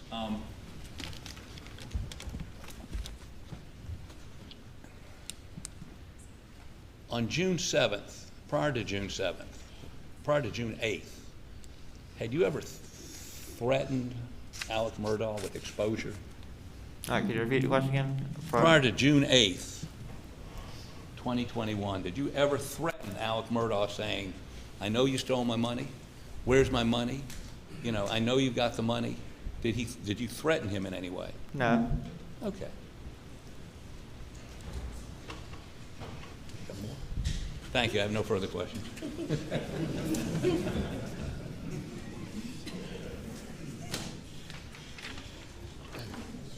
Thank you.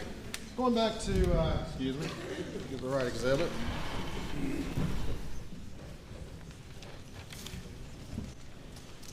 States 453. These were texts that you had about the case, is that right? Yes. And when did those occur? These occurred in the spring and April of 2021. April of 2021? And there had been media reporting about there being a settlement in this particular case, even though you hadn't received any money? Yes.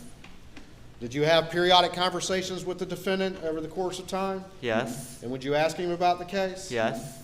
And he would tell you what? It's a hard case, but it's a work in progress. After all this happened, have you come to find out that the defendant took all of your money? Yes. And that's what led to that confession of judgment? Yes. Did he, though, ever pay you 1 cent? No. You were asked about Corey Fleming, and I think you said they were all a team. Is that right? Yes. At its core, who did you consider was your lawyer for your mom's case? Alex? Thank you, Mr. Sackler. Nothing further. He may have one more question. Anything further? No, thank you. All right, you may step down, thank you.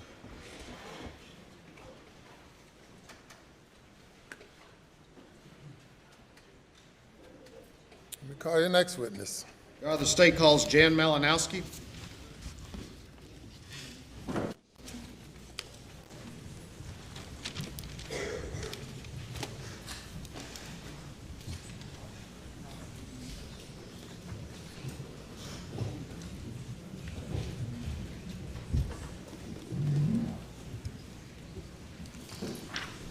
Raise your right hand, left hand on the Bible. Do you affirm the testimony about to give the court in this trial shall be the truth, so help you God? I do. Take a seat in the witness stand, please. Thank you. State your name again for the record. Spell your last name.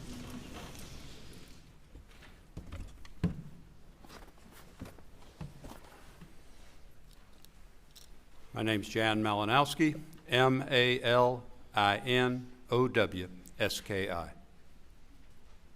Mr. Malinowski, how you doing today?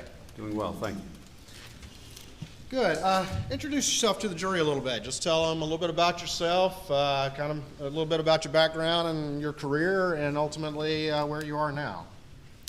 I am currently the CEO of Palmetto State Bank, headquartered in Hampton. I work in the Beaufort office. Started banking career out of the Citadel in the late 70s. Went to graduate school at the University of South Carolina. Had a progression of jobs at larger banks, Wachovia Bank and Trust, Barnett Banks of Florida, First Union Bank, and then in February of 1991, I joined Palmetto State Bank. Okay. And Palmetto State Bank, so you've been there since 1991? Yes, sir. And what roles have you served at Palmetto State Bank over the years? Principally in charge of both of our branches. We have two branches in the Beaufort area, one on Ladies Island and one in the Burton, which is west of Beaufort. And that's been primarily my focus on a day-to-day basis, but I do have other responsibilities inside the company. Okay. And your primary focus has been on Beaufort. Over here recently, has your duties or your role expanded? It has. And what is your current duty right now, or what your I'm current the title? Chief Executive Officer. The CEO. Okay. And when did you become the CEO of Palmetto State Bank? April of last year. April of last year? Yes. Would that be 2022? Excuse me, August of last year. I'm sorry. August of last year. 2022. Yes, sir. Who was the CEO prior to that? Russell Lafitte. We'll talk more about that in a bit. Tell me a little bit more about the governance of the bank. Is there a board of directors? There is. And how many people are on the board of directors? Currently 8. And is there a executive committee of board of directors and other senior leadership at the bank? There is. And can you describe that for the jury, please? The executive committee today consists of our chairman, Becky Lafitte, Norris Lafitte, Liz Malinowski. I'm on the executive committee, and Gray Henderson is on the executive committee. All right, but describe to me how that works. What's the purpose of the executive committee? The executive committee is charged with typically making the senior decisions, management, upper management decisions that affect the day-to-day operations of the bank. And let me ask you this. As far as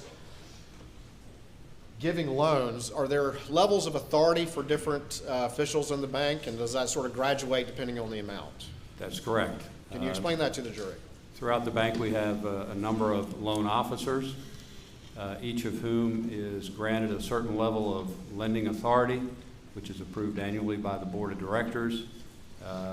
Any loans made, single loans above their lending authority or above their limits would then go to 2 executive officers, either myself or Ms. Henderson, to be approved or denied within our level of authority, which is up to $1 million. And then if for any loan, single loan or relationship from $1 million to $1.5 million, both she and I would have the approval authority, and anything above $1.5 million up to $8 million currently goes to the executive committee for approval. With those levels of authority, still if you have large loans with a particular customer or just typical client, are those the kind of things that might be discussed and updated in board meetings and executive committee meetings? Executive committee meetings first, and those would be minuted in the executive committee minutes, and then elevated to the board, and periodically there'd be board discussions, yes. Let's talk a little bit and going back to September 2021 and before. And just want to talk a little bit about the bank then. Your primary focus in the bank was where at that period of time? Beaufort. All right. And was there another sort of hub of focus in the institution? Well, Hampton is our main office. Okay. It's the largest branch among the 7 branches. Back at that period of time, September 2021 and prior, explain to me how those 2 hubs work and just generally how the bank operated in practice in that regard. Well, Hampton being the largest office had the most business. It was also a location where Russell Lafitte had his office, his father Charlie had his office, and Sister Gray Henderson had her office. Largely, I was focused on the activities in Beaufort, as I said earlier. Did the bank have kind of a decentralized functioning that Hampton kind of did its thing and Beaufort did its thing to some extent? Yes, sir, to some extent. And was the defendant a customer of the bank? Yes, he was. And was he more in the Hampton side of things or the Beaufort side of things? Hampton. Did the defendant have a particular banking relationship with one particular official at the bank or former official? Yes, Who Russell was- Lafitte. Russell Lafitte?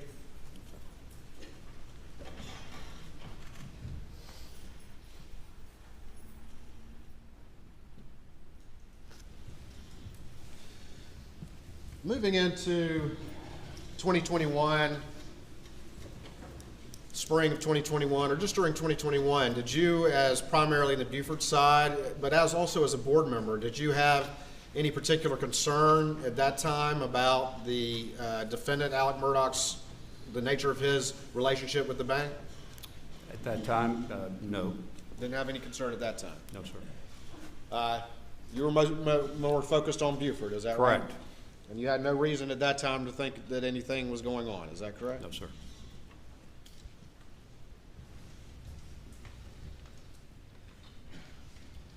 At some point in time, did you become aware, obviously, of the murders of Maggie and Paul Murdaugh? Yes, sir. After that happened, did you have any particular concern about the defendant and any loans he owed to the bank or anything like that at the time? He had significant loans with the bank. The murders were obviously traumatic and tragic. And the board and executive committee did bring up Mr. Murdaugh's relationship with the bank. Okay. Grab some exhibits real quick.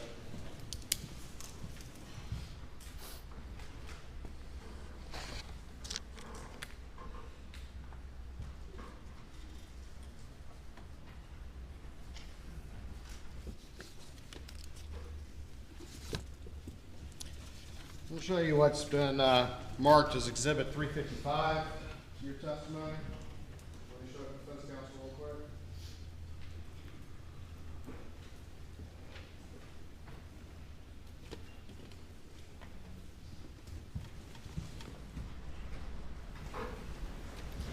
And we'll see if you recognize this document. It's the minutes of a Board of Directors meeting of Palmetto State Bank, Tuesday, July 20th, 2021. All right. And who was the secretary for those minutes? Gray Henderson. All right. And just quickly tell the jury what minutes of a Board of Directors meeting are. What do those mean? The minutes should memorialize the discussions of the board members across any number of topics, loans, operations of the bank, any other topics of interest. Okay. And just look at that real quick. That's on what date? It's the meeting of July 20, 2021. July 20, 2021. And I looked through there real quick, and was there any discussion or any mention of any discussion of any loans with the defendant, Alex Murdaugh? No, sir, there are not. Okay. Your Honor, at this time I would move, I believe without any additional objections, States 355 into evidence. No other objections. It's admitted.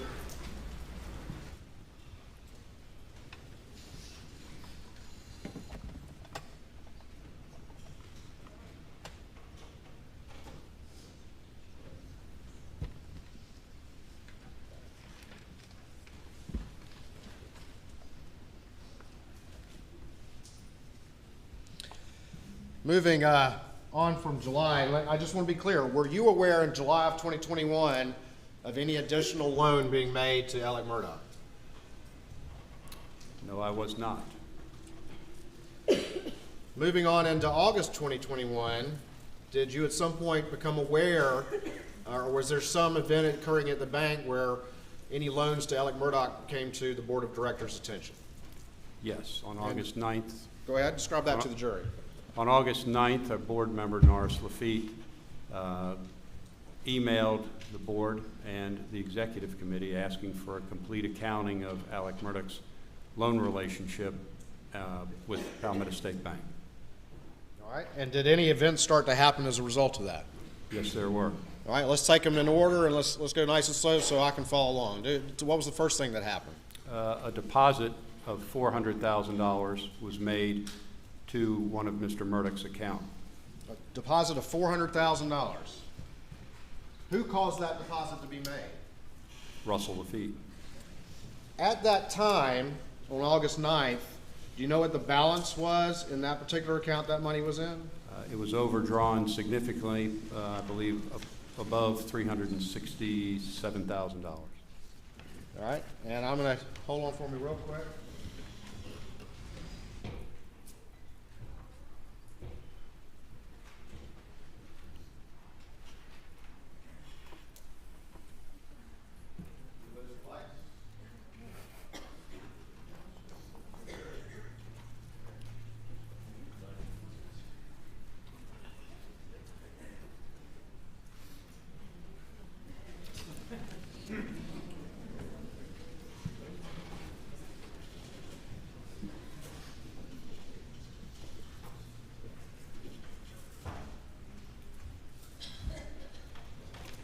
All right, thank you, Judge. State 356, I'm going to show you this document, see if you recognize this. This is a copy of an account statement, page 2 of an account statement, of account number ending in the 4 digits 6092 of Richard Alexander Murdaugh. All right, and can you tell me on August 6, 2021, what the balance was in the defendant's account at Palmetto State Bank? On August 6, 2021, the balance was a negative $347,784.67. Had the bank continued paying expenses for Alex Murdaugh from June 7th to this date to the tune of $347,000 in money he did not have? Correct.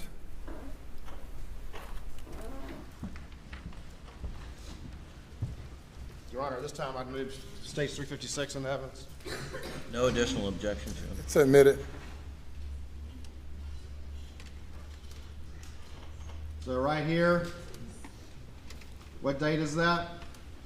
August 6, 2021, We'll go up to the top. What's the name on this account? Richard Alexander Murdaugh. And what's the balance in his account again, please?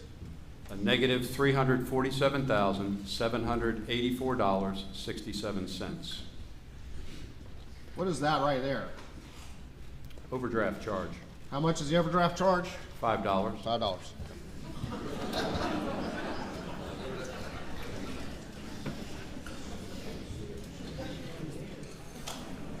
Is that typical policy for a bank to pay overdrafts over the course of a month for $347,000?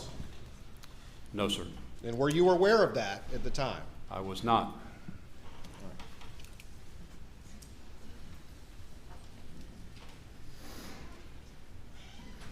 What is this right here? This transaction, what's the date on it? August 9th, 2021. And what is that right there? That's a deposit of $400,000. Okay. And is that what you were describing was the first action as a result of one of the board members inquiring about the status of Richard Alexander Murdaugh's accounts with the bank? Yes, sir. And who caused that deposit to be made? Russell Lafitte. And what was the source of those funds of $400,000? It was a debit to an account or general ledger account called Loans Not on System. What does that mean? Where is that money coming from? Did that belong to any entity? Where did it come from? It came from the bank. From the bank. At that period in time, was there any loan application in existence or any sort of paperwork to justify that $400,000? No.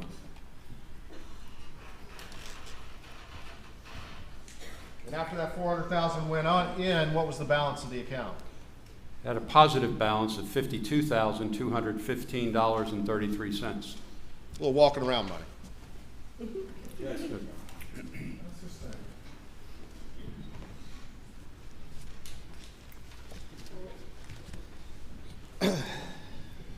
When that deposit went in, were you aware of a deposit of $400,000 going in at that time? At that time, no. And you're a board member, correct? Yes, sir. All right, that was the first action. What else occurred, if anything, as a result of an inquiry being made about the defendant's finances?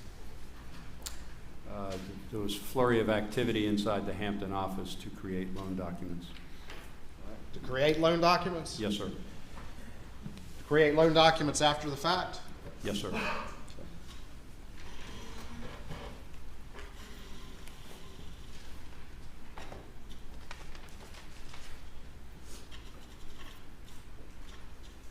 What, if anything else, happened after that as a result of that inquiry?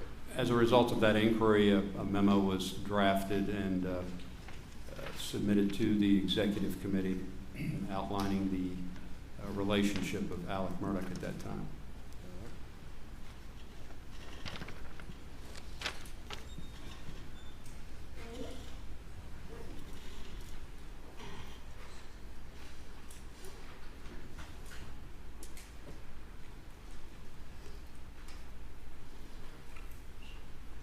One second, I'll try to knock out two at once.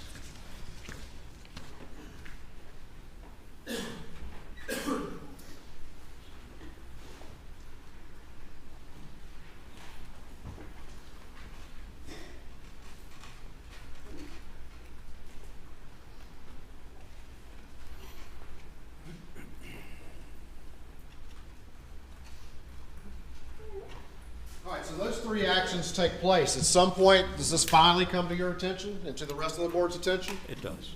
And you recall about what date that was? I believe it would have been the date of the executive committee on the 12th. All right. And I'm going to show you what's been marked as State's Exhibit 354 to your testimony and see if you recognize that. These are minutes of the executive committee that took place August 12th, 2021. All right, and then reviewing those, are they generally accurately reflect what y'all talked about at that executive committee meeting? Yes, sir. And is there any reference or discussion of the defendant, Richard Alexander Murdaugh? There is. All right, and again, was this the first time that you were aware of the true nature of his financial condition and the fact of any further monies being expended to him from the bank? This was, again, the formal summary of his banking relationship at that time, yes. Your Honor, at this time I'd offer States 356 in evidence. 354, my apologies. It's 354, correct? 354. And no additional objection, Your Honor. Submitted. All right. And the first sentence is, what does that say right there? It says Gray Henderson distributed a memo to the members outlining the bank's current relationship. Okay. And what's the second sentence right there? Indebtedness totals $4.2 million, consisting of various unsecured and secured notes, a co-borrowing, and guaranteed loans. So he owes the bank how much at that point in time? At that time, $4.2 million. And also got that too, correct? Yes, sir. I'll show you what's been marked as 365 to your testimony or to this trial and see if you recognize that. This is a copy of the memo that was presented to the executive committee on the 12th of August. All right. And Your Honor, this time I'd offer States 365 in evidence. No additional objection, Your Honor. Submitted.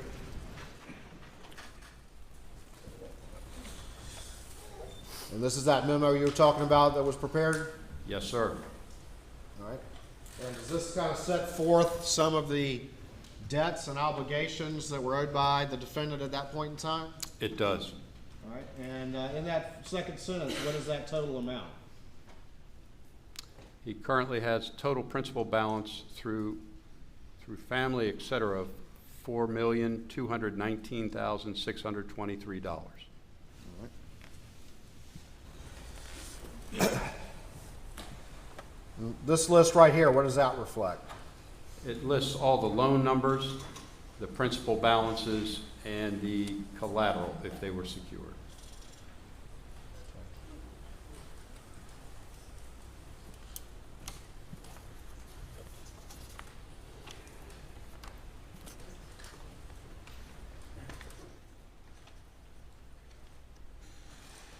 Now, you mentioned, we've talked about the memo, we've talked about the transfer, and you mentioned that there was some application documentation that started to be created. Is that correct? Yes, sir. All right. And you're the CEO now, is that correct? That's correct. And you've had a chance to go back and to look into what's happened and review these various records, is that right? Yes, sir.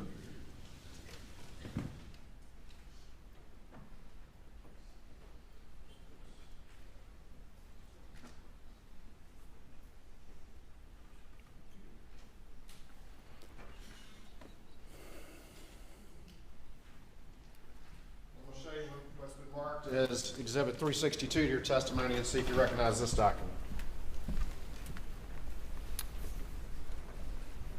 This is a copy of a Palmetto State Bank promissory note, commercial, single advance, loan number 6996048, in the amount of $750,750. And who's the borrower on that particular document? Richard Alexander Murdaugh. All right. And then I'm going to show you what's been marked as 363 and see if you recognize that. This is a document that accompanies the note. It's part of the loan package. It's called a business purpose statement. Right. Your Honor, this time I'd move in states 362 and 363. No additional objection, Your Honor. Submitted.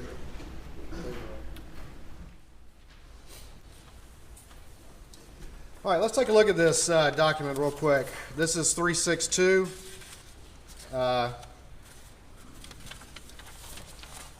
Looking at the last page, what date is that document signed? July 15th, 2021. All right. Going back and looking at the first page, could this document that was at least supposedly signed on July 15th, 2021, could it have even existed on July 15th, 2021? No, sir. It could not have. It could not have. And tell the jury why you know that. Because the loan numbers generated by one of our software programs related to loan transactions, the loan numbers are issued sequentially. All right.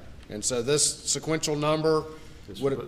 This was not a July sequence number. All right. And so what month would it have been a sequence? August. And is that how you know that this didn't occur until August after Yes. that inquiry was made? Yes, sir.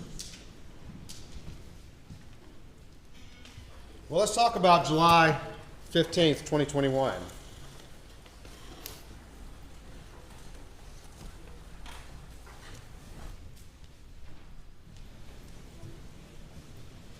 As things have come to light and you look more into this, did it come to your attention as to why these documents would have been backdated to July of 2021?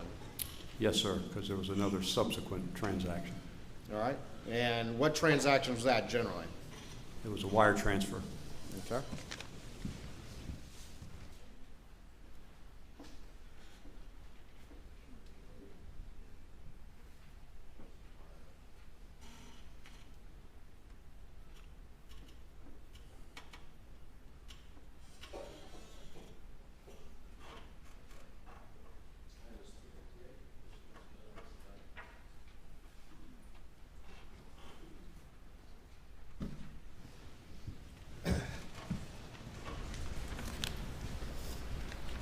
We'll show you what's been marked as states 358 to your testimony, see if you recognize that.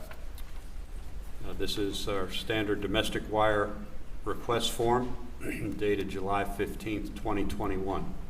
Okay. And, Your Honor, this time I would move to admit states 358. No additional objection. Submitted. Did you know about this wire when it was sent?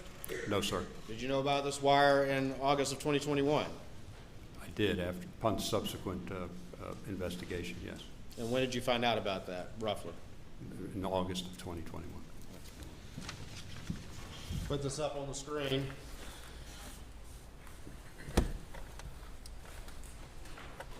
What's the date on this wire? July 15th, 2021. And where does this wire go? It goes to the Wilson Law Group LLC IOLTA account. IOLTA account? Are you familiar if that's a lawyer trust account? Yes, sir. And what's this page that's attached to it? Appears to be the wiring instructions. The account name, Wilson Law Group LLC, IOLTA account. Bank is South State Bank in Bamberg, South Carolina, and South State's routing number. Contact information is Chris at wilsonlawgroupsc.com, Gail at wilsonlawgroupsc.com. And what is the source of funds for this $350,000? Again, it's the bank's internal account, general ledger account, loan not on system. Loan not on system. It's bank money. Yes, sir. And at this time, was there any documentation whatsoever justifying $350,000 of bank money being given to the defendant to send to Chris Wilson? No, sir.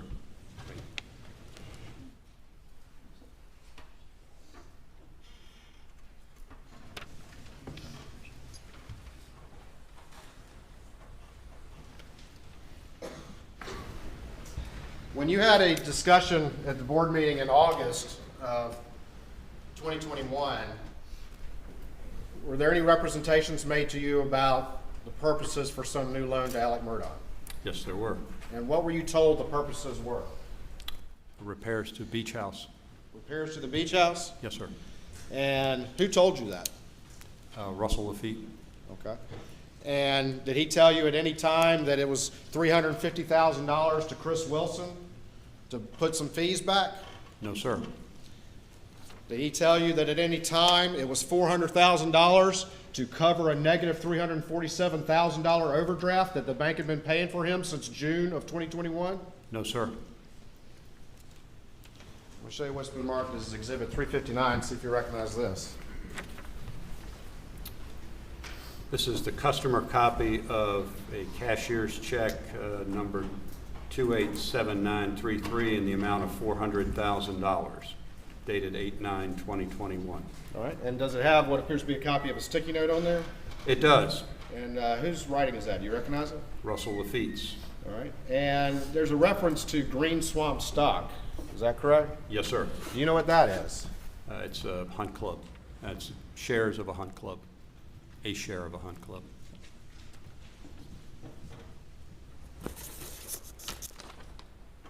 I'm going to show States 363 up on the screen, and I showed you this previously, but what is this document? That's the business purpose statement. All right.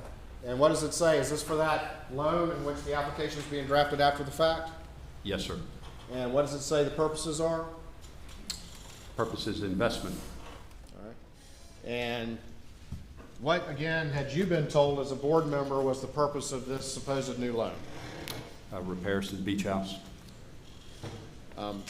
As you've come to review all of this information, was any of that $750,000 used for any repairs to the beach house? To my knowledge, no. And when it's $750,000, we're talking about the $350,000 of the wire to Chris Wilson, correct? Yes, sir. And then the $400,000 to cover the overdraft, and then a little bit. Yes, sir.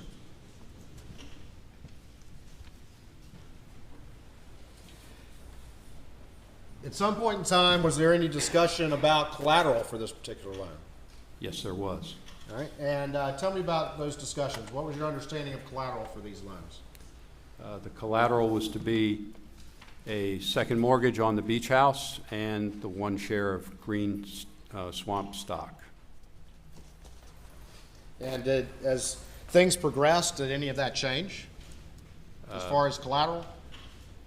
We did not put the mortgage on the beach house. And why was that? Mrs. Murdaugh was deceased, and she had an ownership interest in the beach house. At some point in time, I'll get to that in a minute.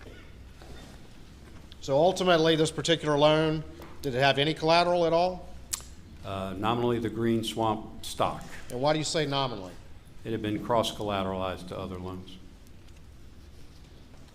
In your experience as a banker, is it common or usual to provide a new loan to cover an overdraft like was done in this case? Not to this magnitude, no, sir.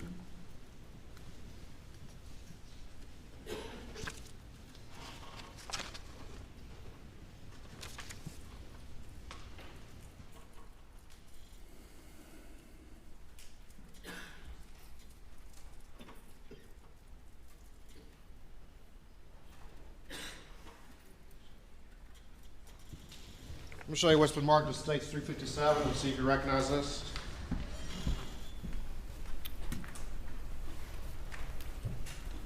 These are minutes of the directors of Palmetto State Bank, Tuesday, August 17th, 2021. Your Honor, this time I would offer States 357 into evidence, I believe without additional objection. Correct, no additional objection. Submitted. All right, is there a discussion of the defendant in this particular document? There is. Now, we'd seen one before, which was an executive committee meeting in August, and was this the subsequent board meeting? Yes, it was. All right. Let me put that up on the screen. You have a screen right there. If you can Yes, sir. see that. If you have problems seeing it, just let me know, and I'll bring it back to you, okay? Yes, sir.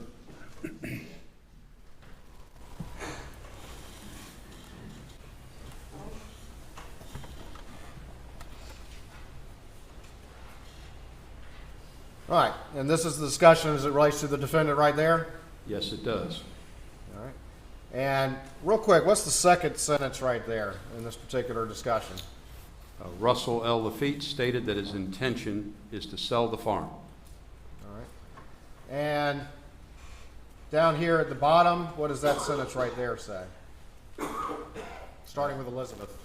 Elizabeth Malinowski commented the $750,000 loan did not appear to have been approved by the executive committee. All right. And then what's the next sentence? Russell Lafitte explained that 3 of the 5 members approved the loan. All right. And so with 3 of the 5 members approving the loan, were you on the executive committee at that time? I was, yes. But you were not informed of any of these monies being expended or this after the fact documentation or any of it, is that correct? No, sir.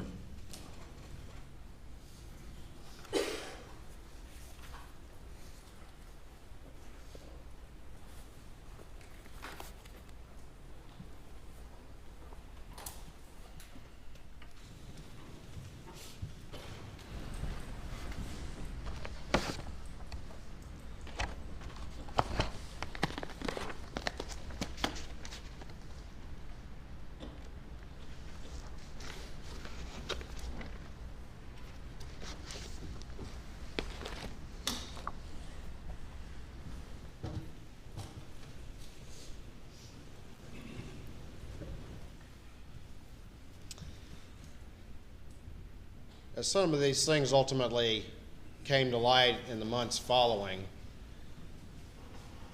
what happened to Russell Lafitte? He was terminated from the bank. And is that what led to you ultimately becoming CEO? Yes, sir. In the course of your review as CEO of what had been going on at your institution, did you become privy to information that Russell Lafitte had been converting trust account checks from PMPD made out to Palmetto State Bank? Yes, sir. And that those checks had been converted, that those were client money checks and had been converted for the benefit and for the personal use of the defendant? Yes, And is that practice improper? it is.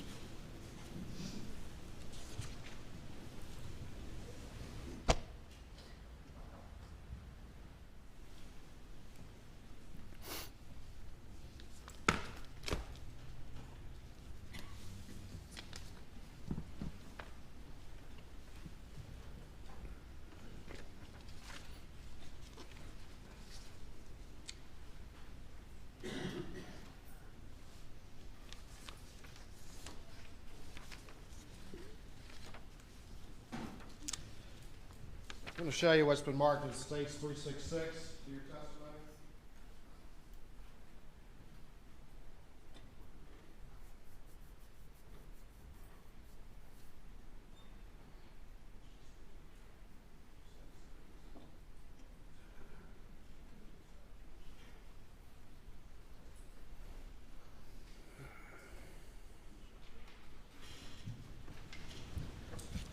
See if you recognize this document.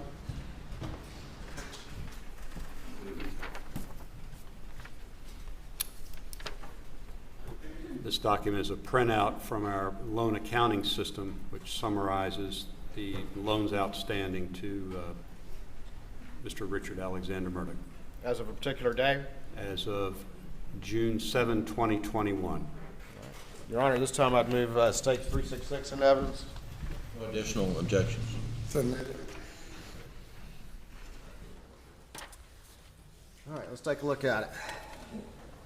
Can you see that all right? Yes, sir.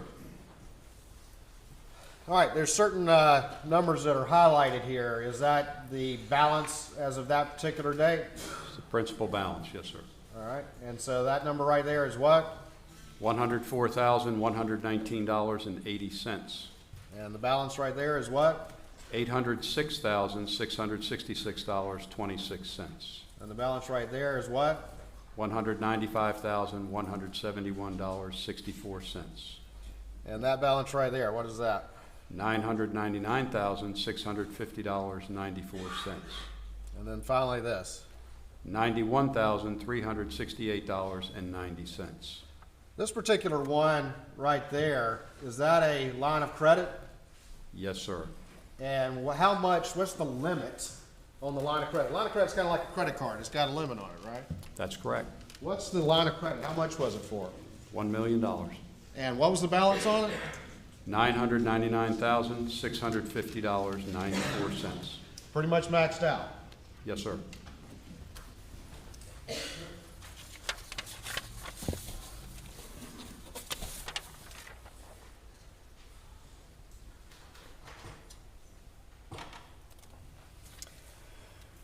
Going back to States 365, we've got this one right here.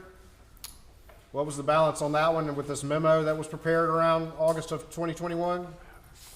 That loan balance is $599,400. And was that also a line of credit as well? It was. And what was the limit on that line of credit? I believe $600,000. So that one was pretty much maxed out too, correct? Yes, sir.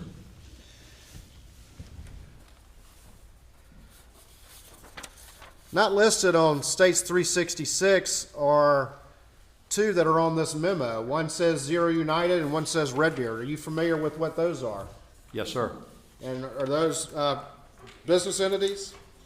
They are. And do you know who those are associated with?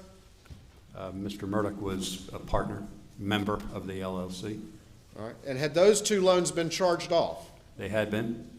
And to your understanding, those entities own real property? Yes, in Berkeley County. All right. When you say charged off, what does that mean? Explain that very quickly to the jury. In the banking, if a loan becomes uncollectible for whatever reason, the borrower suffers financial difficulties, other issues, the bank will at some point in time make a determination whether to take it off its books and subsequently charged off. Okay. Did the bank foreclose on the properties under those particular two entities? We did not. All right. And so it takes it off the books, so it stops accruing interest and late charges and all that kind of stuff, right? Actively, yes, sir. Actively, at least, correct? Yes. And did the defendant, was he still, though, expected and required to keep paying on those particular loans? It didn't dissolve him of his obligation, but he periodically made payments. Periodically made payments on Yes. those loans. If the defendant had tried to sell those properties or something like that, what if anything, would the bank would have been entitled to in the event that was attempted? We would have been entitled to the outstanding principal balance at the time, plus lost interest and any late fees and charges. All right, so that would have to be applied against any sale price before those things could be, that property could be sold, correct? Yes, sir. And it would be somewhat higher than the numbers on this memo, is that right? Yes, sir.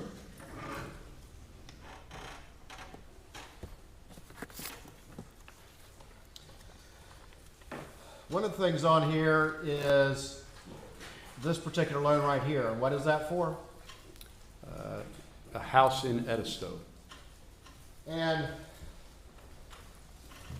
in April 2021, was there any sort of thing going on with that particular loan that needed to be addressed? The loan had matured. It had matured? And explain to the jury what that means. At that time, the balance of the loan, the note itself had reached its maturity date, and the borrower would be required to, the bank and the borrower were required to come together and determine what they wanted to do, either renew it, extend it, whatever. All right, and it had not been paid off, correct? It had not been paid off, no. Since it matured, it either had to be renewed or paid off, correct? Yes, sir. And because of that need for a renewal, had an appraisal been sought in April of 2021? Yes, that's my understanding. All right, let me show you the exhibit. You need to show it to the defense counsel real quick.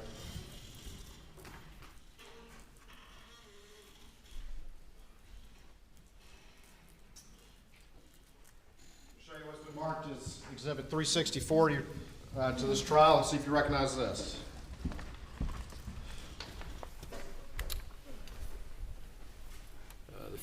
Top page is an email from Chastity Malfris to Charles Lafitte III, who is the bank's appraisal officer, regarding an appraisal request for 3606 Big Bay Drive, Edisto.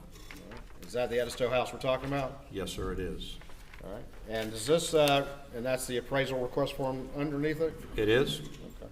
And that relates to the renewal of the existing loan on Edisto, is that correct? That is correct. Did this appraisal have anything to do with this $750,000 that you've been telling the jury about? No, sir. This was already in existence because of an existing loan, is that correct? Yes, sir. All right.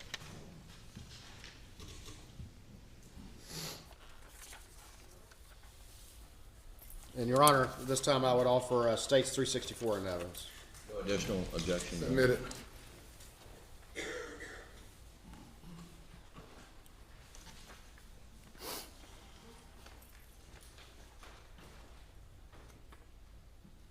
Almost done.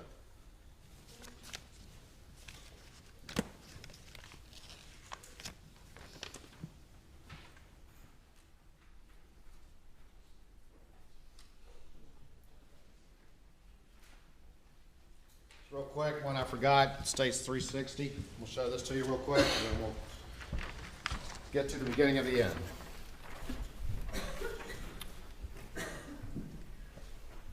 Yeah, can you tell me what that is? Yes, I'm sir. sorry. This is, I'm sorry, it's the checking deposit ticket of a $400,000 deposit going into an account, last four digits 6092, in the name of Alex Murdaugh.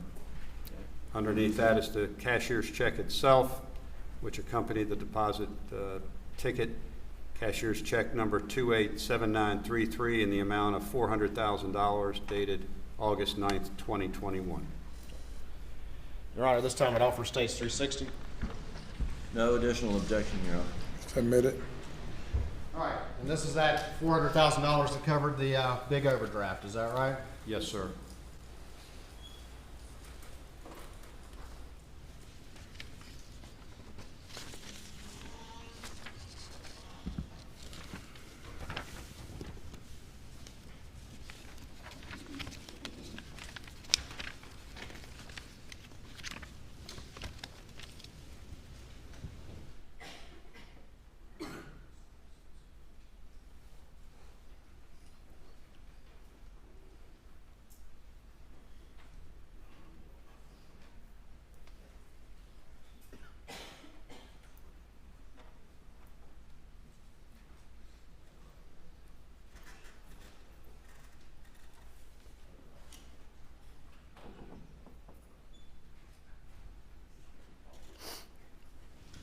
All right, I'm going to show you one last series of documents here, one at a time. Show you first what's been marked, has not been marked. Show you what's been marked as States 367, and is that a statement balance for an account in the name of Alex Murdaugh? It is. It's Alex Murdaugh, farm account, account number 1646. All right, and on June the 7th, 2021, can you tell me the balance in that account? The balance of the account is a negative $2,458.23. Okay. Your Honor, this time I'd move to admit States 367. No additional objection. Submit it. I'm going to show you what's been marked as 368 and see if you recognize that document. It's a copy of an account statement for account number 6092 in the name of Richard Alexander Murdaugh. All right. And can you tell me what the account balance is on June 7th, 2021? On June 7th, the balance in the account is $2,185.23. All right, Your Honor, this time I'd move to admit States 368. No additional objection. Submitted. I'm going to show you what's been marked as States 369, excuse me, and see if you recognize, or you can tell me what the balance, what that document is. If I can get a question out eventually. This is the account statement for a health savings account. Last four digits, 3094, also in the name of Richard Alexander Murdaugh. All right. And can you tell me what the balance of that was on June 7th, 2021? On June 7th, it would be $7,540.61. And that's a health savings account? Yes, sir. Can that be used for any expenditures, or is that limited, is that a special type of account that's limited to medical expenditures? It's a special account, generally limited to medical expenditures. Your Honor, this time I'd move States 369 into evidence. No additional objection. Submitted. I'll show you what's been marked as States 370, and see if you can tell me what that particular document is. Another account, copy of account statement. This one is the last four digits, 6649, in the name of Alex Murdaugh. All right, can you tell me what the balance is on June 7th, 2021? The balance on June 7, 2021 is $62,115.06. And then finally, I've got a set of documents. And Your Honor, real quick, I'll move States 370 into evidence. No additional objection. Submitted. All right, last one. Can you tell me what that particular document is? It's a copy of an account statement, number 5109, in the name of Margaret Maggie Murdaugh. All right, and just real quick, for the record, I'm having you look at States 371. All right, could take a look at it again. Same account number, Margaret Maggie Murdaugh. All right, and just go back, can you tell me what the account balance is on that particular account, at least as of, go back to the first one, of June 24th, 2021. June 24th, 2021, the balance was $23.97.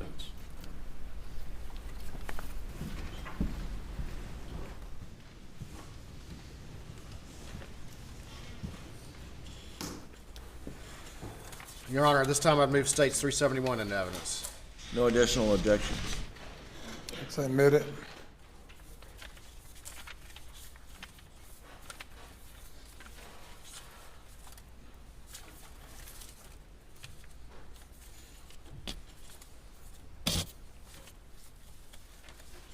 All right, I'm almost done.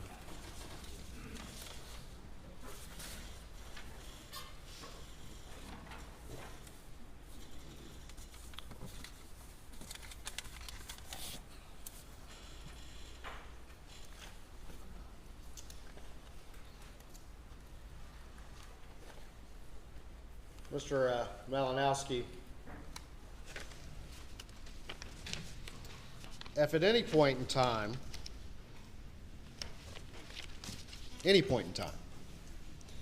if the bank over the years at any point in time had become aware that Alex Murdaugh was having a bank official take client trust money checks and convert them into cashier's checks and other transactions for his own personal use, what would have happened? Certainly would have a significant conversation in the bank, and we would ask the bank official to stop doing that.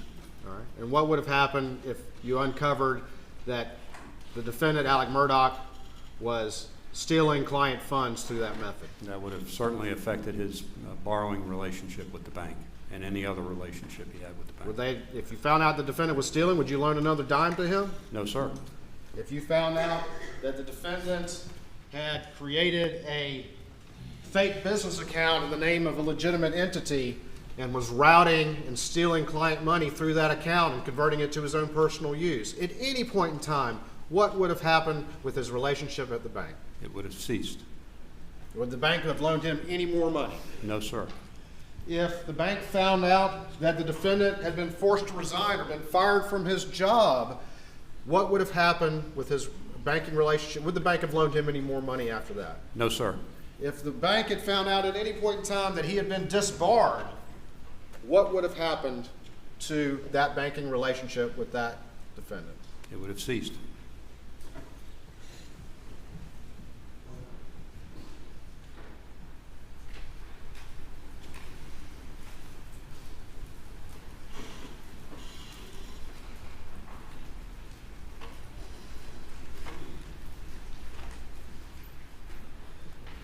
Look at Exhibit 368.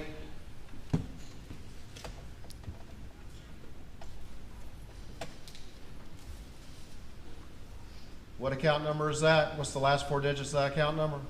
6092. And on June 7th, what's the balance? $2,185.23. Looking at Exhibit 356.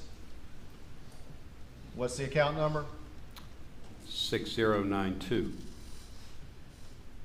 And by the time that applied for deposit comes in, what's the balance on August 6th, 2021? On August 6, 2021, the balance is a negative $347,784.67. Hold on for me 1 second.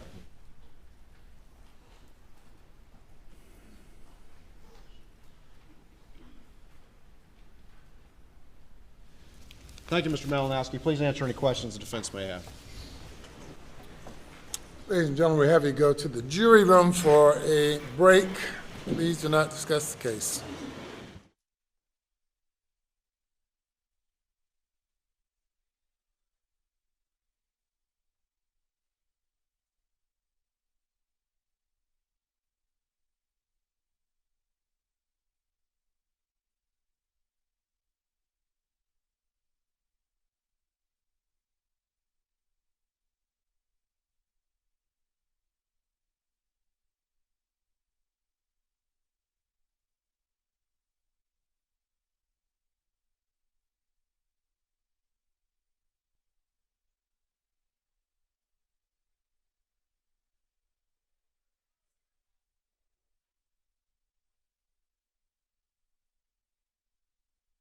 Rise and come to order.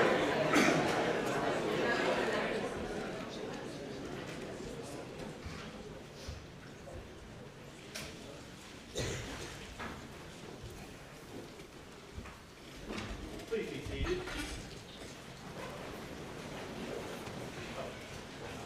Your Honor, Yes. we have a matter to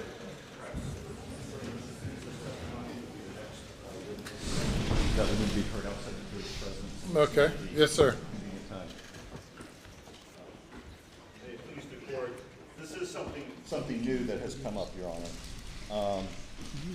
I'm sure Your Honor recalls the testimony of Shelley Smith this Monday, and her testimony was, let's say, somewhat malleable. We've discovered late last night that a GoFundMe page was set up for Ms. Smith, soliciting donations until the wording was changed during the testimony of the last witness. It read that my mother was caretaker for Alex Murdaugh's mom. She recently had to testify against him, and goes on to say, I want to reward her for her bravery and honesty. The very first donation made on this GoFundMe page, which was made shortly after it first went up last night, was made by attorney Mark Tinsley, who paid her $1,000, presumably following the description of this in consideration of her testimony. And Your Honor, I have, if you want, printouts of the screenshot showing that. Shortly after Mark Tinsley's name actually appeared as the donor for $1,000, he removed his name and it now appears as anonymous, but I'm told the Attorney General has confirmed with Mr. Tinsley that he admits he did make this payment to the witness in the middle of trial, who is still under subpoena. And therefore, Your Honor, and therefore, the defense would move to exclude his testimony. And on what basis? Your Honor, the legal standard here is difficult to find. I cannot, searching Westlaw, find a single case in which a prosecutor has tries to put to the jury a lawyer who has already testified he has a direct financial interest in the outcome of this case, who is also making monetary payments to prosecution witnesses during the trial. Your Honor, I believe that this is a question of first impression. And because it's a question of, I understand that the facts here in this case are disturbing, but because it's a question of first impression, I would respectfully urge the court to keep in mind the aphorism that bad facts make bad law. You know, a prosecutor, to my knowledge, to Westlaw's knowledge, has never before done this. What's improper about what he did? About what Mr. Tinsley did? Yes. He made a financial payment to a witness in the middle of a trial that he has a financial interest in the outcome of. He has testified. Who is under subpoena. She's still under subpoena. He made a $1,000 payment as a reward for her honesty, testifying in a matter that he has testified that he has a direct financial interest in. Well, that would be good fodder for cross-examination. No, Your Honor, I respect the court's ruling. I'm not going to strike his testimony. It may be good fodder for cross-examination. Yes, sir. Thank you, Your Honor. Yes. One other issue. Given the testimony in the in-camera proceedings, we would ask that he be precluded from offering testimony about focus groups on the verdict for the beach matter, speculation about fixing a jury in Hampton County. These matters don't go to the motive purpose that his testimony is being offered for, and would be prejudicial. Well, I'm loath to attempt to screen testimony in advance. Lawyers ask questions, lawyers object, and judges rule. So you've sounded a warning to the state that you object to that testimony, and if such a question is asked and an objection is made, then I will rule on the objection. Yes, Your Honor. Anything else? Nothing from the state, Your Honor. Range jury.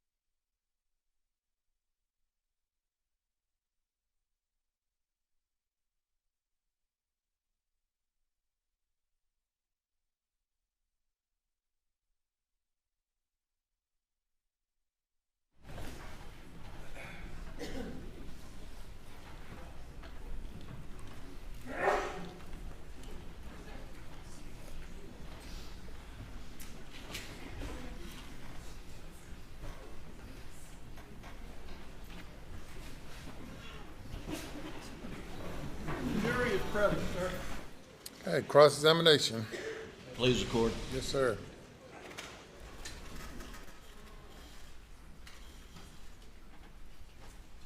Good afternoon, Mr. Malinowski. Mr. Riven. The $750,000 loan that was made in July of 2021, that was approved by 3 members of the executive committee, was it not? Yes, sir. And the 3 members that approved that loan were Mr. Charlie Lafitte, Mr. Russell Lafitte, and Ms. Gray Henderson. Is that correct? That's correct. And Mr. Charlie Lafitte was chairman of the board of the Palmetto State Bank at the time. Is that right? Yes, sir. He's the largest shareholder of Palmetto State Bank? Him individually, no. He wasn't the largest individual? Nope. Did he own 30% of the bank? Not individually, no. Okay. And then his son was Russell Lafitte, That's correct. and his daughter was Gray Henderson. Correct. And it was his position that if Alex Murdaugh wanted a loan from Palmetto State Bank, that the bank would loan him the money. Is that correct? That was his opinion. And Alex Murdaugh was a member of PMPED law firm. You're aware of that at the time? Yes, sir. And PMP ED Law Firm was one of the most, largest customers of the bank. It was a large customer of the bank. And the partners in the firm all had banking relationships with the bank, correct? I'm aware that many did, yes. And oftentimes when members of the law firm had clients who needed to borrow money before they got recoveries in their case, the partners from the firm would send them to the bank, and the bank would loan money on future recoveries. Are you aware of that? Yes, I am. And so the firm was good business for the bank. It was a good customer. And the bank, in turn, provided good services to the members of the firm. Yes, sir. And if it meant, getting a loan in a rush without having all the I's dotted and the T's crossed, I mean, that would happen. Isn't that right? Not to that magnitude, no. Well, it certainly happened with Mr. Alex Murdaugh in July of 2021, right? Yeah, I believe in August of 2021. Well, the loan was made, the money was provided to Mr. Alex Murdaugh in July of 2021, right? $350,000 was provided with that wire transfer I subsequently had knowledge of. And the documentation was essentially loan not on the books, or what's the acronym? Loans not on system, LNOS. Right. But it's a loan, it's just not on the system. It's an advance from a general ledger account. To be documented as a loan down the road. One would hope, yes, sir. And that's what happened here. Eventually. In August. In August. Now, Alec didn't work for the bank, did he? No, sir. He didn't represent the bank, did he? To my knowledge, no. He was just a good customer of the bank, is that right? Yes, sir. And the bank treated him like a good customer because that was in the bank's interest. Yes, sir.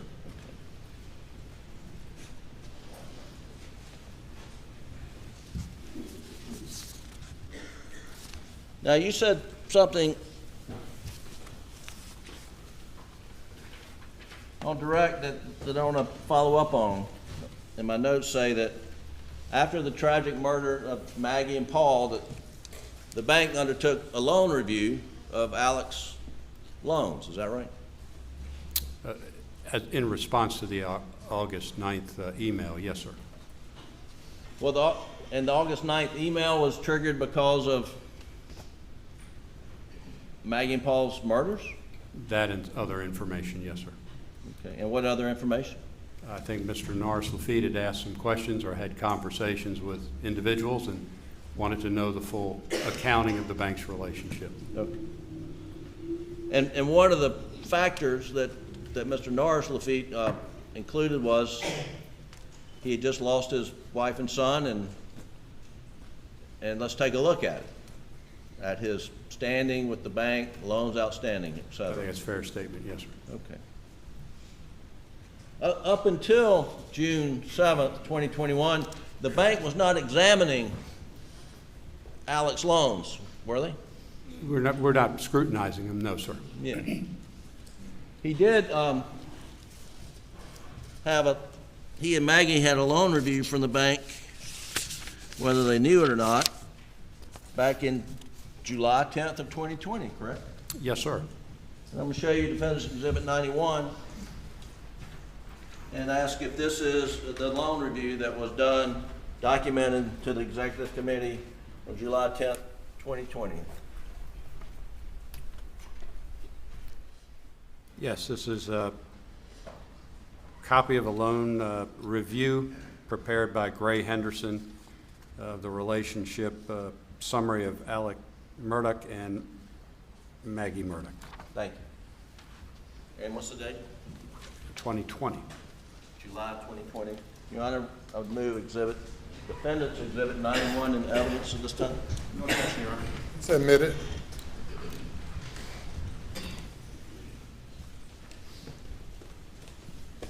Just put the front page up there and. So, Doug, go down so we can see the, keep going, there you go. So to the executive committee, on July 10th, 2020, who was on the executive committee with the bank? At that time, Charlie Lafitte, Russell Lafitte, Gray Henderson, myself, I believe Scott Swain was on it at that time. And it's a 5-member executive committee? Yes, sir.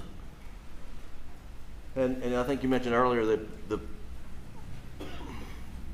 does it take the majority of the committee to approve loans over a certain amount? Sitting in a meeting, yes, sir. Excuse me? In a meeting, yes, sir. Okay. And Gray Henderson is preparing this loan review for Alex Murdaugh, right? Yes, sir. It says Richard Alexander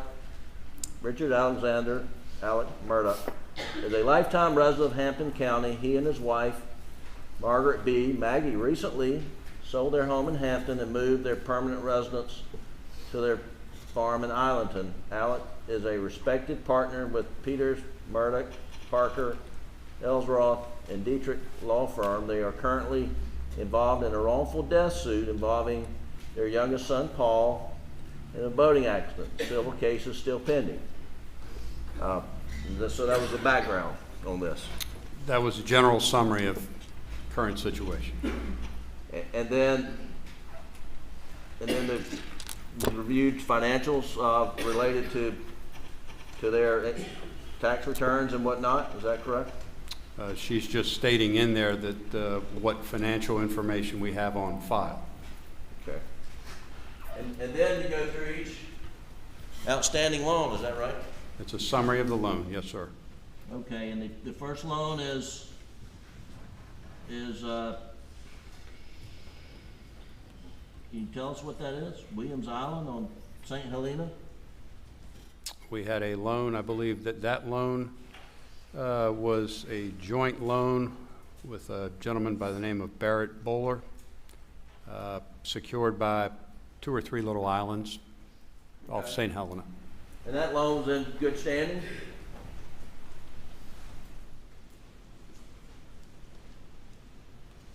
Says all payments made as agreed, yes, sir. Okay.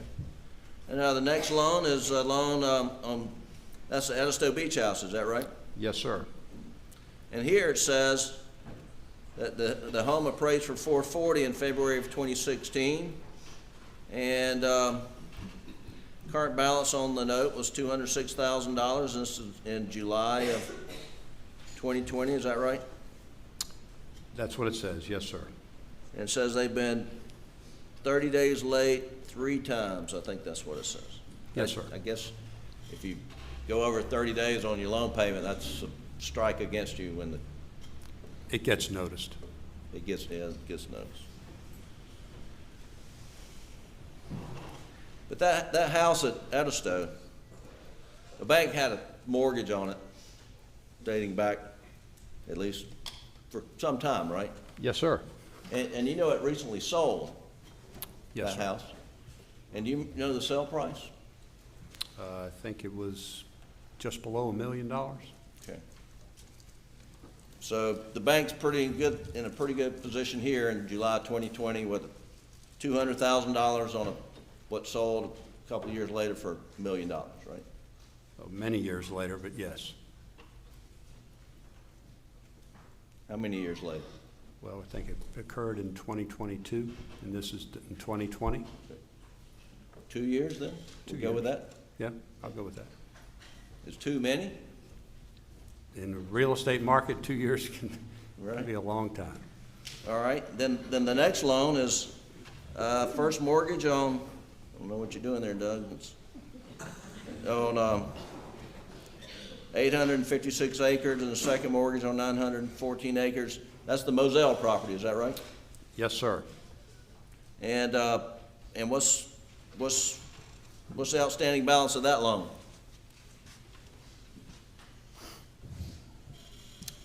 $719,769.16. And what kind of value do you have there? Good value in it. If the appraisal is $3.3 million. Now, you know there's a contract on that property today? I understand there is, yes. You know what it is? No, sir, I don't. Okay. You know it's more than 3.3? I don't know that.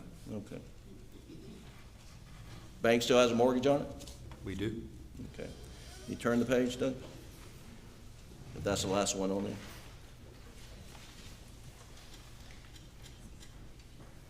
And here's another loan. And I guess that's part of the same, that's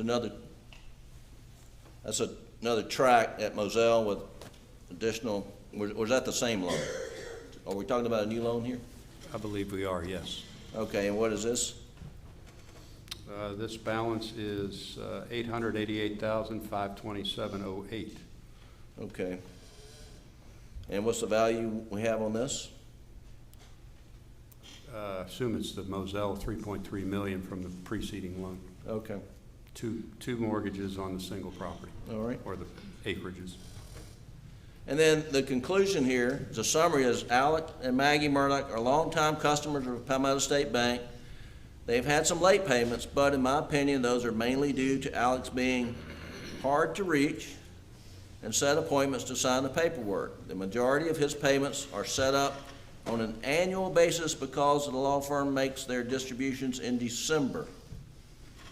Now, let me ask you about that. Were you aware that a lot of the partners at the law firm who owe money to Palmetto State Bank just pay once a year because that's really when the bulk of their income is generated or received? That's my understanding, that's correct.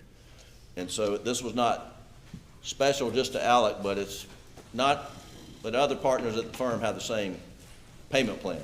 You're setting up the repayment to coincide with the receipt of their income or the bulk of the income. Sure.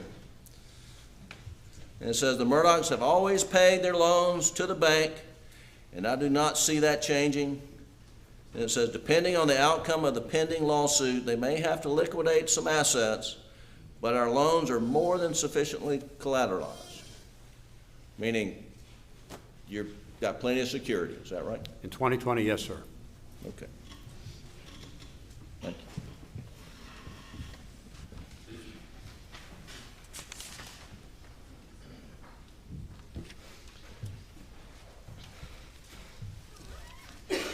Alec and Maggie have, to your knowledge, never been turned down for a loan at Palmetto State Bank.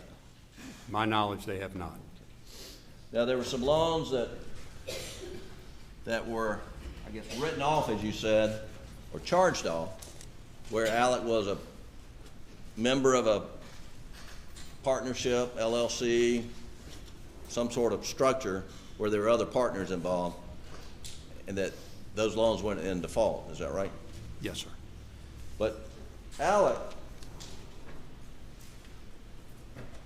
kept paying on those notes, did he not? Periodically, he'd make payments. Did any of the other partners in Redbeard or United, were they making payments? To my knowledge, no. To your knowledge, it was only Alec that was making the payments? Yes. To your knowledge, was there any reason in the world for Alec to believe that in June of 2021, if he needed additional money from Palmetto State Bank, that he couldn't just go down there and talk to Russell Lafitte or Charlie Lafitte and ask for a loan? In June of 2021? Yes, sir. I don't see any reason why he couldn't have that conversation with Charlie and Russell.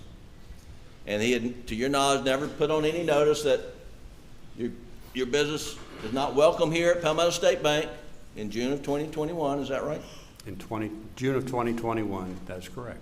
In June of 2021, the bank is fully collateralized on the outstanding notes. With the exception of the one where he was a co-borrower, I believe, with his father. I think that was an unsecured loan.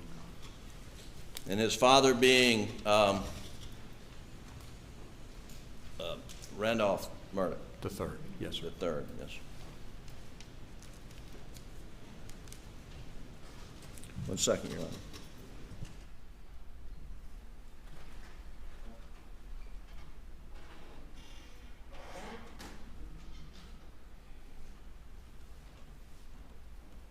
I have no further questions, Your Honor. Redirect. Very briefly, Your Honor.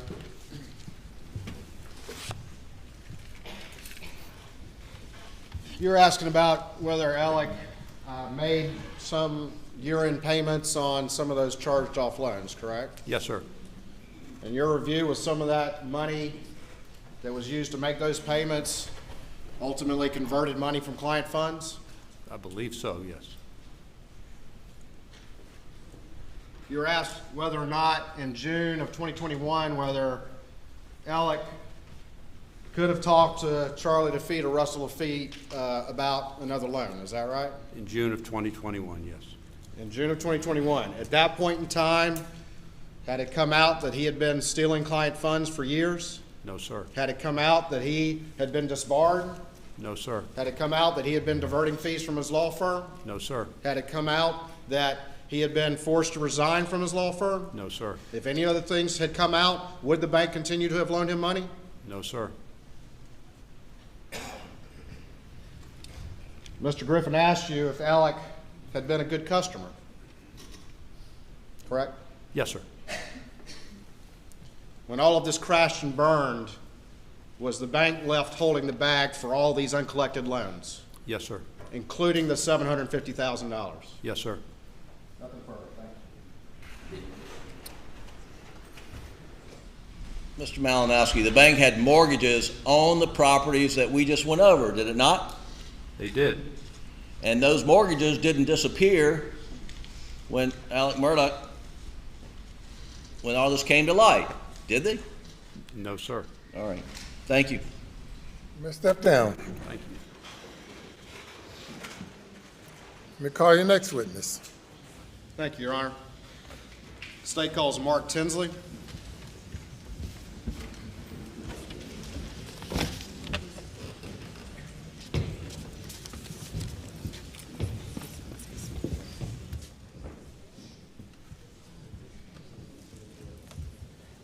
Raise your right hand, left hand on the Bible. Do you affirm the testimony about to give this court in this trial shall be the truth, so help you God? I do. Thank you. Take a seat and witness stand. State your name again for the record. Spell your last name, please. Afternoon, Your Honor. My name is Mark Tinsley, Tinsley.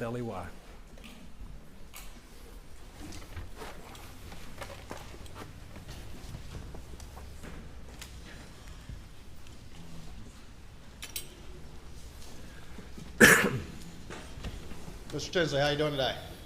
Good. Introduce yourself to the jury a little bit. Please tell them a little bit about yourself, where you grew up, where you went to school, and a little bit about your profession, please. Sure. I said my name's Mark Tinsley. I'm a lawyer. I practice in Allendale. I've been there since about 2000. I'm originally from, Mr. Tinsley, get that mic a little bit closer to you. well, the mic's short and my knees apparently are long because this is the most uncomfortable place to sit. You can bend it down a little bit, maybe. Yeah.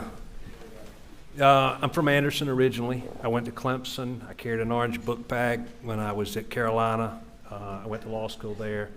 I graduated in '98. I worked in Columbia for a couple of years doing primarily insurance defense work. You've heard a lot of plaintiffs' lawyers. So I would have been one of the lawyers representing an insurance company that was hired to or had the coverage on somebody who was getting sued, or I would have dealt with coverage. Is a specific loss covered or something? So that's primarily what I did for the first 2 years. One of my good friends was originally from Barnwell. I made my way to Allendale in 2000, and I've been there ever since.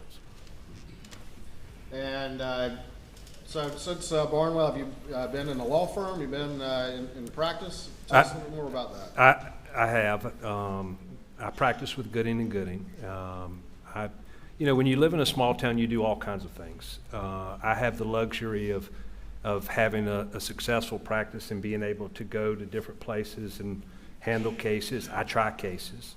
I try truck wrecks. I try highway defect cases where there's something wrong with the way that the contractor had not really design the road, but maintain the road, and somebody gets catastrophically injured. I've tried bad faith cases where an insurance company has coverage, but for some reason or another, they don't do what they were supposed to do under the contract, and their insured gets harmed as a result or suffers a loss. And so, you know, I pick and choose, but when you're in a small town, you help people. And so I end up doing all kinds of things. There's no case that's too small, no case that's too big. If I can help you, I try to help you. All right. Over the years, being a lawyer doing this kind of work in this area, have you had call to get to know the lawyers and what used to be known as PMPED? I have. You know, there's only 17 miles basically between Allendale and Hampton. Small bars. At one time, I think there were really only 4, maybe 5 lawyers in Allendale, and about twice, maybe it ultimately gets up to 3 or 4 times that many in Hampton, but it's a small bar. And I had occasion to work with, you saw Ronnie Crosby, I think, yesterday. I've handled a number of cases with Ronnie Crosby. You've heard Lee Cope's name mentioned. I've had cases with Lee Cope, but I knew everybody. All right. And did that include the defendant, Alex Murdaugh? It does. And how long have you known him? You know, it's hard. I heard Chris Wilson this morning. I don't remember exactly. I came in 2000. I always remember him being there. So sometime shortly after I came to practice in the 14th Circuit. All right. And do you see him in the courtroom here today? Sure. He's immediately to the right of Mr. Harpootlian. Can the record reflect he's identified the defendant? Over the years, as you knew Alex Murdaugh, did you ever do anything professionally, either with him or against him? You know, I hate to be a lawyer, Mr. Waters. I have.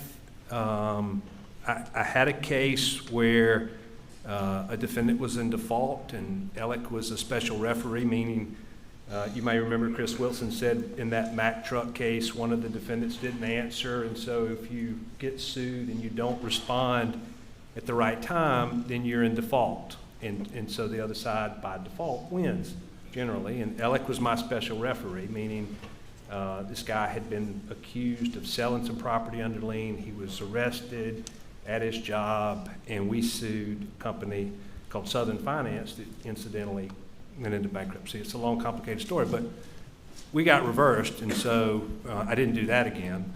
But just generally, have you had, go ahead.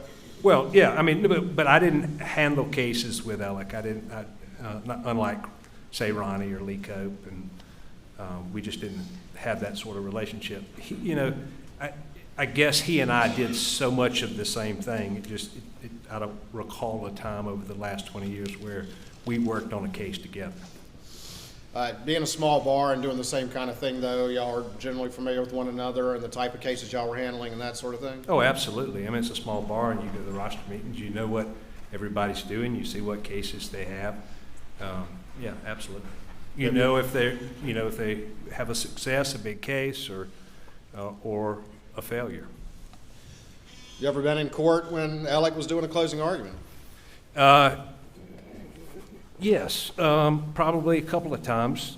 There was, he tried a case in Allendale. It was the first case, I think it was 98 that the Allendale courthouse burned. The story is that Judge Peoples from Barnwell was going to sentence some guy for a drug offense, and Judge Peoples was very strict on drug offenses, and so the guys who were going to be sentenced on Monday decided Sunday would be a good day to burn the courthouse. So they burned the courthouse, and so many months later, I think Judge Peoples ended up sentencing them. Relevance grounds? At any rate, they rebuilt the courthouse, and so the first case that was tried in 2005, Alec tried, and I was there when he made his closing argument.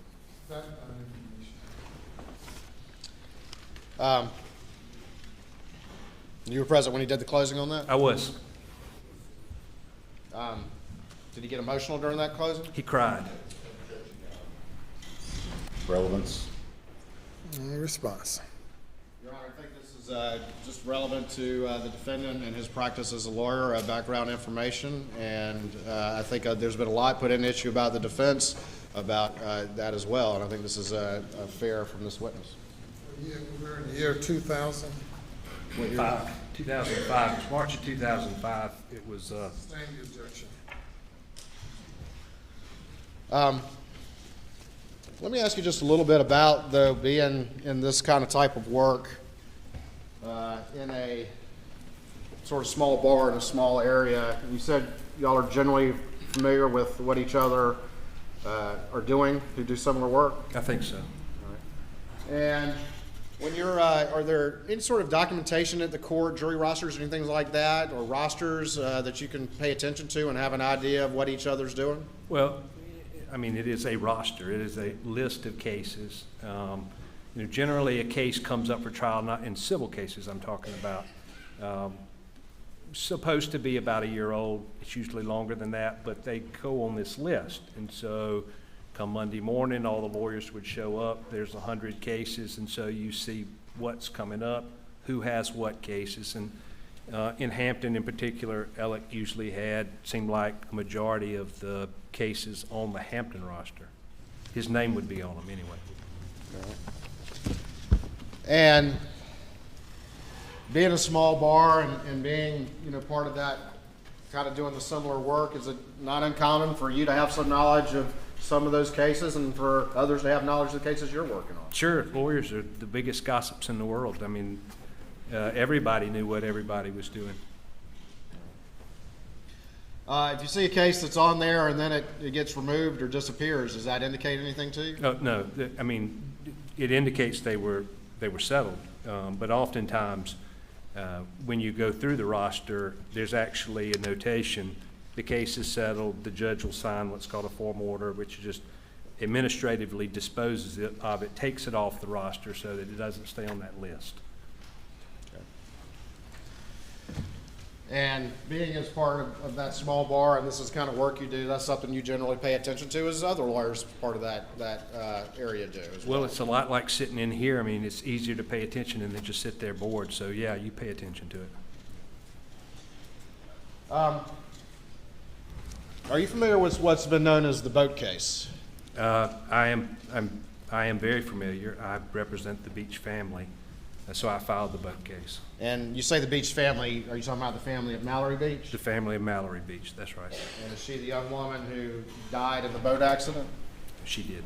And what was the date of that accident? It was the early morning hours of February 24th, 2019.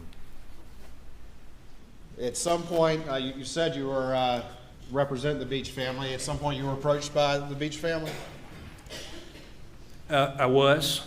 Shortly after the wreck, there was an incident on the causeway. So this boat crash happens.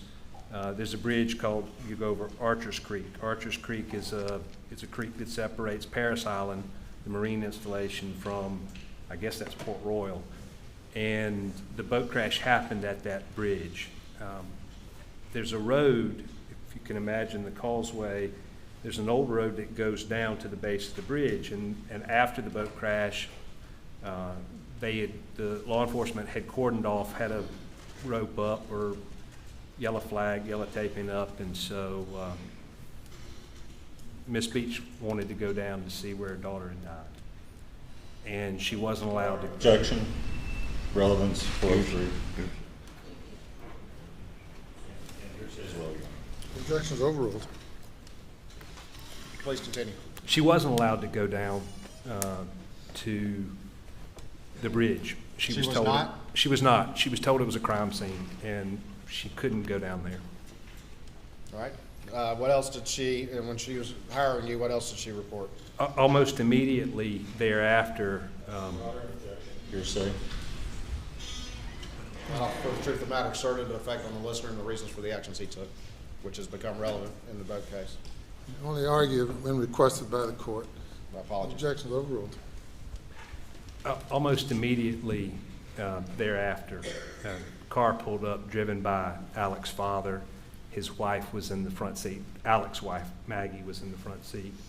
They were waved down to the bridge, and that caused her a great amount of distress. Did she ultimately hire you to represent her? That day I got involved. At some point, as you get involved, do you start to investigate the occurrence? I did. I started to investigate, but I started to try to put pressure on law enforcement, which is, you know, I'm drawing a distinction there almost immediately, because the concern was that it was going to get covered up by the Beach family, and they didn't want that to happen. Your Honor, I would object to these references to covering up. It's not relevant to the motive purpose for this testimony, and it is prejudicial under 403. I sustain the objection. Strike the previous response. Objection is sustained. You may proceed. Yes, Your Honor.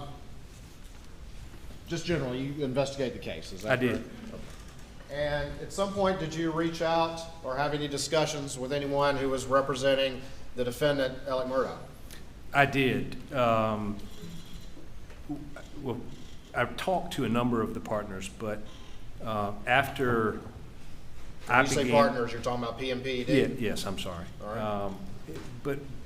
But eventually I came to know that Danny Henderson was appointed as Alex's personal counsel, who was one of the partners. You may remember there was a video from Alec in the front seat of the law enforcement car, and the arm that reaches up and squeezes his shoulder while he's crying. That's Danny Henderson. All right. And did you and Danny Henderson, did he have any documents for you to review? He brought me all of the insurance policies for all of the insurance that Alec had in place at the time of the boat crash. And for what reason did he bring you those documents? Well, when you do what I do, we can't turn back the hands. We can't undo what's happened. And so, you know, the best that you can hope, and when you get a case like this, this kind of loss, nobody gets what their case is worth, if that means anything. I mean, nobody would willingly trade place with these people for money. But that's all that you can do in a civil case is recover money. And so some things are covered by insurance, some things are not. And so many times when we are drafting lawsuits, we want to know what insurance there was so that we try not to destroy the ability for the insurance to apply in the beginning. So that would have been the reason I was looking at the insurance.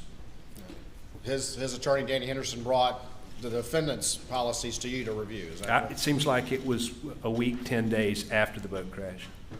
All right. And did you review those? I did. And what if anything, did you find in those documents? It did not appear to me that he had any coverage other than there was a policy with Progressive, a watercraft policy that applied to the boat. It was $500,000, and it was offered by Progressive immediately. When you have a catastrophic loss, it's not unusual that an insurance company will say, here's our money, take it, please, because they have an obligation to protect their insured if they can. The other policies that he had didn't provide coverage except for a for-hire hunting operation, which this didn't arise out of. And so, What company was that with? Philadelphia Insurance. All right. And again, that policy was limited to what? The occurrence, the accident, if you will, had to arise out of a hunting operation, a business operation. And even if there were some way to say that this boat ride this night did that, there were very specific watercraft exclusions that then excluded the coverage. So accidents are covered, but then you have all these exclusions that take the coverage away, and so there was no coverage. Did the defendant have an umbrella policy? First, tell the jury what an umbrella policy is very quickly, if you could. An umbrella policy would be if you have a primary policy, say on your car, the umbrella policy would sort of be a coverage. It could be broader than your car. It could also apply to your house. Generally, that coverage is the limits are multiples of maybe what your liability limits are, and it could be broader than just your house. It could apply to your house and your car. So I don't remember, I think all of the coverage was with Philadelphia, and I remember reviewing all the policies. I don't remember if it was exactly what they were referred to at this time. Did you ever find out if the defendant had an umbrella policy or the status of that policy? There was no coverage for this boat crash other than with Progressive on the boat. Did the defendant have an umbrella policy at one time, to your review? He had coverage. He had the coverage with Lloyd's of London and Nautilus immediately before, which was the coverage that was in effect when Gloria Satterfield fell at his house. And he had an umbrella policy there. All right. And what happened to that policy, that coverage? The policy came up for renewal. You know, normally they're a year. It comes up for renewal and this claim's still open. And so when it came up for renewal, the insurance company wouldn't renew the policy and they canceled it, which is why he then went and bought this hunting club operation or hunting for hire operation, whatever that policy was, but didn't really cover anything because he didn't have that kind of business. In your assessment and judgment, would that Philadelphia Hunting Lodge policy provide any coverage for the boating accident? It did not. I told Danny Henderson in November of 2019 that it did not. Philadelphia filed something called a declaratory judgment action where they go and ask the court to declare their rights, meaning we don't have any coverage. It's clear the policy doesn't apply. Judge, tell, in this case, the plaintiff, because they sued us, the Beach family, and they sued Alex Murdaugh for a declaration there was no coverage. I refused to participate. I said I would just be bound by whatever the result was because I knew what the result was going to be. Generally, at this point in time, what was your assessment of the defendant, how lucrative the defendant's practice was and his general wealth? Well, so I believe that he was making lots of money. I told you that he had most of the cases. So if that's 50% or 60% of the cases that are actively resolving, he's actively making money. Money's coming in. Now, whether I knew that how the law firm worked in terms of they would get their money at the end of the year, that's not uncommon, but it doesn't really change the fact that he's making lots of money. And that didn't really change in the time that I knew him. It certainly hadn't changed in the years immediately preceding the boat crash. You know, so about the last 3 to 5 years. All right. And ultimately, with your review of the insurance coverages, the only one that you thought was applicable was which one? The Progressive boat policy. And how much was that? $500,000. And from your assessment of the case, was that going to be enough? No, it wasn't. There were 6 people on the boat, including Alex's son, Paul. So there was one girl whose hand was pretty severely injured. She had about $130,000 in medical bills, a couple of surgeries. You had one boy who was thrown into the console and had a broken jaw. Object to this, 401, 403. Opinion. Objections overruled. And his medical bills exceeded $100,000. So, you know, you got a death, you got 2 people with substantial medical bills, and there was just no way there was enough coverage at $500,000. As a result of that assessment and your assessment of the defendant's lucrative practice and wealth, what, if any, goals did you develop for this particular litigation?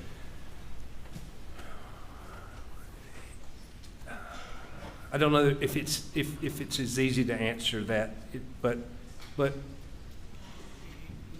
as I began to realize there was no coverage, it was clear that and oftentimes when you have someone who is very affluent, who has a lot of money, it's not uncommon for those people to pay in addition to what they have in insurance. And so Alec was going to have to pay out of his own pocket to settle the cases. Did you ultimately file suit in this matter? I filed suit, I think about a month after the boat crash. I filed suit before the criminal charges were brought. Criminal charges against who? Paul. I'm sorry. And so in March of 2019, you filed suit? I believe so. And did you sue the defendant?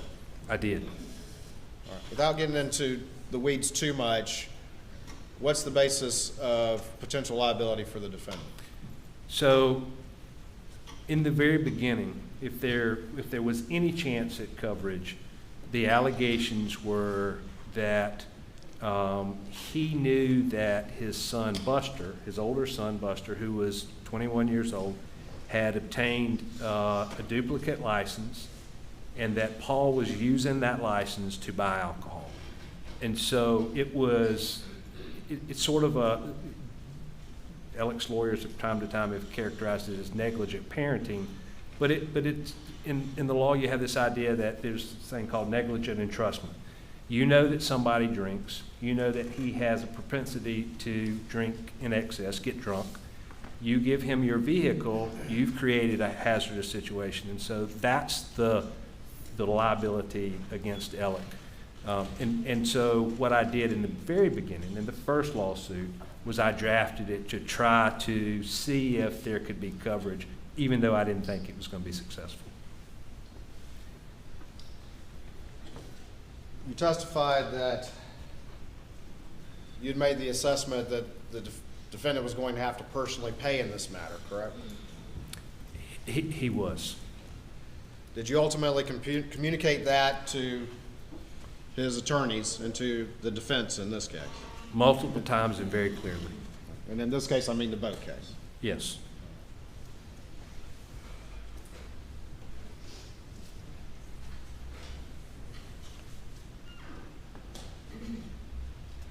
Is there such a concept as a friendly defendant or a venue defendant or a placeholder defendant in civil litigation?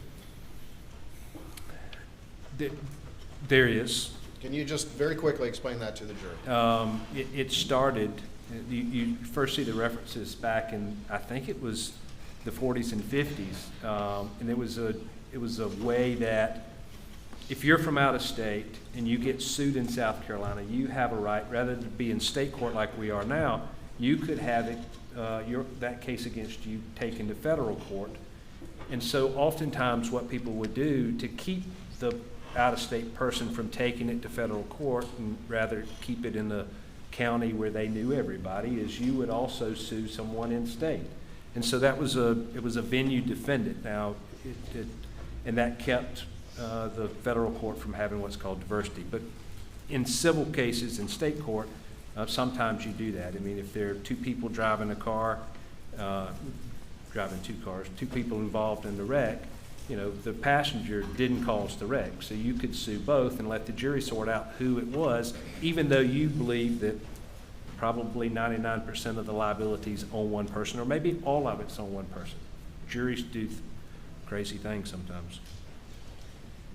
Had you made it clear to the defense during this time that you were not considering the defendant just a friendly defendant or a placeholder defendant or a venue defendant? From the beginning and very clearly. And that meant you were seeking a personal recovery against him? He was always going to have to pay, and pay a lot of money. Does your area of the law, do y'all have some sort of annual conference every year that many people involved in it attend? We do. Michael Gunn mentioned it. I think he called it SCAG or SCAG. I don't know. So I called it the Trial Lawyers Conference. It was at the Westin at Hilton Head every year. And what time of year what month does that take place? It's usually the first weekend of August. So that if that's first, second, third, or fourth, fifth, and sixth, but it's usually that first week of August. In August of 2019, did you attend that conference? I did. And did you see the defendant there? I did. And did you have any conversation with him? Normally, different law firms have dinners and groups of lawyers. It's because it's marketing too, right? I mean, you go and you have dinners and you take other lawyers out who may send you cases or get you involved in cases. And so after dinner, everybody sort of comes back to the hotel, and there at the Westin, there's a gathering area. And I think it was a fundraiser, either for Mr. Harpootlian or for Lindsey Graham. But there was a whole room of lawyers, and he saw me, and this is the first sort of gathering. There's a little tension, I think, generally in the room about it, and then he beelines across the room and gets about this close. And what does the defendant say to you? Hey, Bo, what's this I've been hearing about what you've been saying? I thought we were friends. And did you respond to that? I did. I told him that we were friends, that if he didn't think that I was going to do everything I needed to do to help my clients, he was wrong and he needed to settle the case. Was that conversation about your intent to seek a personal recovery? That's when he said, what's this about what I've been hearing? I thought we were friends. That's what he was talking about. He didn't like the fact that I was saying he was going to have to come out of his pocket and pay. Moving on to the following month, was there a mediation in the case? The next year. So that was 2020. August of 19. We don't have the mediation until September of 20. At this point in time, the case has been filed, and without getting into detail, you're generally engaging in the discovery process, is that correct? We are, which is you go and you put witnesses under oath and you take their depositions and you examine them and you collect documents and those sorts of things. But we were taking depositions, primarily of law enforcement, the people at the emergency room, that sort of thing. What happened in March of 2020 that affected everybody? Well, COVID began to shut the courts down. We continued to take some depositions, but ultimately, I think it was probably April, May, then we were sort of confined to our offices by then. So in March, we're still taking depositions of law enforcement, and it sort of slows down. Do you continue to work on the boat case? We did. Continue to gather evidence and documentation? I did. One of, there was a number of things that we knew existed that had not been collected by law enforcement and didn't appear to exist as far as law enforcement were concerned. And so, for instance, I subpoenaed from the Department of Defense, I believe, and ultimately got all of the federal government's documents of affidavits and things of witnesses that were out there from Parris Island. And without getting into all the details of the evidence, were you gathering evidence that you felt made your claim against the defendant strong? It did. And did you share some of these, at least some of these findings with the defense? Well, they're sitting in the room. I mean, they might not know it until I bring it out. The first lawyer asks questions, and then the person may or may not be completely truthful, and then you bring out the document. And so they're seeing it happen. And that's mainly with law enforcement. There were a number of law enforcement depositions where that happened. As you're moving through the months of COVID and their shutdown and everything like that, is one of the things that you do is use a mock jury to sort of assess your case. Objection, Your Honor. 401, 403. Objection's overruled. I did in this case. All right. And some of this evidence that you felt was strong, did you sort of present that to this mock jury? It is just as a tool to help you assess how strong your case is and how likely it is of a recovery. Yes, and I was specifically interested in Beaufort County, and I can explain that if you want. Just very briefly, let's try not to get into the weeds too much, but just, yeah, if you can. So the alcohol was sold by a convenience store, Parker's convenience store. And the Parker's lawyer at times would seem to act like Paul wasn't the driver, and at other times,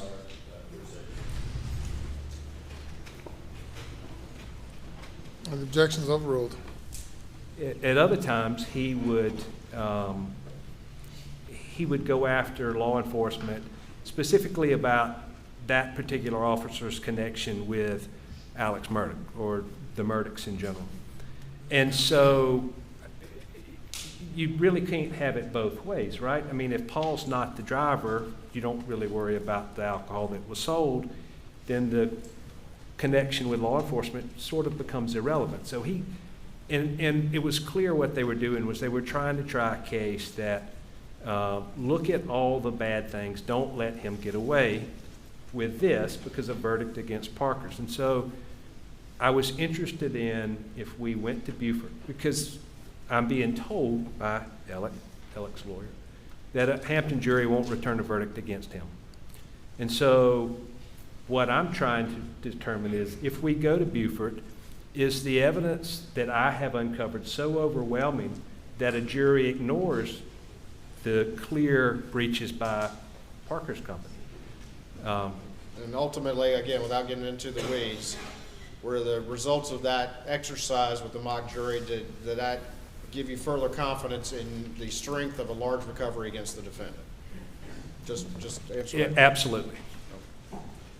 And ultimately, did you communicate that to the defendant's defense team? I did. I also, to Ronnie Crosby, who said that he would talk to Alec, and then they wanted copies of some of the statements by the people that wanted to take everything he had.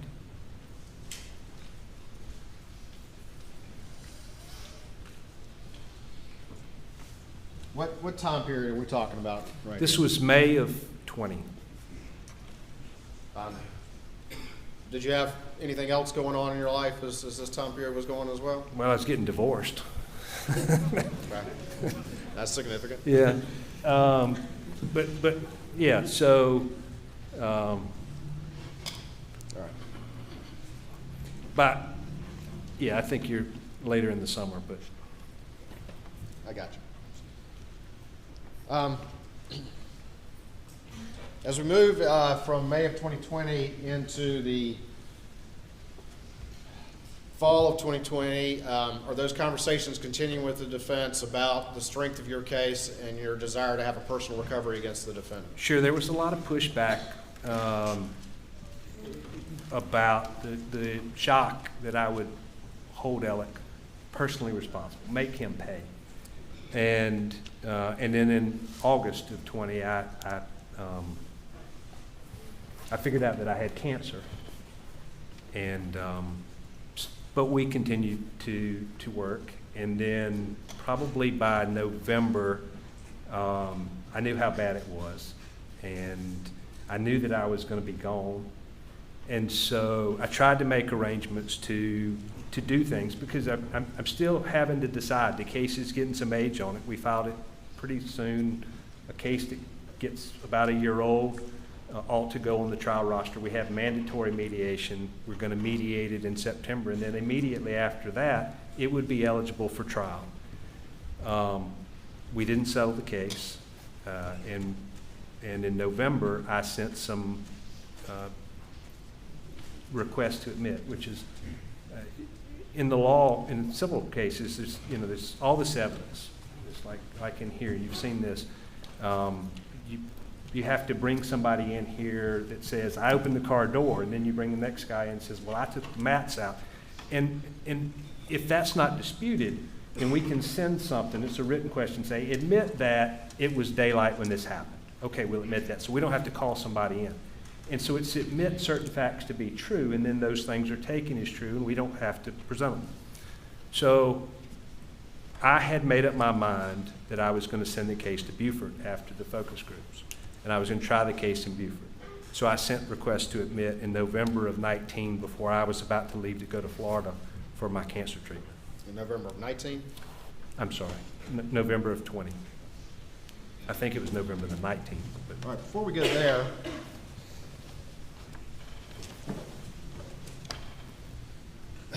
you'd had some discussions with the defense about the strength of your case, as you've talked about, correct? Oh, yeah. And the strength of your case against the defendant, is that correct? Yeah, and one Just of the real other... quick, let me ask a question if we could. Sure. Had you had any discussions about a number that you were seeking from the defendant, roughly? I Ultimately, I have that conversation. They push me for a number. By November, I've given them a number, yes. All right. And roughly what that number was? That number, he was going to have to pay $10 million out of his pocket. And did the defense have any response to you eventually? That he could cobble together $1 million. But Did he they was have any broke. other response? He was broke. He was broke. He can only get $1 million. Maybe could get $1 million. Based on your knowledge of the defendant and his practice as you've testified, did you accept that response that he was, quote, broke, end quote? No, I didn't believe it at all. Did you offer him any other sort of settlement, any sort of type of plan or anything like that? If you're broke, I'm happy to work out a payment plan. You can make payments. You can convey Moselle. I knew he had Moselle. He got Moselle right after a big settlement in 2012. So that's 1,700 acres. Conveyed Moselle, convey the beach house. He still had the house in Hampton. And we'll work out a payment plan on the rest. Did they reject that? He did. Having been told that the defendant is broke despite what you believe, did you have a response to them? I did. In October, almost immediately after the mediation, I served some discovery. Again, it's a written question, and there are two different types. There's interrogatories where you ask a question, tell me where you bank. And then there could be requests for production, give me your bank records. Now, I didn't say that, but I did. I sent discovery to... And just real quick, we'll talk about discovery in a second, but generally, what is that response? He says, I'm broke. What are you saying in response? There's no way. I mean, like I said, he has a spigot of money that's running. He's settling cases. He's got big cases. He's got lots of cases. He's got generational wealth. There's no way he's got 1,800 acres in Moselle. He's not broke by anybody's standards. Did you ask the defense to, okay, show me the books, prove to me that you're broke? I did. And what was the response? No.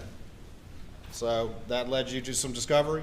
It led me to send discovery to get that information. And specifically, what information as it relates to the defendant's books and the defendant's accounts are you talking about?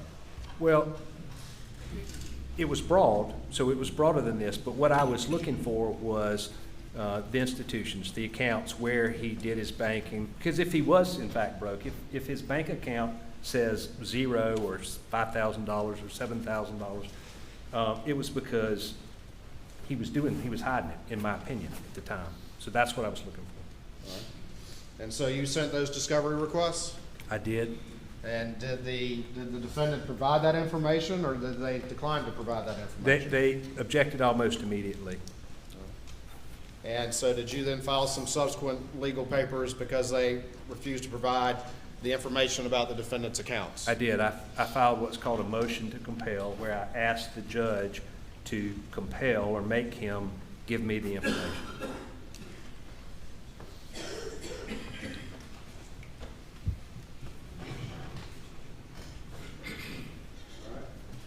I'm going to show you what's been marked as State's Exhibit 402, and just generally just see if you recognize this document. If you flip through it real quick.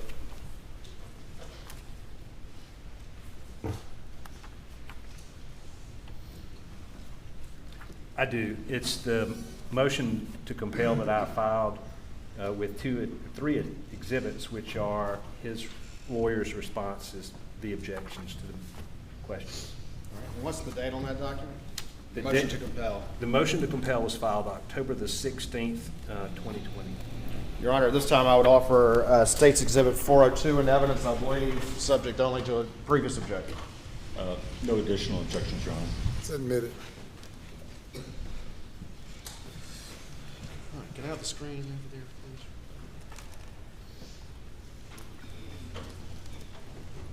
All right, this is State's 402, the one you just described, is that right? That's right. And that's the date on it right there? Correct.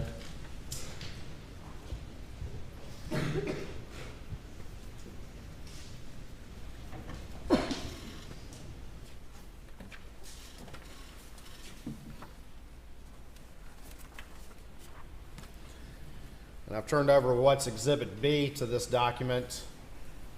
And is this some of that discovery asking for the defendant to identify his specific bank accounts that you were just describing? That's right. And can you just read number 1 right there? That's a question that you're asking the defendant to provide to you, correct?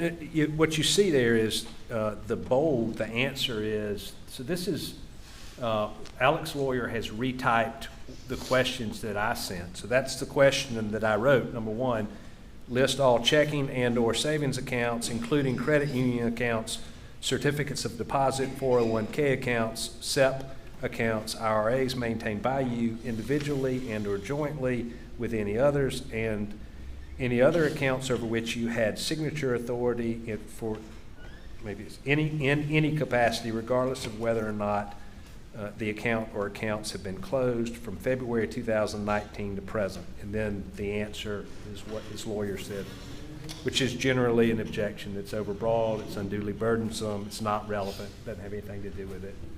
So they had objected, and you filed a motion to compel. And again, without too much detail, is a motion to compel to ask the judge in the civil case to force them to provide you this information. that's right.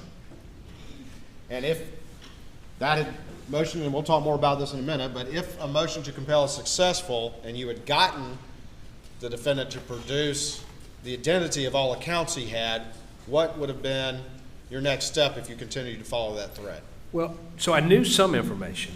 I would have verified that he was telling me the truth, right? So some things I'm verifying, but I would have ultimately sent subpoenas to the banks. And then I would have begun to subpoena the accounts. I mean, I know he's got a personal account. I know that the law firm's got accounts, but he's got these other entities, these partnerships and things. I didn't know if he had accounts there. So that would have been what would have happened next. At this point in time, were you aware of any institutions that you believe the defendant had bank accounts at? I knew about Palmetto State Bank, and I believe that I knew about Bank of America. At this point in time, though, did you have any idea about all the stuff over there with the fake forge account and all this other stuff that the jury's heard about? Not a clue.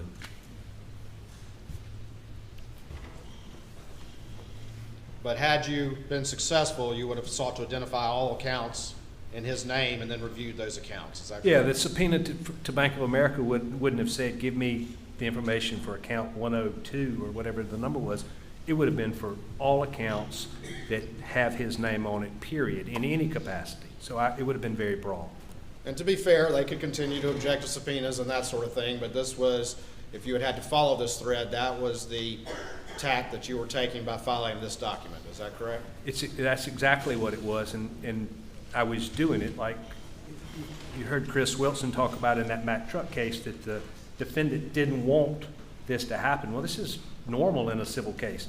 There's lots of times that defendants don't want certain things to happen, and so if they don't want it, that's what I want. And so I'm putting pressure where I can put pressure, and this is a place that I can put pressure.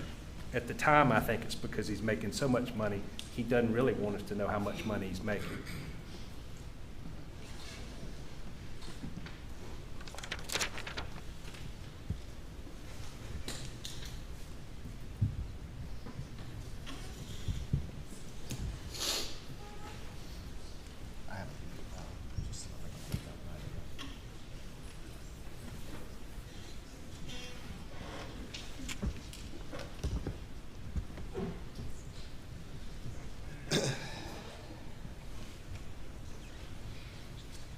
That motion's filed in October of 2020.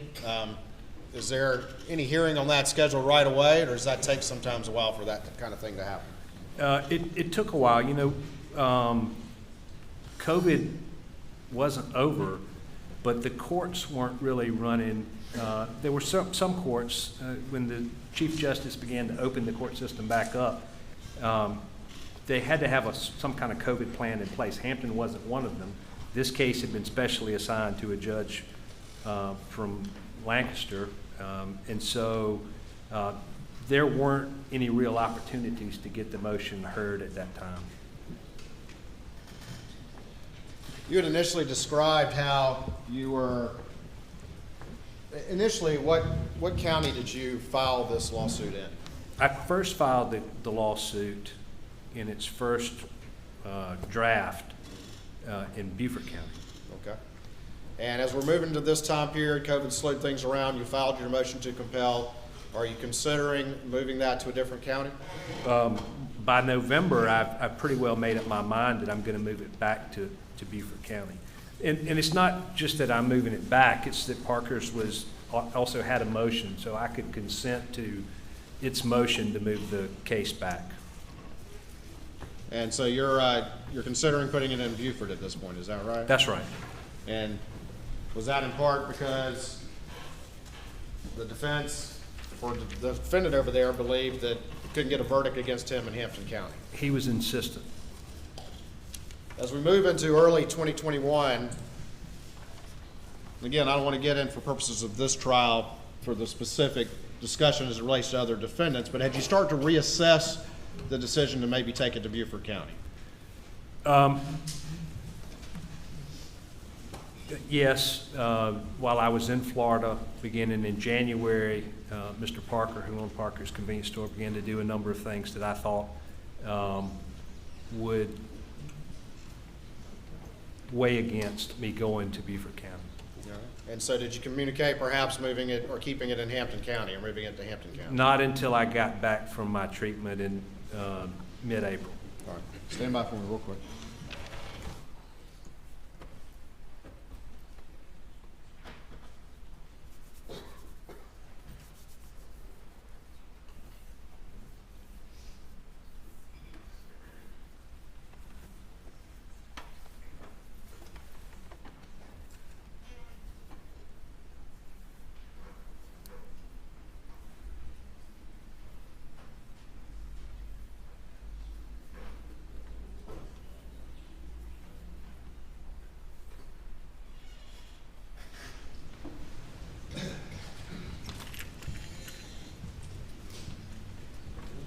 Let me ask you this.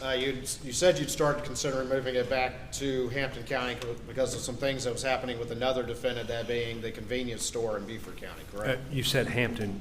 I think you meant Beaufort. Sorry, let me rephrase that. You're in Beaufort at this point, correct? No, I'm in Hampton. I filed it initially against Luther's, which was a bar after. So the kids launched a boat from Alex Family Place to Chessie, and it's owned by Family Trust, Murdaugh Family Trust. Maybe there are two properties and there's two trusts. So I sued Alex's father, I sued the trust because could have been that alcohol was provided there. It turned out it wasn't, but the kids drank and launched the boat from there. And then they went to an oyster roast. I sued the people who had the oyster roast. From there, they went to a bar called Luther's where Paul had 2 shots. And so I sued Luther's and I sued Alec. And I'm not 100% certain in that first lawsuit whether I sued Buster or not, but I ultimately did sue Buster. You were describing you were in April 2021. Had you at that point had some thought process that you communicated to the defense about having the case in Hampton? Yes, I did. Okay. And was it because of some of those things with that other defendant that you had mentioned? So Without getting into the specifics. It was. And the motions were coming up. I mean, it was, I've been gone for 4 months or whatever it is, 4.5 months, and so the motions are set to be heard. And there are a number of motions. Parker, as I said, had filed this motion to transfer the case to Beaufort before I left.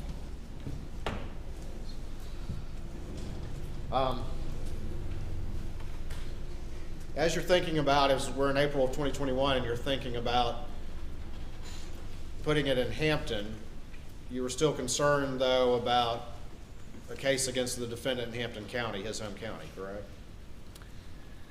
I think you're still getting Beaufort and Hampton mixed up, but so not exactly. I was. All right. Well, you explain. Okay, to me. I'll explain. There was There were a number of reasons that I wanted the case in Beaufort. I had substantial evidence. One of the things that we didn't talk about was when you have a 17, 18, 19-year-old girl, which I have, she constantly has her phone and she's constantly taking videos.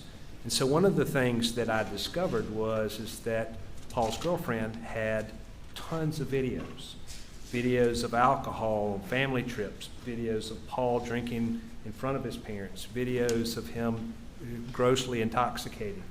And so that evidence I shared with Alex lawyers as well leading up to it. I didn't share it. They didn't serve the same discovery on me because they didn't want the other defendant, Greg Parker's, to have it at that time because they were so entrenched in that there was some sort of venue-friendly lawsuit going on between Alec and myself, but there wasn't. Okay.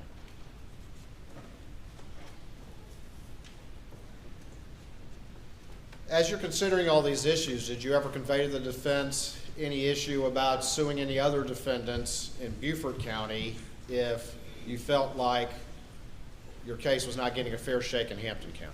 So once I made the decision. Ladies and gentlemen, we're going to stop for the day. We're going to resume at 9:30 tomorrow morning. Please not discuss the case.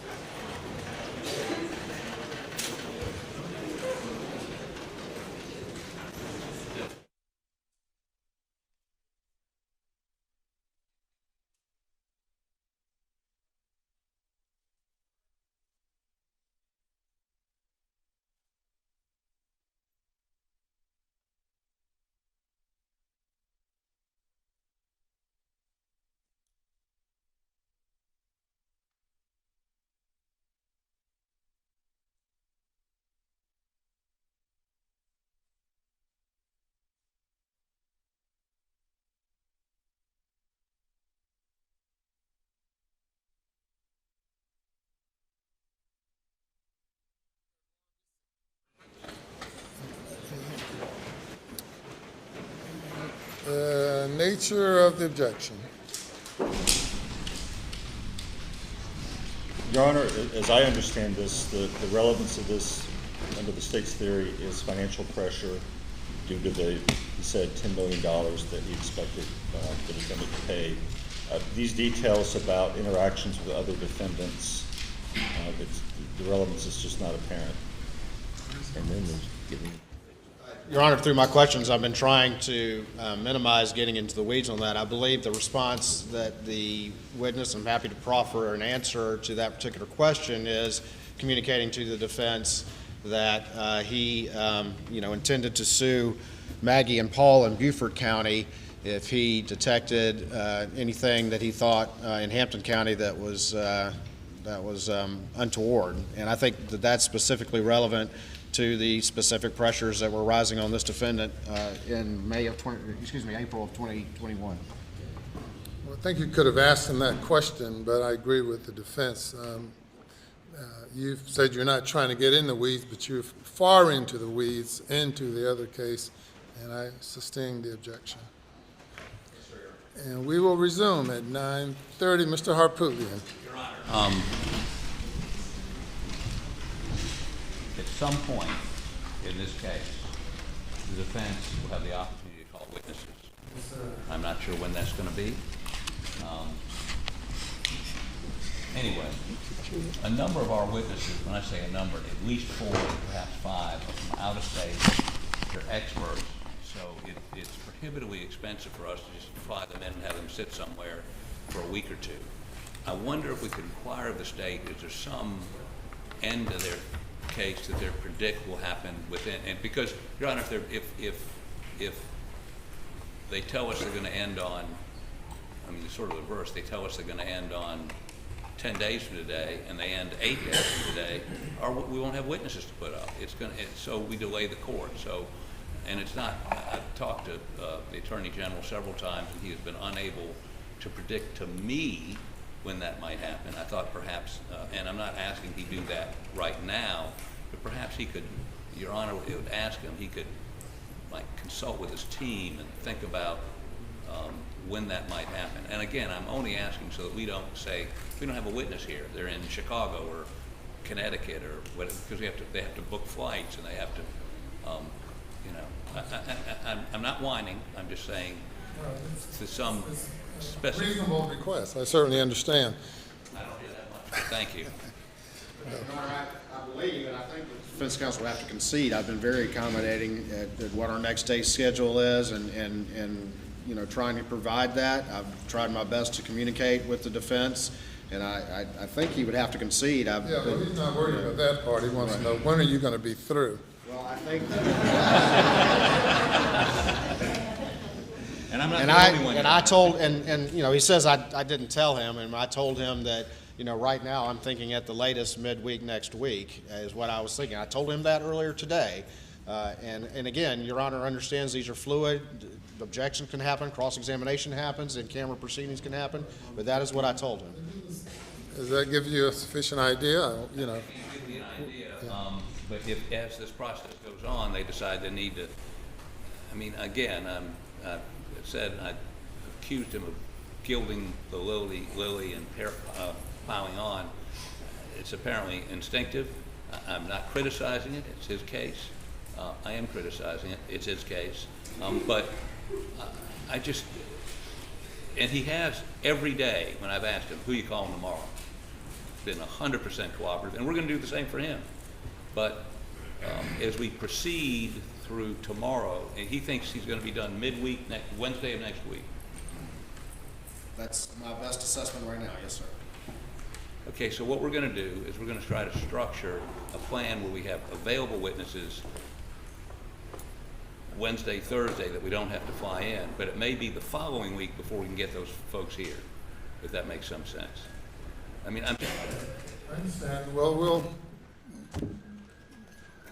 we'll need to address it as we go, and I think maybe reassess things and give you some lead time.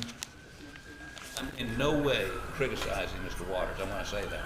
I understand it's a fluid situation. I've been where he is. I spent 12 years as a prosecutor. I know how difficult it is to project these things. Having said that, we've been here a little bit longer than I thought we were going to be. We projected a 3-week trial. We're now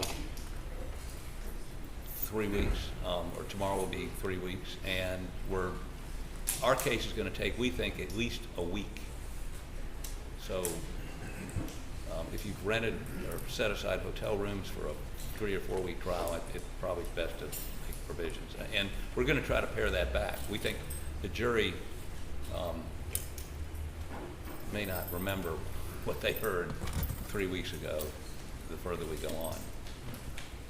Okay, we'll just revisit the issue perhaps on a daily basis and see how we're going. Thank you.